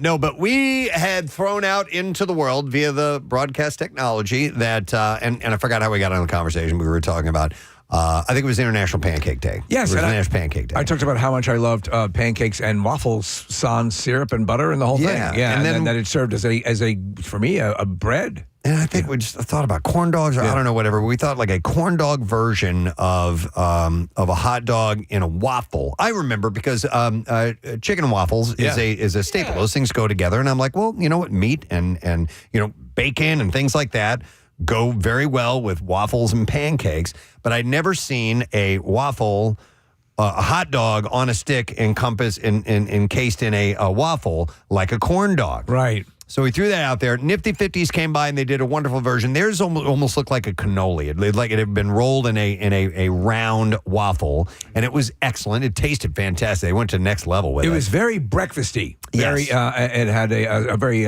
sweet aspect to it. But there was another group of people that wanted to take a stab at this, and they're here this morning. We would like to welcome the folks from the Drexel Food Lab this morning. And we have Matthew Schaffner, who's joining. Did I get it right? Schaffner, close enough. And we also have, this is Dee. Dee, what is your last name? Ford. Dee Ford. Yeah. Nice to meet you. All right, so Matt is a master's student and a Dietz and Watson fellow. Yeah, so as well. Doing a lot of work for well. Dietz and Watson. As well. I didn't even mean to say that. As well. Wow. And Dee, how about you? What's your title? Yeah, I'm a PhD nutrition student. Wow. PhD nutrition student. So this is some heavy firepower behind the Waffle Dog. Yeah. And they've also brought Allie and Rachel, who are here as well as support. And are they part of the R&D team? Or Yes. Yeah, they help out. And I just want to quickly shout out a bunch of undergrads are working on this behind the scenes. There's a lot of man hours with this project. Yeah. We're competitive. Wait, so students got credit for working on our hot dog I think some got credit, some just got paid, I think. Yeah. Dude, that's awesome. What a massive undertaking for something that we just, in our usual stupidity, came out out of thin air. And by the way, they brought in a special oven, or I guess or it's more like a panini press type of thing. We'll find out in a second. So they're going to create them here on the air. But real quick about the Drexel Food Lab, what can you tell us about that? Yeah, so we are a food and innovation research development lab that is housed in the College of Nursing and Health Professions. Pretty much any student is welcome. You don't have to be a culinary major to participate in it. So we do have some, Mimi is a graphic design major. We definitely have culinary majors. I'm nutrition. So really anyone that loves food is welcome to be a part of it. No kidding. Is it slanted more towards the medicinal, or keeping people on who are perhaps going through a medical situation, giving them the proper nutrition that they need, or is it just a general loving swing at all things culinary? Yeah, a little bit of both of those. Okay. So we definitely want to do a mission of doing good by the environment, doing good by people, and making sure that all of our projects have that component in our mission. So all right. Dee, you're a PhD nutrition student. How long have you been in school now? 10 years straight, but I know. Wow. Crazy. Wow. Yeah, I'll be done in June, but 3 years for the PhD program. Oh, you are on the home stretch right now. Yeah. Good for you. exciting. And you man. probably thought at some point you would never, ever encounter a situation where you'd have a waffle dog, and now it's a Never. dream come true. Yeah, I mean, the best part about being at the food lab is there's no monotony at all. Yeah. So every day is really different. didn't think this would be on the horizon. Okay, so we have some pre-made. Yes. But we're going to make some fresh, right? Yes. Okay, walk us through what we're going to... Let's get one started because it takes about 3 minutes or so to cook, and we'll chat some more while this is happening. So what are we doing? Definitely. So we just have some hot dogs on skewers. We have some pre-made, pretty simple waffle batter. Okay. And then it's just going into the iron, preheated. And it's that simple. Yeah, the iron kind of helps out a lot. You said it and forget it, Steve. Set and forget it, just like the Showtime Rotisserie Grill. Let me ask you, is this waffle, is the batter your own from scratch? Is it a... okay, yes. Pre-mix? Yeah. Not a Oh, pre-mix. no, yeah, from scratch. All right, good. And then real quick, the hot dogs are Dietz and Watson hot dogs? Oh, yeah, All beef? those were brought in by Dietz and Watson. Dietz and Watson jumbo dogs, I believe, 100% beef. Okay, when one is making waffle mix from scratch, Dee, can you tell us what's in this? Definitely Matt was spearheading this, Okay. but we have flour, baking powder, baking soda, and a little bit of sugar. Not going to be too sweet. Okay, can you explain to me and I've looked this up before, and I never remember. Baking is not my strong suit. I do like to cook. I cook regularly. Yeah. Baking soda and baking powder. Ooh. And I've looked that up, and I know that, and I've forgotten what the difference is. There is a presence of cornstarch in baking powder. I think big difference. Baking powder is just a base, but then baking soda is just a base. Baking powder is a base and an acid. So Okay, it's so all you need in one spot. When do you use one or the other? Like, what's the scenario where I need baking soda for this, or I need baking powder for that? Baking soda you'll probably want if it's in a recipe where you have some other acidic component that'll activate it. Like if you have some lemon juice or vinegar or something, and if you're doing like a baked good. But baking powder, just like throw it in a chocolate chip cookie, it's good to go. So baking soda activates with acidic. Acid. Yeah. And what does it do once it activates? It creates gas, so it like gives levens. It creates rise. Okay, so Think that's back to why like your second grade volcano project. not that kind of gas. Hang on. So is that what creates the fluffiness? Exactly. Yeah. So the thing is, and if you stop and think about it, and this is part of, and you see, Gordon Ramsay, a lot of other the chefs will mention the acidic and the base, and how things pair and how they interact with each other. Yeah. It is such a level of chemistry involved with this, and then you hope that the result is something that tastes good. Okay, And so do we. So Dee was trying to hand me something. I want a fresh one though. that's but fair. what is that that looked like it's special? Like it had some. This definitely is special in collaboration with Almanac, inspired by a dog that is at their restaurant. Okay. and bar. What is it? It has. Yeah, so it's the same waffle base with a hot dog on it, but then it has a tonkatsu sauce, a spicy mayo, some furikake on top, as well as some bonito flakes. Jesus. Well, I don't even know 2/3 of the words you just said. Honestly, 3 of those things sounded like Japanese pornography. So I'm not. I don't feel comfortable eating waffles with any mayo-based stuff in it. You know what I mean? Yeah. Okay. Well, I'll take a swig. You want to take a swig? Sure. Can you hand you that over take to a swig. Steve? We could do some non-mayo. We have I want to do. non-mayo. I want to do strictly sweet. Okay. Oh, strictly sweet. Yeah. So, because I'm thinking like pigs in a blanket. Yeah. Okay. And that pairs well with syrup. So, do you guys? I feel I like assume our- you have syrup, right? we don't have. What, do we? But we have a maple syrup mustard dipping sauce. Oh, okay. So you're All getting right. the hot dog condiment and the waffle. I got you. Yeah. Okay. I think the German dog might be up your alley. I think you would like this, Preston. That looks great. So this is a specific. This press, is it made to make things like this? It's made to make it exactly this and pretty much only this. Shut up. I didn't know this already existed. Oh, Marissa, hang on. I turned on your microphone. Preston, I came around here to be near the press. They do something we probably all should be doing. Instead of just pulling it out of the press, Matt took another stick and cleaned up all the sides. In between. So they wouldn't stick together. So batter had formed together. What do you have? Massive thumbs up. Yeah. What are the ingredients in this again? This super duper Japanese. Oh, on top, it's bonito flakes, which are like a smoked and dried fish shaved really thin. Furikake, which is like sesame, seaweed, and some other things. Yeah, And Preston. katsu sauce. I'm not tasting mayonnaise in it. Is there mayonnaise? There is mayonnaise in it. There's some spicy mayo, so you get a lot of spice. Are you tasting fish? Yeah. A little bit. Yeah. See, I'm not. That's not going to work for me. But thank you. Yeah, you can go for the classic. That's fine. All right, so I'm going to try this. This is the mustard and Bukkake. Yeah. Okay. All right. Now everybody's staring at me. Yeah. Watching. Have to Hot take off the a grill. Hollywood bite. Yeah. Yeah, baby. Yeah. All right. Is there, Hell yeah. Can I get one off the grill? Casey, too. Yeah. Casey, you need to get one. Yeah, I'll wait for you, Steve. Oh, dude. Yeah. You like it, don't you? Yeah, I'm down with this. And I got my Japanese porno dog. And I like the Japanese porno dog. I do like the maple syrup and mustard combo. Oh, that's really good. Good. I will do honey and mustard. Make your own honey mustard essentially, which is similar to this. So, Steve got by the way, Yeah. yep.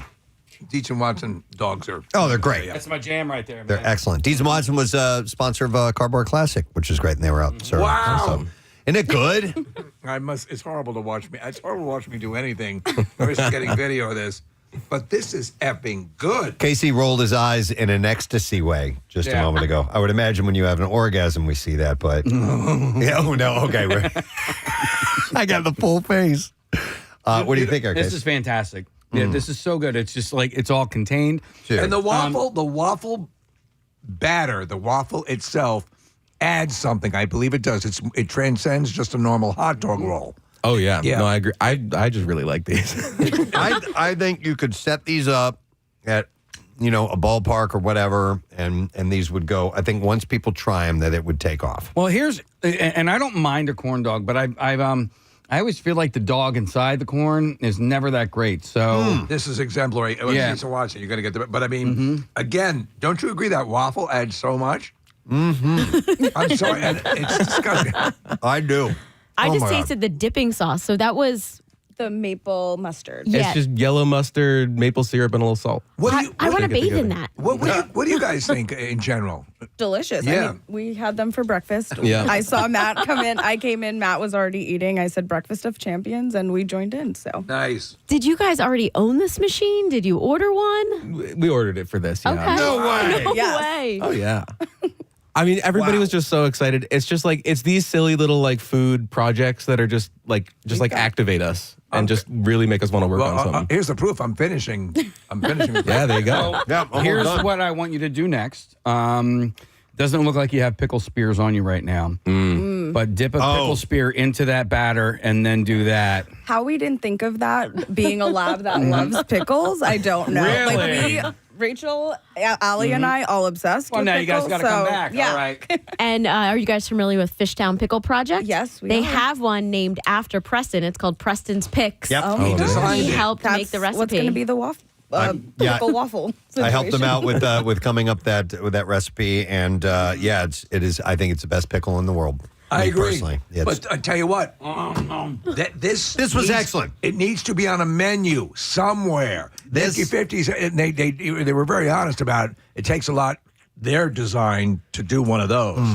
This is a term I don't use that often unless I really mean it. That hit the spot. Yeah. When I say that, bang. That's exactly what I needed. I'm honored. That is excellent, man. Nice job. And do you guys you do a lot of R&D, right? I mean, you just kind of play around with stuff and see what works. Yeah. That's got to be fun. Yeah, it's a great time. There's sometimes a lot of constraints. Like you're trying to get a very specific thing. So I think that's why this project was really exciting. Well, It's just kind of That's where the something. chemistry kind of gives you at least a key into what might work and what might not. Yeah. Is it so often this seems like a fairly simple thing. Do you like when you're sort of taking sort of a simplistic design, kind of turning it on its ear a little bit, and you get something that's out of this world like this is?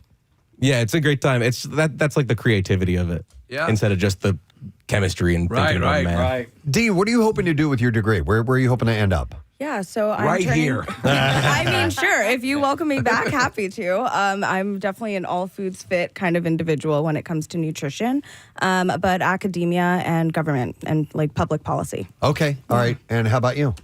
I'm looking to work in R&D, develop food products. I just did a co-op at Campbell's. I was working on goldfish. No kidding. Yeah. Oh, wow. Okay. Well, we've been over to the location in Camden several Oh, yeah. times. It's an amazing It's great, Their isn't it? kitchen, their R&D kitchen is pretty amazing. Yeah. Wow. It's really cool there. And I love goldfish, man. They're so I good. know. Yeah, When I got the job offer to work at Campbell's, I didn't know what brand I was going to work on. And it's just like, I had written on like a wall for my New Year's wish, like work on goldfish. And then they happened to match me there. It was amazing. You probably can't mention what flavor you were working on, man. They keep that stuff. They'll pretty kill you. clamped down, right? No, I mean, yeah, that's the technical. I wasn't even making a new flavor. I was just doing like some optimization behind the scenes. And so I just saw on Instagram a couple of days ago, this guy took a can of the Campbell's regular tomato soup and use that with cake mix to make a red velvet cake. I know. I was kind of gagging when I saw him mixing it up, but when I saw it come out of the oven, if it tastes like a red velvet cake, then that would be a miracle. He said you don't even taste the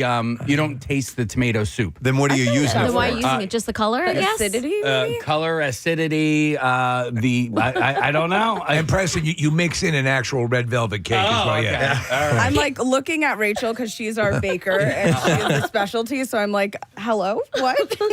That make any sense to you guys at all? She said tomatoes are fruit. Tomatoes are fruit. All right, there you go. All right, well, you guys, you knocked it out of the park. Thank you so much. Can you do like sell these? Yeah. Generate some capital off that. We'll send people to wherever you're selling them. What was the restaurant you mentioned that you worked with for the one hot dog? For the Japanese-inspired Almanac, so in Old City, and they are a great restaurant, bar, delicious cocktails that are curated by Danny Childs. Okay. Wow. Yeah. Wow, wonderful. Great job, guys. If people are interested in the program through Drexel, the Food Lab, how do they find out about it? We have a great Instagram, so the Drexel Food Lab, but also Drexel's website and asking to take a tour. We love when people come and visit the Academic Bistro and our 6th floor. We have tons of kitchens, and you get to see us in full production. Very Wonderful. Nice. Awesome. Well, thank you for feeding us. I freaking love that. Yeah. Excellent. Thank you so much for having us. All the way around. We love it. Nice. Let's hear the Drexel Food Lab. Thank you. All right, we are going to take a quick break. We'll come back in a second. We do have some bizarre file stories to share. And you know what? I have another $50 gift card for Rita's Water Ice. We'll take caller number 11, 610-660-9333. Just in time for St. Patrick's Day. They have their Shamrock Ice back. Delicious combination, mint chocolate chip, cookies, and cream. You can try it as a gelati or a blendini as well with chocolate chips and Oreo cookie pieces added. To get to Rita's quick as Shamrock Ice is available for a limited time. 610-660-9333. We'll come back in just a moment. Stay with us. Wait, no. Well, they're going to make the case that cleaning them is easier when you can take them out and put them in a washing machine. Anybody think about that? My friend had a medical procedure done, and they were telling her your insurance is likely not going to cover all of it. And she was like, okay, well, we're not going in. Like, you're not putting me under. We're going in for this until I know around how much. And she said they could not, or they wouldn't give her a price. And she was like, we're not doing this till you give me a price. Yeah. All right. Let me go to Mike. He had an interesting situation one time. Hey, Mike, good morning. Hey, good morning, guys. Hey, what's up, buddy? I was in Lauderdale with my wife on vacation, and we were at a resort that had a golf course attached to it. I wanted a cigar. So I go into the pro shop, and they have this nice selection of cigars. I go, oh, let me grab this one. It was like a Davidoff Robusto. I clip the end, walk to the register, and the woman says, that'll be $65. My wife looks at me and goes, you better enjoy that cigar, man. And you were committed. You had to buy it. You had no choice. I was so committed, man. I had all but lit it. I mean, the end was clipped, and I'm just looking at it like. Look, once you've done that, you bought it. Mike was going to ask for a roach clip for that thing. He can smoke it all the way down. I put it in my cheek and gum to get it all. Dude. Thanks, Mike. That's crazy. Oh, my God. All right. My sister-in-law is from Greece, and so she texted me, and she said, I still will never understand why Americans go to that side of Greece. She said, it's all like this. No kidding. Yeah. Okay. Well, so there needs to be like an insider tourist information pub to tell you to avoid that type of thing. Wow, it's a big time scam. All right, well, listen, thanks for your calls. We appreciate it. We do need to take a break. I would like to, because we've got Tony Danza coming up, I would like to give away, do me a favor, Chris on line one, have him hang on. Chris is on hold for a long time. I didn't get to go to him and see if he wants some tickets to go to see the Bob's Burgers movie. And I'll take two other callers as well. It's a screening tomorrow night at UA King of Prussia, 7 o'clock, 215-263. WMMR from 20th Century Pictures, the Bob's Burgers movie hits theaters May 27th. So we'll give away the last of our passes now. We're going to take a break, come back in a second. Don't forget Tattoos Day today, so text word tattoo 39333. Might win a Preston and Steve themed tattoo from Floating World Tattoo and Piercing. We'll be right back. Preston and Steve on 93.3 WMMR. Hey, we only get to do this once a year, people. Coming up a little later on this morning, we are going to talk to Jeopardy champion, current champion, Ryan Long, who's from the area.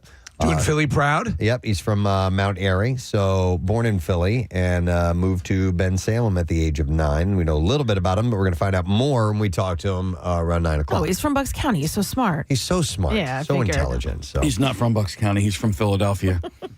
But he moved there at Kinda like how 9 you're where he not got from his Bucks County. education. Yeah. All right. Well, we'll have this Well, have little him tell debate us. with Yeah. him later on this morning. But in the meantime, I saw this article. I thought it was very interesting, and it was essentially a forum. People had shared their stories of rules that were put in place because of them. Oh, okay. I like So this. You did something, and whatever you did from there on, there was a rule. This is, you can't do that anymore. And I was picking my brain, and I know it's had to have happened to me. I know I've done something before. With You've this. caused a rule to be implemented. I'm sure. Somewhere in school, but I can't remember what. But I kind of think you probably did, but maybe something will come to me. But I have some examples, and I would love to hear your stories if you had a similar incident take place. So I'll start with this one, where a person wrote in and said, "My brother and I got into a cattle prod sword fight at a farm store. We shocked the hell out of each other a few times, and now they have the cattle prods locked up. We were in our 30s when this happened. Oh, my God. So they made a rule at the store that you could no longer take out the cattle prods. Another one says, I put a croissant in one of those hotel conveyor toasters, and it soon became engulfed in flames and had to be extinguished. The next day at breakfast, there was a sign that said, if you'd like your croissant toasted, please ask a staff member. So they put up a rule after that. Here's one, definitely that had some lasting power to it, I'm sure. This says, as a kindergartner, I once fell asleep in the bus. I was on the bus, and when I woke up, the bus was in the garage. This happened. I had to yell to get to someone to get me out. So to this day, every bus driver in my school district needs to walk to the back of the bus and check every seat before they park the bus. This has been in the news a few times where they've had kids and the bus driver failed to do that. And there was a kid sleeping in the back seat. Yeah, I think that's pretty standard, though. Yeah. For bus So drivers. this- They're supposed to anyway. This probably happened a long time ago. right. They made that rule. Here's another one. It says, in my high school history class, there were about 10 of us who were really close friends. And we take every opportunity to make your mom jokes. And a couple of months into class, the teacher made us sign a treaty promising to stop making fun of each other's moms. We signed That's it, funny. and then we started making fun of each other's dads right after. I like this one a lot, too. It says, a friend of mine in a military school found out the regulations never stated what color the bed sheets for a bed made for inspection had to be in. So this man went and bought Power Ranger sheets and made the perfect regulation bed. And I've never seen so many sergeants lose their cool but be unable to actually do anything since the regs were perfectly followed. That's great. Needless to say, the next year's regulations were updated to state that sheets must be plain white. So they absolutely changed the rule altogether at a military school. Let me go to Kenny. Hey, Kenny, good morning. Rocky Road. Rocky Road. Well done. Kenny, what's going on, man? Hey, good morning, guys. So I used to work at Tower Records, open until midnight. And we were basically allowed to play any tunes we wanted on the stereo. And I was a practical joker, and I decided that Animal by Wasp was a great idea. All right. To play through the entire store. And if you know the song, it's not a good idea. So the manager was right there, came out screaming, and he said, now here's a short stack of CDs you guys can only listen to. And no, nothing good there. So he took this broad policy and you caused it to be refined down to a selection of sort of neutral music. Yeah, a lot of Steely Dan in there. Yeah, it's good, but it's not Wasp. Yeah. No. Yeah. All right. That's Thanks, hilarious. Kenny. Yep. Rule changed because of you. Let me go. You guys will know this one. Let me go to Stoney. Hi, Stoney. Good morning. Yeah. Oh, my. Wow. You sound like you hurt yourself on that one, Stoney. What's up, bud? Yo, what's up, man? You guys know me. I'm the sled builder. I'm the one that almost killed Pierre. Yes, from the Cardboard Classic. Ah, yes. Yes. And because of that, you guys don't allow us to use fireworks. Not allowed to ride on the second floor. Right. Yeah, I also built the big wheel. Well, a buddy of mine built it. We're not allowed to roll down a hill anymore. That's right. You are the reason Dude, that was for great. a lot of roles. Had to do a lot of refinements. And if you ask, is it a good idea? Just ask Mr. Peanut. Yes. Yeah, so Stoney was the cause of rules being changed at the Cardboard Classic. Multiple rules being changed. Multiple rules. Yeah. Nice job, Stoney. Wow. All right, thanks, bud. We'll see you next Thank year. you. Have a good one, guys. You too. I have one that's slightly embarrassing, and Steve, you'll have a field day with it. I had a job when I was pretty poor. When I was 21 years old, my job was to drive around Enterprise cars, and I didn't have any money. And so there was a Mercedes dealership where I would drop off cars and pick up cars. And at that Mercedes dealership, they would offer up free breakfast for their customers. But I was also hungry in the morning, and so I would avail myself to the bagels and the coffee that they had out for their paying customers. And where did the food go? Well, I didn't take all of the food. I just took enough for me. No, not a lot. Shut up. Just a little bit every morning. But they eventually had to put up a sign that said, bagels and coffee for Mercedes customers only. And I was like, It didn't say Dear Nick. That was that's for me. All right. Well, here's a similar story to that. This says, I worked concessions at a ballpark that had an all-you-can-eat promo day where tickets were more expensive than usual, but concessions, excluding alcohol around the stadium, were free. So I worked that day, and of course it was chaos. And when the line started dying down later in the game, they started sending home some of the hourly employees, myself included. But I didn't go home. After I clocked out, I stayed in the stadium. Got some cheeseburgers, cheesesteaks, and a soda, then found an empty seat in the crowd for the last few innings. The next year, they had the same promo. New rule for staff. If you get sent home early, you actually have to leave the stadium. So it's similar to you, Nick. But I understand his point. Let me go to Steven. Hi, Steven. Good morning. Chicken pot, chicken pot, chicken pot pie. Thank you for the serenade. What's up, man? So when I was a kid, me and my family used to belong to the Warminster Swim Club, and all the township folks used to cut through the swim club to get to their maintenance building quicker. So when I was 14, I was riding my bike through the swim club, and I got nailed by a van. Township supervisor was driving through. And so then after that, what happened? No more cutting through the parking lot. No more cutting through the Well, parking you can lot. understand that clearly since you almost died. Yeah, you took one for the team, for the walkers. Damn and it. bike riders. Thank you, Steven. Appreciate it. Let's go to Will. Hey, Will, good morning. Good morning. Sorry to bother you guys at work. Nah, what's up, man? So back in the ancient times of the mid 1990s, teachers had copy cards for their copiers at school, and they would sometimes send a couple students to go make copies for them. Well, I was one of the responsible ones, and they sent myself and one of my friends to go make copies. Well, one of my friends takes the copy card and decides to copy a magazine from his father's collection and send pictures around the entire school.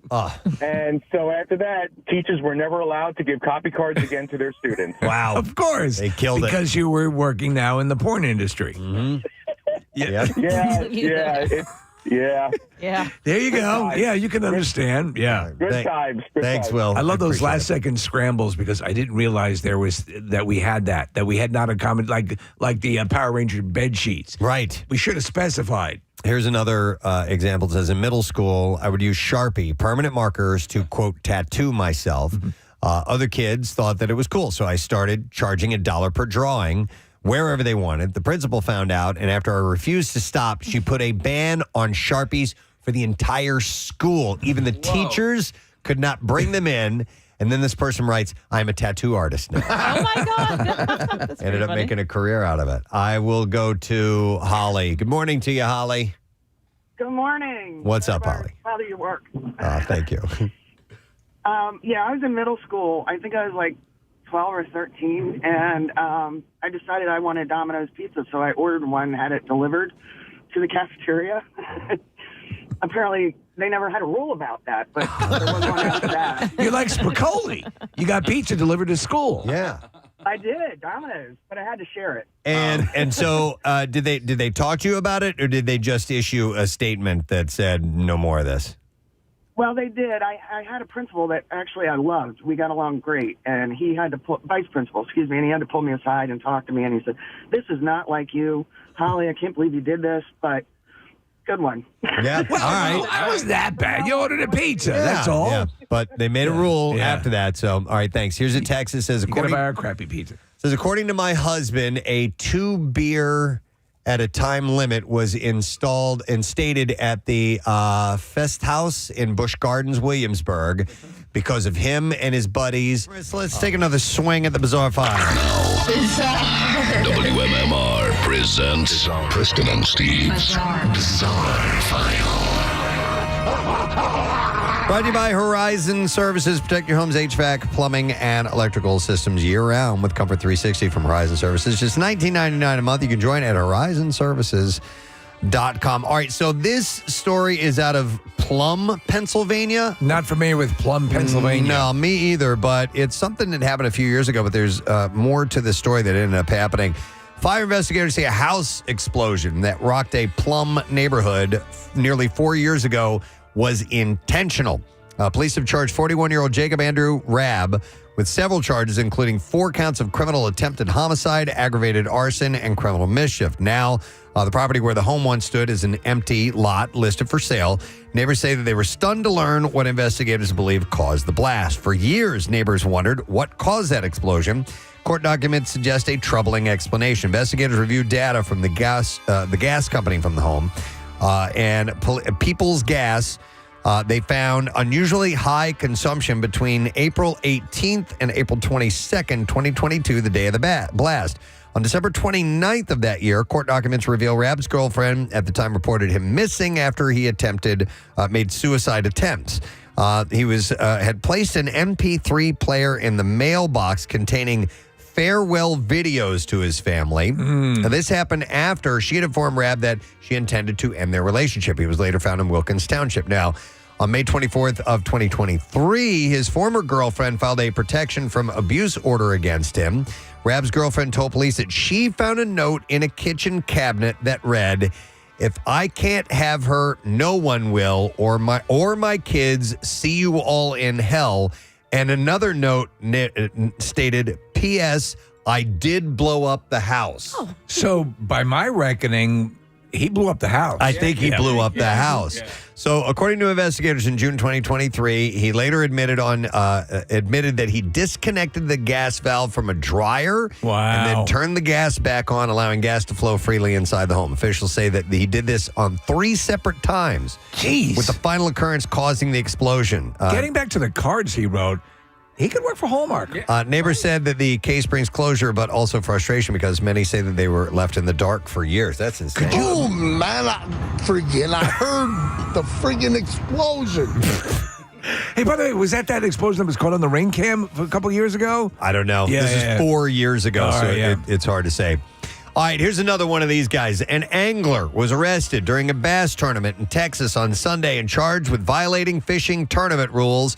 Officials said with the Texas Parks and Wildlife Department said that they arrested Curtis Lee Daniels after finding multiple weights inside a bass that he caught during the competition. So this is the latest scam now. I don't know if this has been something that's been part of the fishing competitions for years, but there have been a number of stories recently with this. It's happened. It goes back. People cheating like this. So Daniels was booked in the county jail on Sunday, charged with violating fishing tournament rules. Because the tournament was offering a cash of $10,000 or more, the charge is a third-degree felony. And he was released on $20,000 bond. Officials say that they were contacted by tournament organizers Sunday to investigate a bass that Daniels had brought to the weigh-in.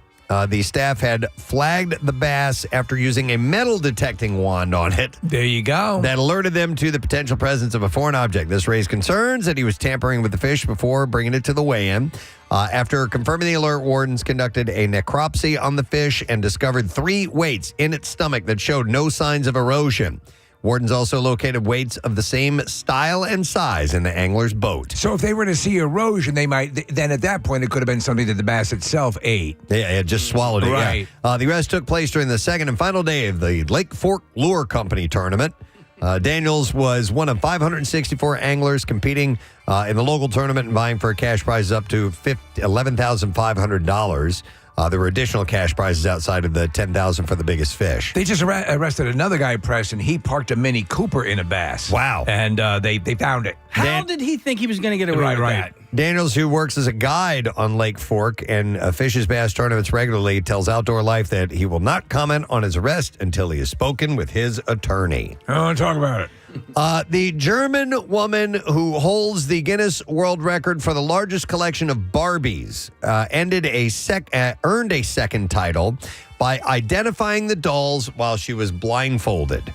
That's crazy. Bettina Dorfman, whose collection of 18,500 Barbie dolls. Bettina the Dorfman? You know her, yeah. She has a cousin who lives in the States. Earned her a Guinness World Record and appeared on the record-keeping organization's German-language TV series, The Great Show of World Records, to make an attempt at a second. So Dorfman was blindfolded and handed various Barbie dolls, which she identified by touch. She says she wants to apply this talent to a life of miserable loneliness. She correctly identified 19 dolls in 3 minutes, and she said the key was using her hands to analyze the shape, hair, and clothing of each doll. You would have to be because they're essentially the exact same doll. It's not that hard, though. You can tell the eras because the Barbie's frame has changed, and then you can tell the clothes by the texture and the size and all. I mean, if you're obsessed with it, it's not that hard. Dorfman originally set the record for the largest collection of Barbie dolls in 2005 when it was tallied at 2,500 different dolls. Her collection has since increased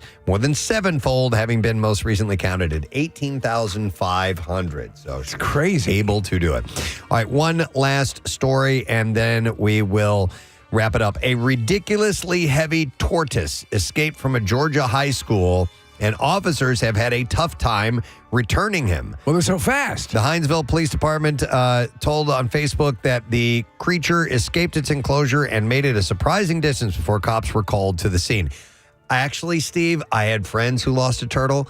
They're faster than you think. Really? They are harder to get than you actually think they are. I was just figuring a ridiculously heavy tortoise might be a little slower. That one may be, yeah. So he got a surprising distance before the police were called. The Post added that with a little teamwork and a lot of muscle, officers managed to load up the very large, very determined, and ridiculously heavy dinosaur and return him safely to his enclosure. You're not going to get me alive. Police added that next time they'll do some stretching before lifting that anything that heavy again. So it must have been one of those, giant like tortoises. a Galapagos tortoise. And that is what I have in the bizarre file for you for now. Those things live for, over 100 years sometimes. Yeah. All right, we're going to take a quick break. When we return, what? I think our guest is on the line.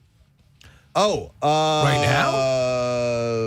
Okay, what do you want to do? Well, what do you want to do? I mean, I can let you know that we can accommodate this spot-wise, but if you want to take a break, then we can do that as well. Okay, I didn't think he would be overly wickedly pressed for time. So I thought we would break and come back, but if he's gotta go now, we'll go now. Is he going in for a grooming or something? Whatever you guys want to do, whatever you're ready for. If we just want to do spots and come back with them, we can do that as well too. Yeah, let's do that. All right, we're going to take a break. We're going to come back in just a moment. And yes, when we return, we will have the elusive yet very talented Saxsquatch joining us. And we'll get to lesson, question, trash, and music news too. Stay put. We'll be right back. Beer cup pyramids on the table, dancing every dance with the Fest House dancers, and generally acting like drunken maniacs. Don't know if this is really true, he said, but apparently that happened. 2-beer limit. Here's a similar one. This one says, in college, some friends and I used to go to a Mexican restaurant every Thursday and often on Saturdays for their $1 margaritas. As a group, we would go there a lot. And eventually, they put a new rule in.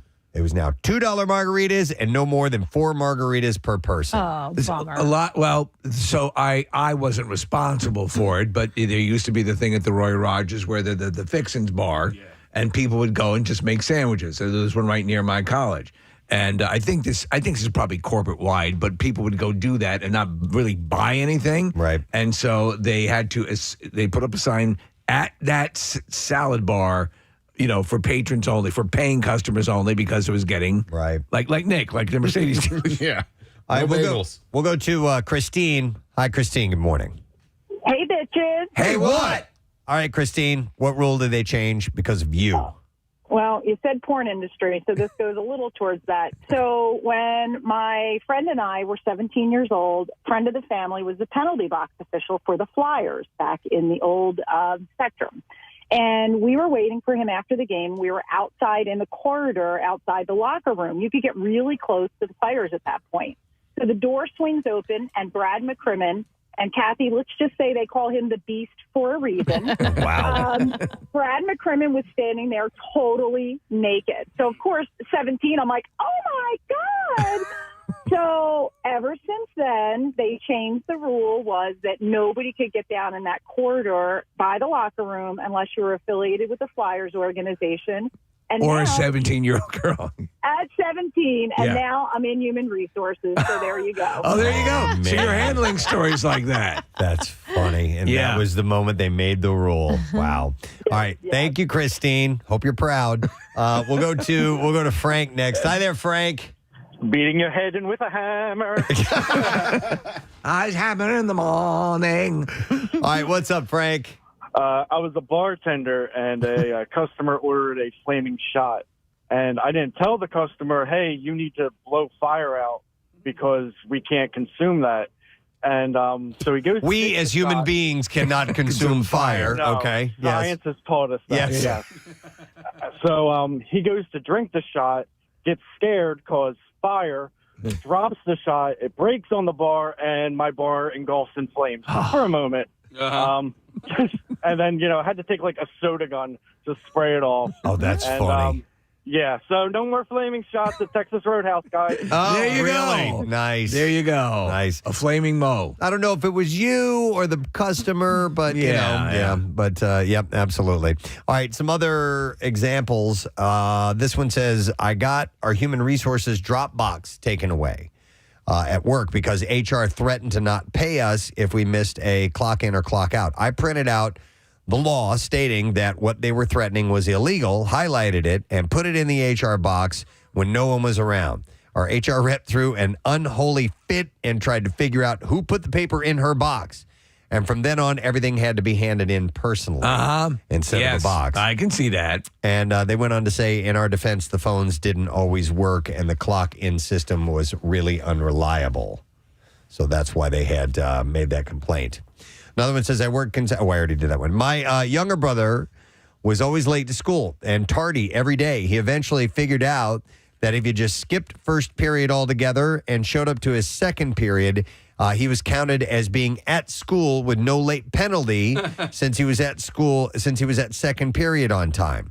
And they had to change that the following year. So the rule would accommodate just going to second period, and he would be listed as present for the day. present for the day, but with no tardy for the first class. Okay. That's gaming the system. Right. Yep. Need to adjust that. Let's go next to him. We're taking calls on a rule that was made because of something you did. And I will go to Kenny next. Hey, Kenny, good morning. Hey, Kathy, it's Jay. I heard your mixtape, and I want to take you back. Wait, do you know Jay, or did I say his name on the air? You said his name on the air. That's great. Very astute, Kenny. What's up, man? What'd you do? So in middle school, like you get changed in the locker rooms for like gym class. It's the first time you're all excited to use deodorant and be like a man. Right. Well, we were in the. All right, my friend. We're diving right back into things because we have a guest who is standing by 4 minutes after 10 o'clock on this Wednesday morning. Our guest is actually going to be performing at Ardmore Music Hall tomorrow. Very cool. Yeah, he's world renowned. And what I didn't know is that he is in his natural form at a public park right now. He can sometimes assume a human form, but this is his real form. And we need to talk to him now before he gets kicked out of the park and he's hanging out in it, I guess. But he has performed with tons of people. John Oates, Billy Ray Cyrus, the funk band War, and a bunch of other stuff. But we mainly know him from performing live in the woods with a saxophone. Ladies and gentlemen, he is a musician and a cryptid. Please welcome Saxsquatch to our show this morning via Zoom. Hi, Saxsquatch. How you doing, man? What's up? Thank you so much for having me. Oh, he's completely. I've watched interviews with you, Saxsquatch, and we were, as Casey just found out, you're very eloquent. Thank you so much. You know, I just learning from everyone else and the nature around me. You know. Yeah, I to be on the show. Well, thank you. I have not heard you speak before. I've only heard you play, and I'm impressed with that, by the way. How long has the saxophone been a part of your life, Saxsquatch? Ever since I was little, I just became obsessed with it. You know, wanted to be the best, but then learned that there's no such thing as the best, and just want to connect with people everywhere, and that's what we're doing. It's super, super awesome. Well, it's become super popular, but and then I got to get. There's obviously a ton of myth. You know, this is like cryptozoology here. Your very existence, is amazing. But now there are rumors that it was a foreigner song that got you interested in the saxophone to begin with. A, and then B, did you teach yourself the saxophone after that? Yes and yes. Well, you know, Junior Walker is the sax player that plays on that song Urgent by Foreigner. Yes. And just screaming saxophone, just this primal sound that the first time I heard it on the radio, I just couldn't help but be like, holy moly, what is that sound? Yeah. You know? What is that sound? It sounds like nothing else. The saxophone, when played correctly, sounds like nothing else. You can't replicate it. Agreed. It is a gorgeous instrument. I'm a big fan of John Coltrane and David Sanborn and Charlie Parker. But I'd say this, and I watch a number of the Saxsquatch shows on TV that Discovery has, and there is a call that they said that many people say they've heard, a Yeti or a Sasquatch or whatever variation. It sounds sort of saxophony. Have you heard that? Do you know that? Yeah. What does it sound like? You show me what it sounds like. It's got like a like almost like a high note on a saxophone. Yeah. Yeah. I hear the call. You hear it? It's a beautiful. I mean, they don't solo the way you do. So when you first adopted the Sasquatch persona, yes, was that for a video or were you doing it in public for a performance? Well, you know, I've always been a Sasquatch, but when I picked up the saxophone, people just started calling me Saxsquatch because the name just fit. It just fit. Like, I actually like that name. Yeah. Let's do it. Do you remember the first video you made? Was it indeed in your natural habitat out in the woods? The very first video, yes, it was. Oh my gosh! Weirdly enough, it was in France, and I finally came out of the woods. I was overseas. I took a boat overseas. I was in all of these little French towns, and these old French men and women were like looking at me as if I was the devil or something, you know? That's why I started putting the shades and the bandana to make myself a little more friendly looking. Yeah. I'm a friendly Sasquatch, I promise. Yeah. No, in fact, that's brilliant because you could literally just be a hairy sort of beach guy or a hippie. But obviously you see the more primate. France itself, I don't think I've ever heard of them laying claim to any type of Yeti or Sasquatch. Do they have the Yeti? In the Alps? Yeah. Oh, I guess so, maybe, yeah. All right. So I've got tons of questions, actually. I'm blown away by this. When you're performing out in the wild, is it difficult? Do people come upon you while you're doing this? They stumble upon Saxsquatch performing? Yeah, well, actually, right now I had some people come up and try to get my attention. It happens, but nobody believes them, so it's all good. Well, okay, I got you. If you want to talk about, there's no like sometimes celebrities will walk around and they'll be spied at a place and be like, is that who I think it is? There's no question you're a Saxsquatch. I mean, it's not like you could be confused with anybody else. Because your fan base grew exponentially. Yeah. Millions of views. You're an accomplished saxophonist. As Preston said, you've worked with John Oates and other artists as well. Who kind of blew your mind, Saxsquatch, who kind of came out of the woodwork, a celebrity who was a fan of yours? A Oh, the other day, literally maybe 2 weeks ago, I was in Bend, Oregon, playing a festival called Winterfest, and Noah Cyrus was there DJing as well, and her and her friend that she was with were big fans of ours, and so we got to hang out all night, and it was awesome. That's wild. It happens. Hey. Yeah, it happens from just being popular online, you know. Saxsquatch, you're touring the country right now. What do you have a backing band, or do you play with local musicians? How does that work out? No, I produce music, and so the show is kind of a performance of that music that I've produced, as well as a laser show, a cryo effects show, a visual show. We're singing together. I'm singing songs. We're singing together. We're dancing together, doing Bigfoot calls together. It's really great. People love it, and you were very specific about staying away from pyrotechnics because of your fur, correct? That's actually so true. I'm scared of them. I've never done it, though. Wow. But I mean, you're like Daft Punk, a big inspiration. You like the electronic EDM world as well. So, and you compose. So, how much of a Saxsquatch show is that, as opposed to just sax playing? Oh, it's an incredible amount of sax playing. I would say it's a perfect blend of everything. Different tempos, the singing. The saxophone riffs go between like fun and energetic to I go totally avant-garde with the the old Coltrane stuff. Wow. Train was a big influence, and so and Bird as well. And so there's a lot of that peppered into all of the music. So it has a flavor that makes me enjoy it. Well, you name come two of the best ever. Yeah. Question, and I've been curious about this. Of your breed, of your type, are there very many of you that exist in the world, because you're so elusive? Totally. We're absolutely out here, and we love music and we love dancing. I love that you represent, because let's face it, there's been some bad press periodically. You seem to shun. I mean, the classic footage, walking away at a quick clip from humans. You, on the other hand, embrace and want to party with humans. Was this, in fact, your first tour was Sexual Healing? Was that the name of the tour? Yeah. Okay. So the first ever tour was the Sax on the Beach tour. First ever tour. But it was like a smaller thing. It was still so super fun and everything.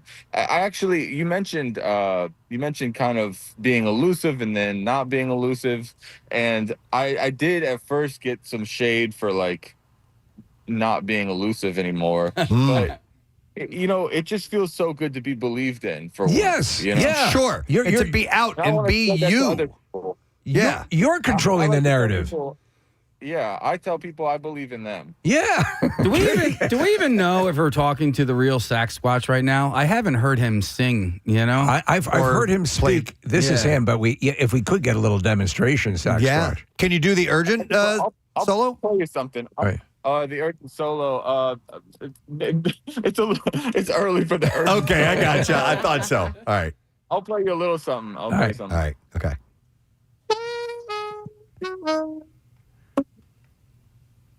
Oh, it's too loud. He's got to back away. Yeah. Well, I can't tell him he can't hear me. Oh. Is it clipping? Yeah, it's clipping out. But we caught the first few notes, and that's enough. We caught a little bit. Was that Fly Me to the Moon? It sounded like the beginning of it. It was Levels by Avicii. Oh. Wow. Maybe if he took went back 10 yards or something like that. Do you think that would help? Let me try it. Try that again. Yeah, a little further back. All right, here we go. Saxsquatch.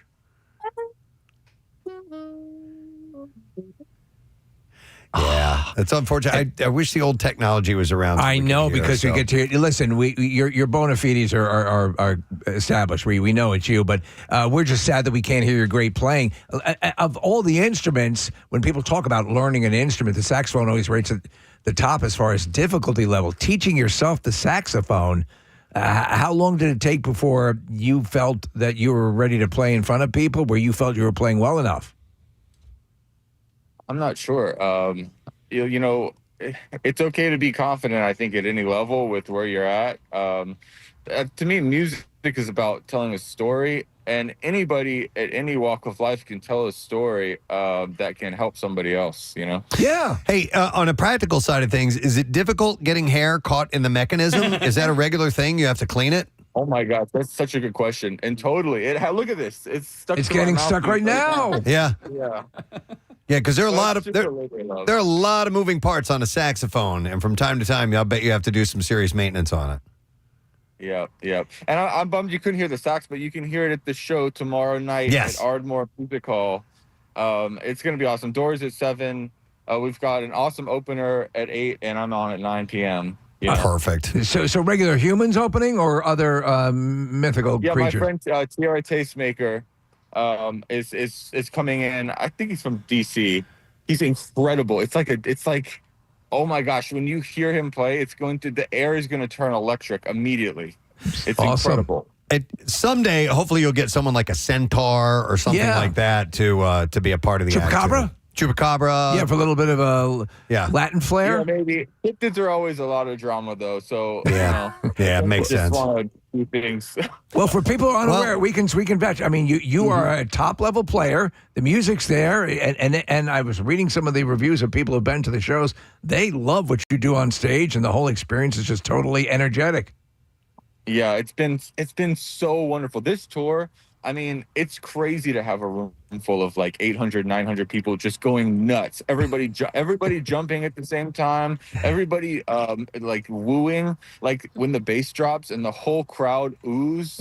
There's nothing like it.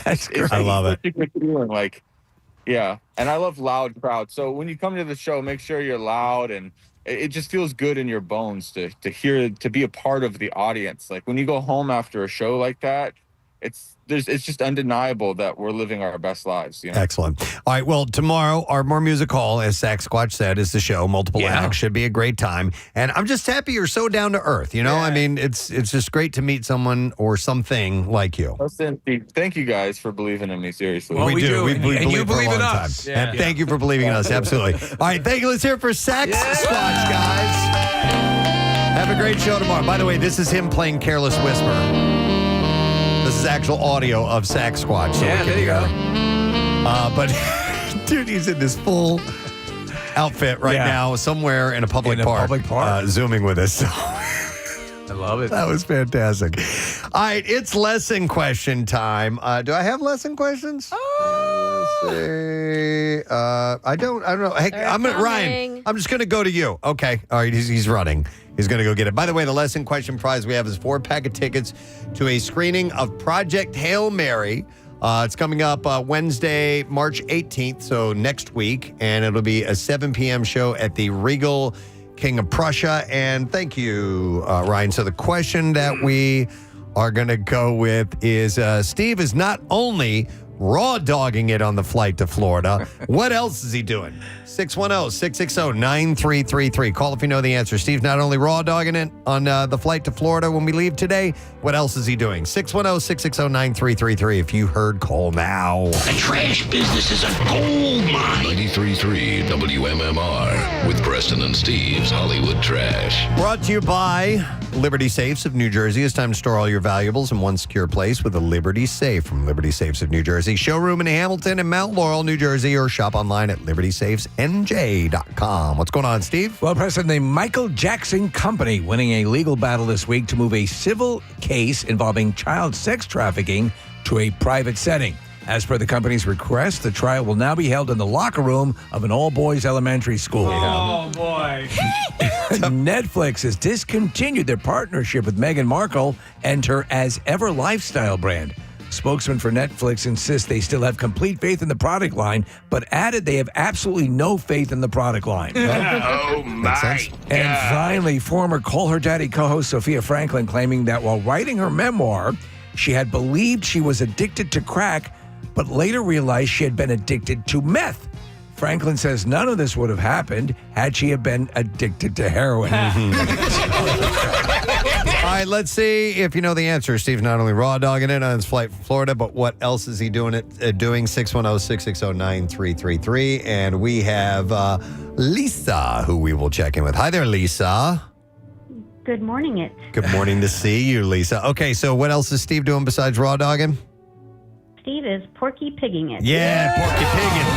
Hang on. Got yourself a 4-pack of tickets to the screening of Project Hail Mary. It's coming up Wednesday, May 18th, 7 p.m. at Regal. King of Prussia science teacher Ryland Grace, played by Ryan Gosling, wakes up on a spaceship light years from home, and he must call on his scientific knowledge and unorthodox ideas to save everything on Earth from extinction. Only in theaters coming up March 20th. Let's get to music news. Now, Preston and Steve's Music News on 93.3 WMMR. Couple of items to cover. The early days of Bon Jovi are being brought to the big screen. Universal Pictures, who have a well-regarded track record producing musical biopics, 8 Mile and Straight Outta Compton were a couple of them. They'll produce the film with the full support and cooperation of John Bon Jovi. Is it called Baby Jovi? No, it's slated to cover John's early years through the creation of the band, through their journey to the top, and the release of 1986's Slippery When Wet album. So, is his story known to be sort of tumultuous or not that I know of. It's like a more standard, not to diminish it. I just didn't know if there's anything that historically was pretty amazing about it. Nothing that stands out that I know of, Yeah. so maybe we'll find out in the movie. Maybe there's some interesting things that took place. Hailstorm members Lizzie Hale and Joe Hottinger performed at the Grammy Museum in Los Angeles on Thursday before performing The Silence. Hale had told the audience why they never talked about dating publicly. Hale said, for those of you who have just met us, I know there's a lot of different dynamics and things, but Joe and I are together, and we have been for 22 years. She said, like Joe was saying earlier in the night, when we met, we had never met anyone like each other. Joe, I love you. She said, you actually want to sit till 4 a.m. and manifest our dreams and make them into reality. And so we were hanging out all the time, and I'm like, man, it sucks. You know, he's in the band. That's a big no-no. She said, like Joe said, you don't want to end up like Fleetwood Mac.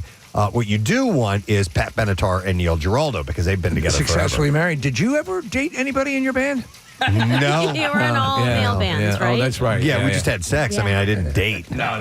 No, that would have been weird. Weird. Keep it casual. Some Hailstorm fans have known about or suspected the relationship for years, though the couple don't speak about it openly. She once responded to a fan question about whether she'd get married to Hottinger during a Q&A in 2020 and said, technically, I was asked, but said that she didn't want to get married because she was, quote, living a new modern love. And she's also previously talked on social media about being bisexual. Hale co-founded Hailstorm with her brother, drummer A.J. Hale, in 1997, and Hottinger joined on guitar and backing vocals in 2003, and things quickly turned romantic with Lizzie. Well, it's working. Look at Kurt Russell and Goldie Hawn. How many Yeah. decades, right? Yeah. And never actually got married.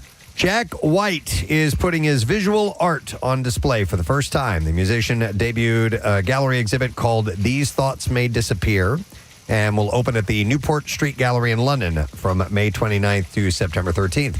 According to a post on Instagram, the exhibition marks the first opportunity for the public to encounter Jack White's visual art in dedicated gallery context.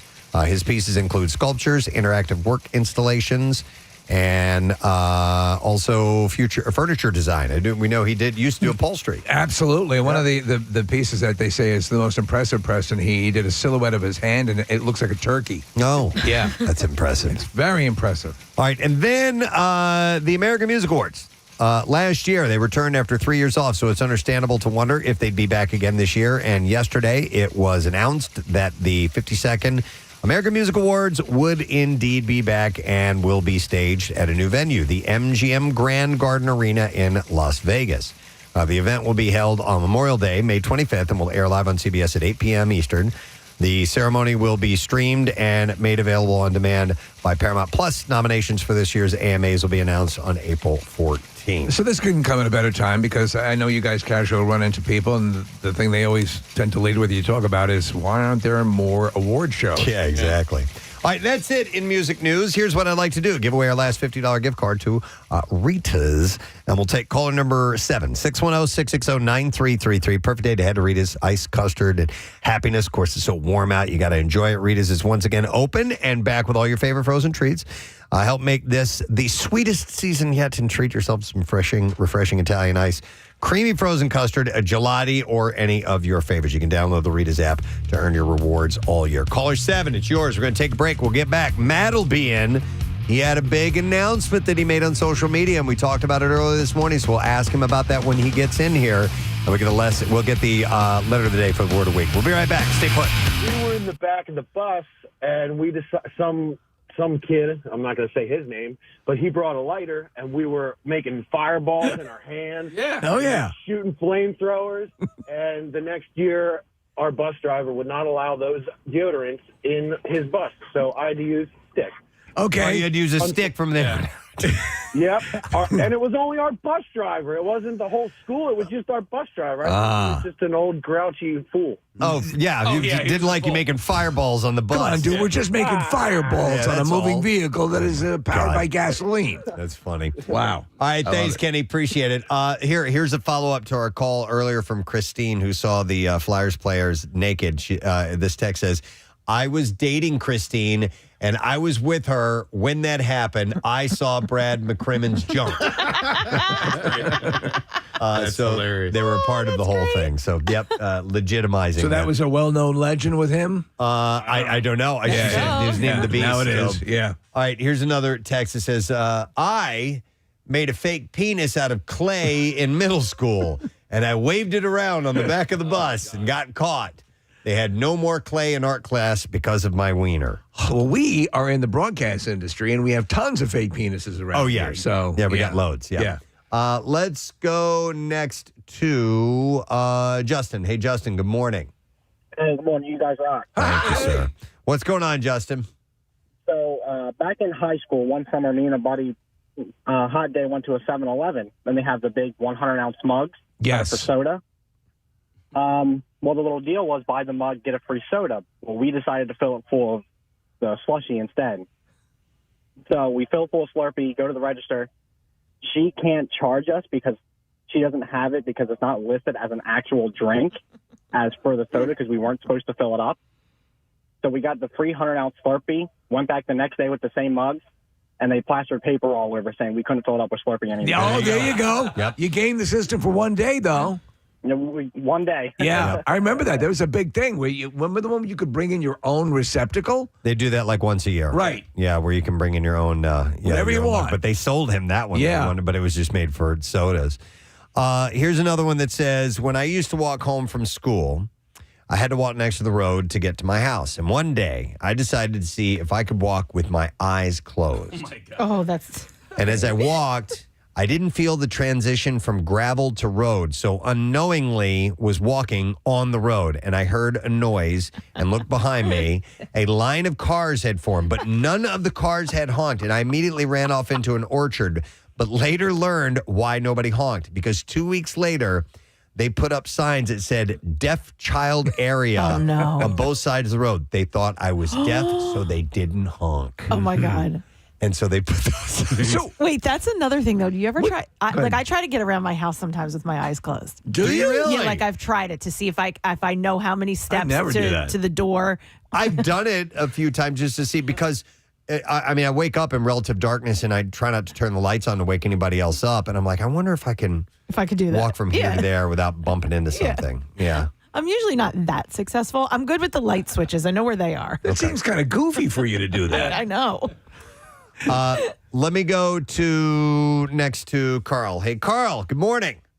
Yoo-hoo! Yoo-hoo! All right, Carl, so they made a rule because of what? So in high school, we were allowed to leave for lunch and get in our vehicles, go uptown, get whatever we wanted. My health teacher was betting that I couldn't make it to Delaware because that's where Taco Bell was, to Taco Bell and back before the period ended. So I jumped in my Mustang, hauled ass across the Delaware Bridge. It's like Smokey and the Bandit. That's basically Steve. it. Yeah. You're encouraging excessive driving.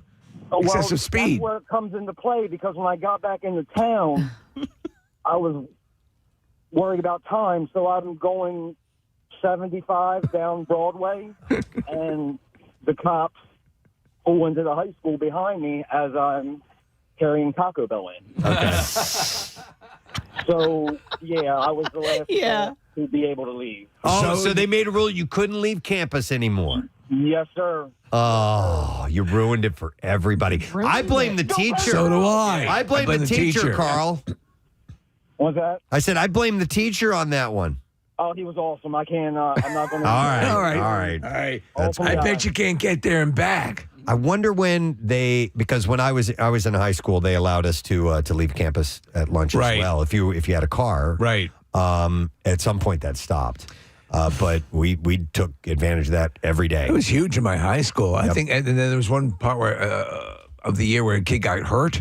And I think that's what put the kibosh on it. All right. Well, awesome examples. Thanks for your call. Think about that today. Talk amongst your friends. They made a rule because I did this. We got to take a break because we're going live on Fox Good Day Yes, today. that's right. Let's break and come back with that as well. The Bizarre File coming up too. Stay with us. We'll return shortly.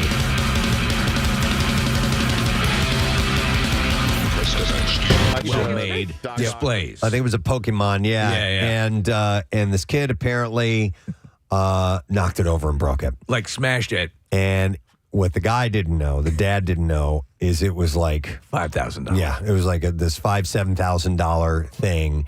And sorry, you got to pay for it. Yeah. Now they went back and they ended up watching video, and the kid wasn't like playing around with it or something like that. He had just knocked it he had over. leaned on it or something along those lines, and so he knocked it over and it But I would imagine like bigger stores, I don't know where they are, they have some sort of insurance that if something like that happens, you're not going to make the parent pay for $1,000 ceramic Pikachu. I've heard stories of again, I've seen the old adage is you break it, you bought it. Right, you break it, you buy it. And I've seen that at like smaller stores, like especially if they sell glass items, like, especially down the shore, like some of those, little shops down there. If you take the kids in, like you could see everybody tense up and like there's a little sign that says you break it, you buy it. Mm-hmm. You can see the owners, like if you walk in, and so we don't have kids, but when people come in with like small kids into places like that, like in New Hope.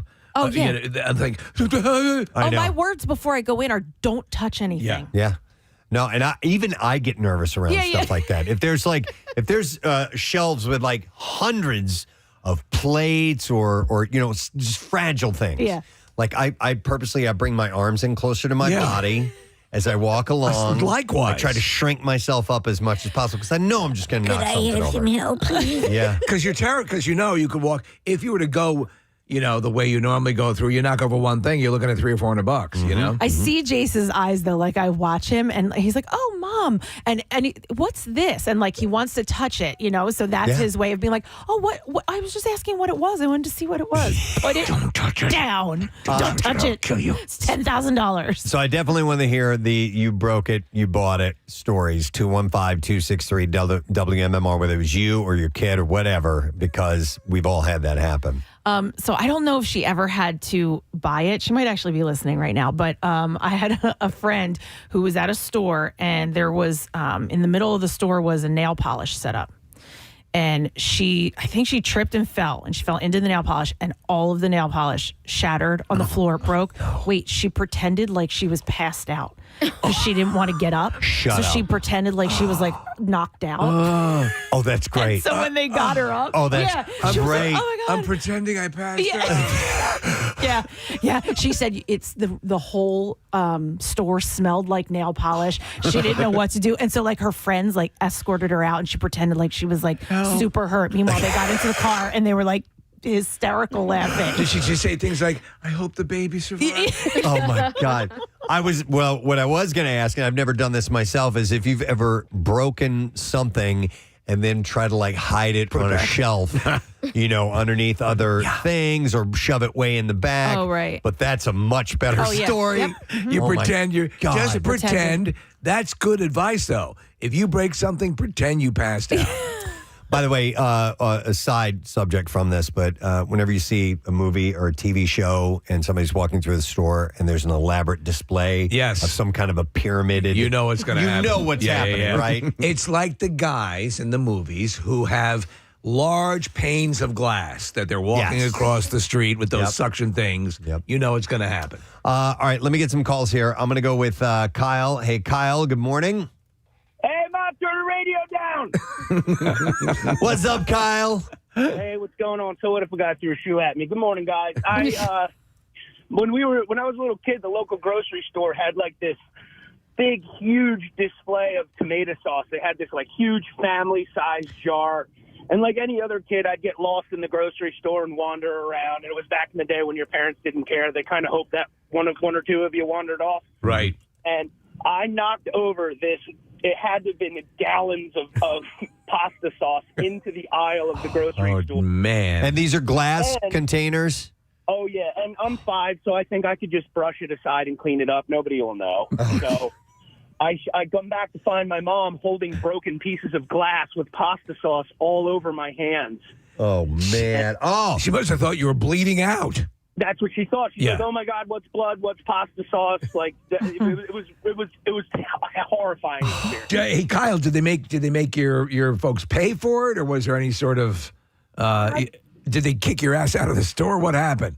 I think they looked at our family funny after that because they knew we were the pasta people. But I'm not sure if they made her pay for it. But if they did, it was probably $200 worth of stuff. So that would be something where they made this, like Kathy, you talk about having insurance, and I think you're right. For the most part, insurance will cover a lot of this stuff. But also, what if it's something that that the store is made, or it's a one of a kind, or a display? All right, I do have this story. It's a little bit off topic, but it does involve breaking something, and I had already paid Philadelphia. for it. Yeah, it definitely does. So we're excited about the prospect of doing it again this year. I want to thank real quick before we do anything else our guests. Thank you to the Drexel Food Lab this morning. Yeah. Those guys were excellent. They made our waffle on a stick. Essentially, it's a waffle dog, like a corn dog. And it turned out great. So thank you to Matt and Dee and Allie and Rachel, who all came in from the Drexel Food Lab. If you are interested in the culinary arts, and not even as a career, but you just want to dabble in a little bit, you can reach out to them through Drexel. And just do a quick search on Drexel Food Lab. And they were such delightful, lovely people. And it tasted fantastic. Honestly, they could sell them and make a lot of money with the waffle dog on a stick. And I've been to those facilities, top notch, No as you kidding. could imagine. Yeah. Thank you to John Debella, who checked in this morning. It was nice checking in with John. John made a $1,000 donation to the Pierre Robert bench in Rittenhouse Square. And even though we've gone beyond the $10,000 goal, what comes in on top of that is going to go towards a mural of Pierre in the city. How amazing. And Would it's going to be huge Pierre Robert mural be? They're working on somewhere nearby Rittenhouse Square as well. Now, it was $11,000 just a little while ago. It's now at $17,500. Wow. So it's really taking Yeah. off. Man. That's phenomenal. And thank you to Saxsquatch. Saxsquatch is performing at Ardmore Music Hall tomorrow night. It's this guy Dean, actually, and he's in a Sasquatch outfit, and he makes these videos of him performing the sax out in the woods, and they rack up millions of views. What if Dean is the outfit? What if Dean is the outfit and Saxsquatch is the real? Yeah, we'll find out when you go to the show Ardmore Music Hall tomorrow. And earlier this morning, we had big news about Matt Cord. He's here with us today. Hey, man. Hey, Press. Wow. So we actually played the breaking news sound You did effect not. and everything. Yeah, Yes, we did. Wow. Breaking news. Well, do you want to share it for those who haven't heard yet? Yeah, after 28 years as the public address announcer from your Philadelphia 76ers, I am retiring at the end of this season. No kidding. Yes. Wow. So, it's kind of wild, like the response I'm getting, and yeah, well, you're a mainstay. You're a staple, and you were kind of hinting that they had somebody who was filling in that you thought was Rob Strauss is very good, and it's funny. I was with Mark Zumoff. You guys love Zoo. Yeah. He does the camp out every year, and he retired a few years ago. We did an Allen Iverson event, maybe like 3 weeks ago, part of the 25th anniversary when Todd was in town, and I was like, Zoo, you went out on the top of your game. Like, you could fill in for any team right now and still be an amazing play-by-play announcer. Yeah. I said, that's something I want to do. And I feel like I'm at the top of my game still. I'm like, why not go out now? Why not go out now and feel good about it? To be honest, I never thought Lou Nolan would outlast you. And Dan Baker. Dan Baker. Yeah, they're both over 50 years. Yeah, there's no way I can do 50. Has the outpouring of people reaching out to you, has it made you rethink it now? No. No? No, and I love the job, but it's like I could never do anything starting the end of September until, sometimes you don't know. May, they could be in the playoffs, June. So Right. it's like I can go away in October. Will you remain on call for an emergency, though? I mean, that's a good question. If something happened and they need somebody at the last second, I mean, who's going to be better qualified than you? Yeah, that's a good. Yeah, why not? Yeah, sure, right? For the hell of it, I mean, or just come in for intros. Did you ever call in sick to a game? Did anything ever I missed happen? some games this year, yeah. Okay. Yeah. And who would fill in for you? Rob Strauss. He's Rob would, okay. He's the Blue Coats public address announcer. Okay. Yeah. Wow. But for the longest time, I think it was like 26 years without missing a game. Man. It's an amazing record. And then You were there for then so after much I missed that game, I'm like, good. Maybe I can do this. I don't have to worry about that record anymore. Yeah. Wow. So it's a neat feeling. It's a weird feeling. I'm blessed. I'm privileged to be able to do that job for 28 years with the Sixers organization and the fans and the players and like so many cool things in my life has happened because of that job. Well, this job. When will be the projected wrap up? Well, I mean, we're going to make the playoffs. Okay. So you don't know. Yeah. I'm going to do the rest of the regular season games. What's a window? Because what I want to do is we want to get you on and have a retrospective conversation about some of the things you've experienced over the years, What do you think, Casey? You follow the team. Are they going to make the playoffs? Right now, we're in the playoffs. Here's a question I'm trying to ask. Yeah. I don't follow basketball. When does the season usually wrap up? June. If you make it all the way to the end. If you win the NBA championship. Our last regular season May game or June.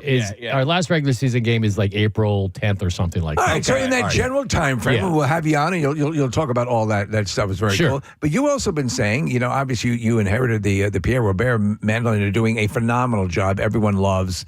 It's such a perfect fit. Someone that Pierre would absolutely give the double thumbs up for. But it's a different animal. It's a lot of work that you undertook. It's a show. It's a show. Yeah. And you guys know that from being DJs. Yeah, it's yeah. awesome. It's like today I'm playing a block of Shirley Manson and Garbage. I'm running around trying to get Garbage songs. Like we don't have a lot in the system. So Right. There's stuff like that. The vinyl cut, and MGK was fun, but I just played a lot of Led Zeppelin and Freebird and American Pie and went home. That was your whole show, those three songs. Yeah. But I hear this is a show, and plus there's so many more listeners on MMR, as you guys know. It's just like everyone reaches out to you. And I hear you interacting with them, and they love it. I mean, again, you have that gift that you're a buddy, you're a friend on the other side. That means so much. It's something that Pierre cultivated, and you've got it. You were born with it. Thank you, Steve. Yeah. Well, I'm happy for you. Thank You've had you. such a long run and enjoyed it so much and done such an amazing job. And you're in the video games. As Yeah. is there, which is cool. Yeah, I'm going to do the 2027. In a month. Oh, nice. Nice. So. All right, but we'll when you officially wrap it up, let's have a nice sit down about your. Now let's go to Clearwater. I'm going to be there next week. Hopefully, I'll run into you guys. Yeah. We need to do the letter first. Yes. You ready? Here we go. Preston and Steve on 93.3 WMMR. Now, the Daily Letter. The Preston and Steve show is brought to you today by the letter. I, as an indigo. Indigo. Girls. All right, girls. Yeah, we just had Emily on the other day. All right, so we're going to set somebody up with a 6-pack of pit tickets for MMRBQ Saturday, May 9th, Freedom Mortgage Pavilion, and Godsmack, Alice Cooper, the Hooters, Everclear, many, many more. You can go to WMMR.com. The tickets start at just $35. So make sure you grab those while the getting is good. And we'll have our side stage, Jackie Bam Bam performing, and all that stuff. So what's happening on the show today besides garbage? Yeah. Yeah. Coming up. I remember once I was on the air and I said, coming up next, garbage.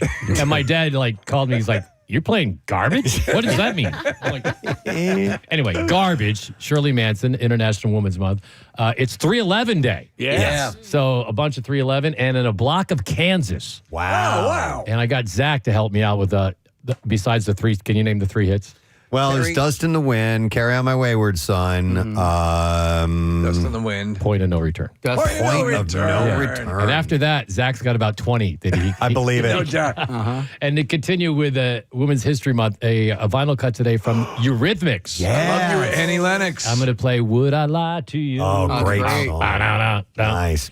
All right, it's going to be fun with Matt today. I want to thank our sponsor. Oh, yeah, they're right here. Thank you. Sponsor brought to you by A.D. Moyer, trusted expert since 1939. A.D. Moyer Lumber, your professional source for decks, windows, doors, kitchens, millwork, more. Visit them on the web at admoyer.com. And also brought to you by Dunkin' Donuts, and the Preston and Steve Show runs on Dunkin' tomorrow morning at the ballpark, broadcasting live in Clearwater. Cole Hamels, Ryan Kirkering. Yep. And Brandon Marsh. Will be joining us. Yeah, so that's a good way to start it off. That's it. We are done. Rage on and have a great day in the morning, and we will see you there tomorrow.